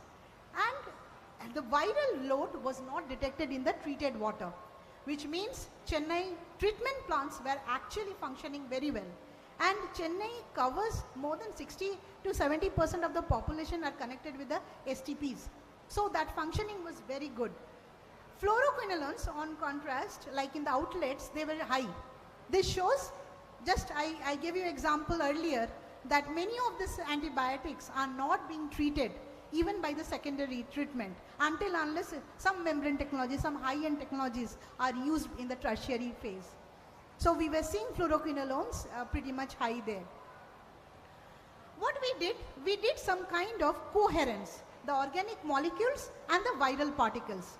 What we saw in the STPs by the said method, what we saw, the dynamic range for this organic traces were very high for caffeine, which means caffeine can even survive, and because the concentration of caffeine is so high, even in diluted conditions, we can use caffeine as a marker. So this was the AMR part that we did with the understanding. So one side, we were doing the viral loading, identifying the genes and the viral load. Simultaneously, we got, especially if you see the blue bar and the orange bar, these are for ciprofloxacin and azithromycin. I was mentioning you. People were consuming azithrol a lot. So these two marker organic traces were even higher than the permissible limit that was coming out, that we saw in the river bodies. Interestingly, these are not due to the STPs. It is due to the open drain that is directly discharging to the river bed. We also use GIS mapping, as Mr. Praveen also mentioned, that GIS is a good way to map. We map the Indus Ganga Brahmaputra basin. I must thank Mr. Vinod, who is not here today in this room today, because he's not keeping well, but he was helping us to pull out this data and prepare the maps, where we were trying to use wherever you see the more cases. These are real-time cases. These are not wastewater surveillance cases. Wherever the more cases are there, these are low-income group area for the Asia-Pacific region, or I would say South Asian region. And these areas have a lot of treatment plants. So we were giving a recommendation that these low-income areas where sanitation facilities are poor, and this treatment plant should be monitored for SARS-CoV-2 variation. So now what we are doing currently, this was in 2020. Well, still we are working on the viral load in Chennai city. Here we are funded by the DST, Department of Science and Technology, and we are doing it every weekly sampling, and we are supposed to report this to the government. And we are not supposed to disclose the data, so I am not talking anything about it, but just wanted to mention that we are doing it regularly. And most importantly, we have been funded recently by Swasti, that's very good funding agency who are looking into the environmental surveillance in terms of the Pan India Connect. We are doing with their support in Trichy, not only environmental surveillance of SARS-CoV-2 viral particle, but also we are looking at the antimicrobial resistance part. And now coming to Trivandrum, with the help of Suchitva Mission, Mr. Praveen, who has welcomed us to do this, take up this research question in all over Trivandrum. More than 40% of the population here is connected in the STPs, and there are one STP and one hospital wastewater treatment plant which we are taking up, and all the pumping stations. We have done 3 so far. We started very recently. I think I met them last month, and we have done so far 3 weeks of sampling, all the covering in the entire city. And also we wish to do antimicrobial resistance for Trivandrum.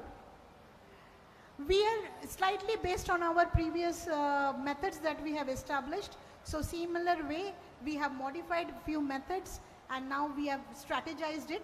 Finally, we are also doing the genome sequencing to identify if there is a new strain so that we can support government, like Suchitva Mission can take it up and take proper actions, early signals well ahead of time. I have one result and I wanted to show it. If you see here, like we have every 3 weeks, week 1, week 2, week 3. And for all the pumping stations and STP and hospital wastewater, it was the pumping stations close to this Padmanabha Swami temple during the last 2 months, where in the news we were seeing that lot of floating population was coming in. So you see the viral load is so high only for those 3 regions. So this is a clear-cut indication that wastewater surveillance can be really taken up to give a signal way ahead of time. So this is a way to support us how we can utilize the wastewater in terms of this sort of research question. And thanks to Swasti for funding us for this work. And we met a lot of government officials, had an inception meeting, tried to understand the situation even more, and visited all the pumping stations. And we are also taking the water quality, and we are storing the samples for future work so that we can understand if the AMR trend, what is happening to the AMR. As I mentioned, we are doing a lot of organic tracers, like pharmaceutically active compounds. We will be trying to do that as well for one set of samples in next couple of months. And now, given the fact that we are seeing this kind of results, we have initiated weekly sampling for both Trivandrum and Trichy as well, like in Chennai city. Before I close off for the day, I would like to mention that wastewater, we have come up with a very good nanocomposite augmented constructed wetland technique. We are about to file a patent. We named this technique as Mantra Pot. I tell you why nanocomposite. When I'm talking of organic tracers, they are present in trace levels. If they are present in trace levels, it is difficult to manage, or even if it is difficult to treat. So in that case, this nanocomposite material that we are coming up can absorb even the trace level molecules. That's what we have tested. And how Mantra Pot functions is, you have the plants on the top passing through this body, and you get water. It's not potable water, but it can be recycled for varied purposes, which is not a very new technique, but at the same time, this composite augmented, and now we are also planning to attach some of the indigenous microbes to the system, which can take up. So the filtering mechanism need not be replicated all the time. And if you see the same image of this, like the initial part, and you see in the bottom, the black parts are the blank spaces. And when it is filled up, it has taken a lot of organic molecules. So the black spaces has been filled up. They are good adsorbent that we are working out. I named this technology as Mantra Pot. I wish someday we pass, like there will be a gift everywhere. Anybody goes, not a plant, but a Mantra Pot like this be gifted to everyone. So they can take home. If it is a kitchen garden, the size will be accordingly designed. If it is a wastewater treatment plant, size can be other way designed. So even though the STPs, some are non-functional, whatever reason it may be, we can try to adhere after the primary treatment a technique like this, which can be cost effective, but at the same time may bring in the circular economy and take care of lot of sustainable goals. Water, very, very important for us. Be it antibiotics, be the viral load. Be that only take home message, I guess, like we need to understand what we are drinking. With this, I must thank my entire group, my research scholars, my BTech, my MTech students, and my postdocs. It's a huge team. Believe me or not, we work 24/7. Like yesterday night, this morning, 3:30 a.m. I slept because I felt there was a lot of work, just the wish, at least we contribute little bit to the problem we have in terms of water. And waste cannot be taken as waste. It can have a lot of significance and importance that we need to look at. And it might help the policymakers as well. With this, I thank everyone for listening, and I hope I am on time. By the way, we have one video to show. Can we run the video? Dr. Sancho, can you help us?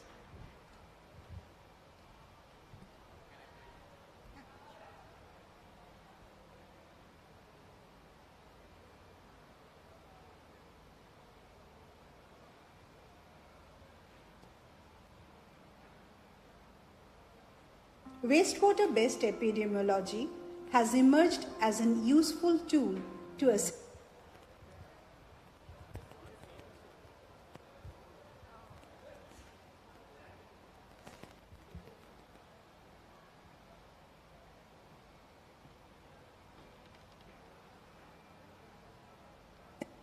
of the SARS-CoV-2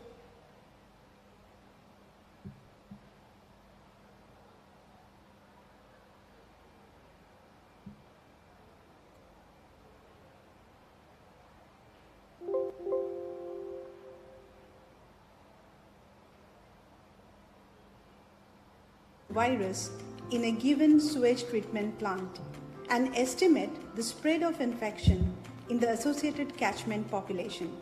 We initiated a project entitled Monitoring of Community Wastewater for early signaling the spread of COVID-19 in Chennai city. This project was funded by Swiss Agency for Development and Cooperation. Our leading team members include the technical lead, myself, Dr. Paramita Chakraborty, Associate Professor, Leader of Environmental Science and Technology Research Group, SRM Research Institute, SRM Institute of Science and Technology. Policy Lead, Dr. S.K. Sarkar. He is currently the Distinguished Fellow and Senior Director in the Energy Research Institute. He is a former Secretary, Ministry of Water Resources, Member Secretary, West Bengal Pollution Control Board. We have another policy lead and WASH expert, Dr. Girija Bharat, Director, Mu Gamma Consultants Private Limited, Gurgaon, India. Before we started the project on wastewater surveillance to detect the spread of COVID-19, we took preliminary approval from the Chennai Metropolitan Water Supply and Sewerage Board. In addition to this, we also ensured that we follow all the protocols given by the Indian Council of Medical Research and World Health Organization. We selected Chennai city because Chennai was one of the major hotspots in India after the outbreak of the pandemic. Moreover, we also wanted to identify a potential chemical marker to understand the efficacy of the sewage treatment plants. To develop early signaling of the spread of COVID-19 in communities, wastewater-based surveillance was conducted in sewage treatment plants and sewage pumping stations of Chennai city immediately after the lockdown in 2020. Surface water, canal water and sewer outlet samples were also collected from Adir and Coombe riverine belt flowing through the densely populated region of Chennai, along with the hospital wastewater samples from SRM Medical School during partial and post-lockdown periods. we have used 4 different wastewater concentration methods such as sediment, supernatant, syringe, and composite. All the samples were analyzed and the presence of SARS-CoV-2 was detected for nucleocapsid genes N1 and N2. In addition, ribonuclease P, RNase P gene, which serves both as an internal amplification control and indicator of specimen adequacy, were detected by using quantitative real-time polymerase chain reaction (qRT-PCR). Further, the number of ribonucleic acid copies was calculated using the results obtained from the nanodrop. In addition, concurrence of SARS-CoV-2 RNA copies with different organic tracers and pharmaceutical and personal care products were also studied in this project. Now let's look at the results. Unlike hospital wastewater, STP inlet, sludge and SPS samples were found with higher loading of SARS-CoV-2 by sediment followed by supernatant wastewater concentration methods. Given the higher levels of dissolved and suspended solids in STPs and SPS over hospital wastewater, we suspect that this enveloped virus might exhibit the tendency of higher partitioning in the solid phase. Cycle threshold values were less than 30 in more than 50% of hospital wastewater samples. This indicates higher viral load from the COVID-19 infected patients who were admitted during that time in SRM hospital. In the STP outlets, a strict decline of biochemical oxygen demand and more than 80% removal efficiency of caffeine and absence of viral copies reflect the efficiency of the treatment plants in Chennai city. Among the detected organic tracers, a combination of maximum dynamic range and high occurrence percentage was observed for caffeine and N1 gene of SARS-CoV-2. Hence, we suggest that caffeine can be used as a chemical marker for the removal of SARS-CoV-2 by STPs. Our predicted number of cases are in line with the available clinical data from the different catchments. Now, it is to be noted that during this study period, densely distributed population of the Coimbatore catchment could be partly responsible for the high proportion of estimated infected individuals in this catchment. Well, during this pandemic, the government agencies and the supporting institutions have been doing their best to conduct clinical testing and impose restrictive measures wherever necessary. Therefore, this first ever study in any Indian metropolitan city will surely show the roadmap to other Indian cities to take up similar wastewater monitoring initiatives.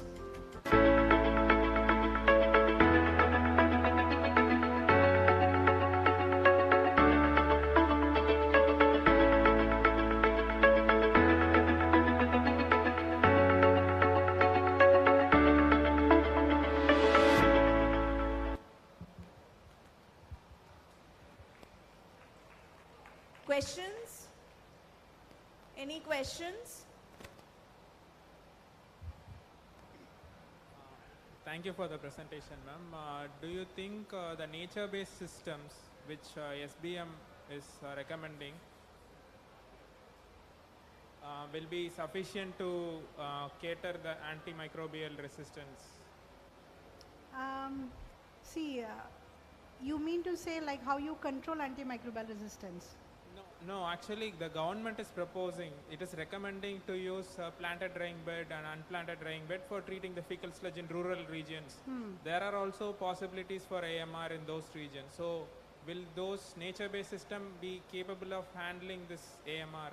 See, the antibiotics, what are present, are in parts per billion levels. So even if you are using any treatment method, see STPs are also using similar method. Even in fact, like if you don't go for a tertiary, secondary treatment, even they are using. So these are to take care of the fecal matter, but not the pharmaceutically active molecules that are there. So we have to think for that in a different angle.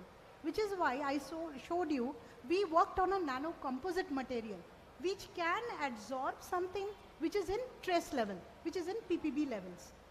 Understand? So natural based are good for taking care of your fecal matter, so that it gets degraded and nothing happens, no such. That is a very good way to take care of the raw sewage. But then pharmaceuticals, I'm afraid not. Thank you.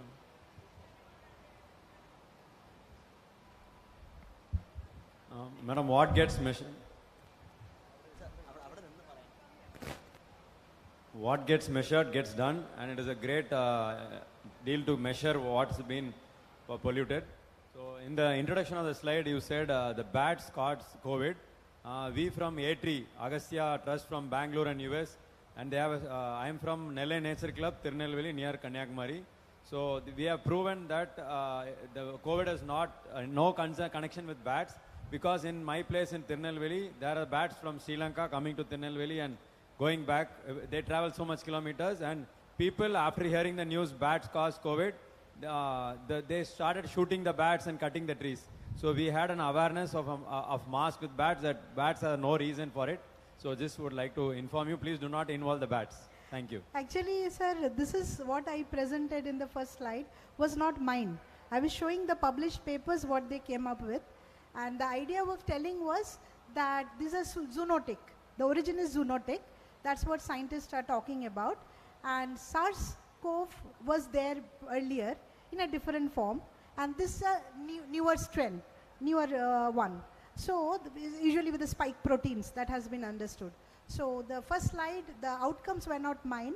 Different scientists across the globe who mentioned this is a zoonotic source. That's what I have explained. Thank you, man. Just thank want to bring on people you for here following to it up.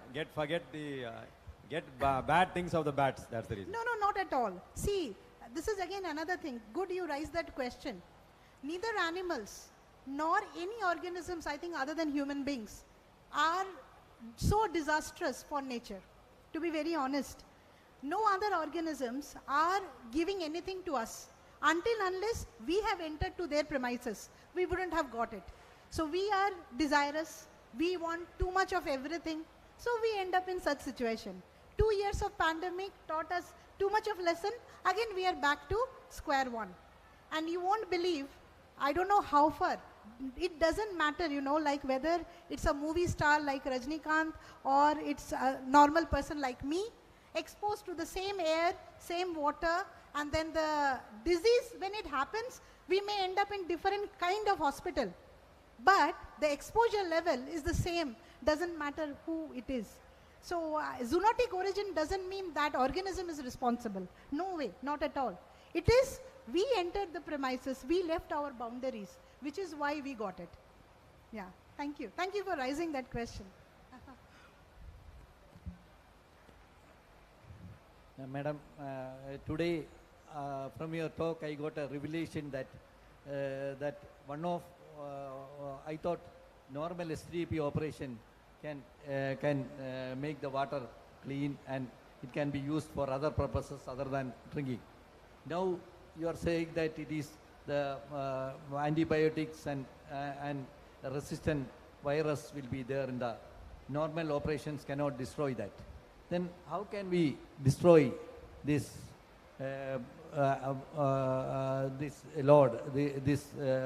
penicillin or antibiotics from the water? Okay. Sir, that's very true. When we hear first time that the treated water we are using for a lot of activities, and that is not so good as we think it is. That's a very, very important point you raised, and possibly that is why I am here today, that even though the water is treated, we need to, which means first thing we need is monitoring. Say for example, today I have a stomach pain. I go to a doctor. What would doctor do? Doctor will give me certain test, right? To understand what problem am I facing. Similarly, the treated water also, and mind it sir, this is not just the problem of developing economy. This is the problem of developed economies as well. It's a global problem.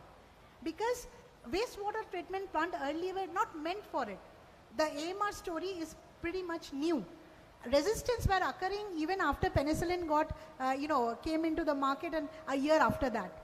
But the fact is now the quanta has increased.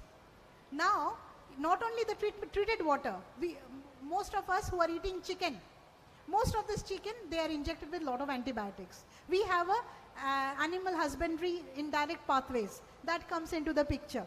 So there are not just wastewater is one pathway and an important one definitely. What we need is possibly a good monitoring, and then we also need to see that if we can use some material where this can be absorbed before utilizing it for certain activities, especially agriculture, where it can recycle back. But if the same water is used for cleaning the toilets, what's wrong in it? No problem. So this understanding we need to be clarified, and policymakers are the best ones. And I see the people who have organized this event, I think will find it very meaningful that this is what is the need of the hour. We need to understand that better. So the circularity can be taken in a different way. Not necessarily it has to go for potable drinking water, or before going to agricultural or water bodies, we need to do this testing. But if that water is used up by industries, if that water is used up by for other cleaning purposes, no issues. It's not getting back to us. So that's the case. And one more thing, a take-home message: don't throw away unused tablets in the dustbins. There should be a proper way taken care by the local clinics where you can deposit your medicines. Such awareness program, I think youngsters in any place can bring up, that not to throw away. We all do that. Antibiotics, 2 days we took, oh, now I'm feeling better, I'll not take it. Rest of the antibiotics ends up in the dustbin. And that is releasing the load in the dump site also. The dump site leaches, penetrates in the groundwater. These are basic understanding. If we know this happens, we will possibly not do it. So that's the thing. One small question, that is, you said caffeine also in the talk. What is the correlation between caffeine and antibiotics? Excellent, sir. I'm so glad that you mentioned this. This is one very interesting point that I have.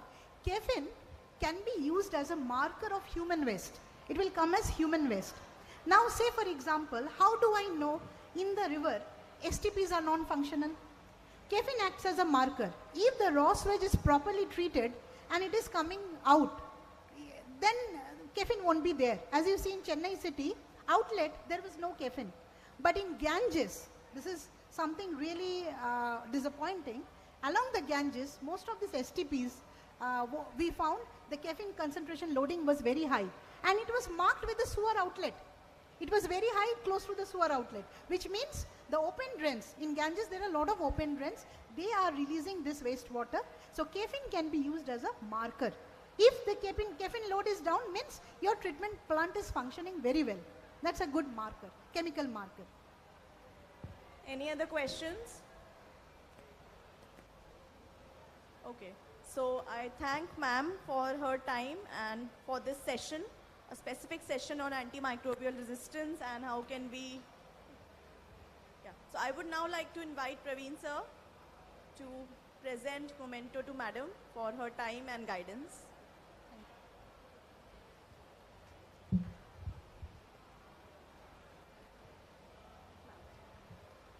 I know this is the last session. Please, a huge round of applause. Yeah. Thank you so much, ma'am, for your time. And specifically, I would like to thank all the audience for patiently listening to us. Liquid waste management is definitely the need of the hour, and this needs to be taken care very seriously. Not only this, but as ma'am pointed out to a very specific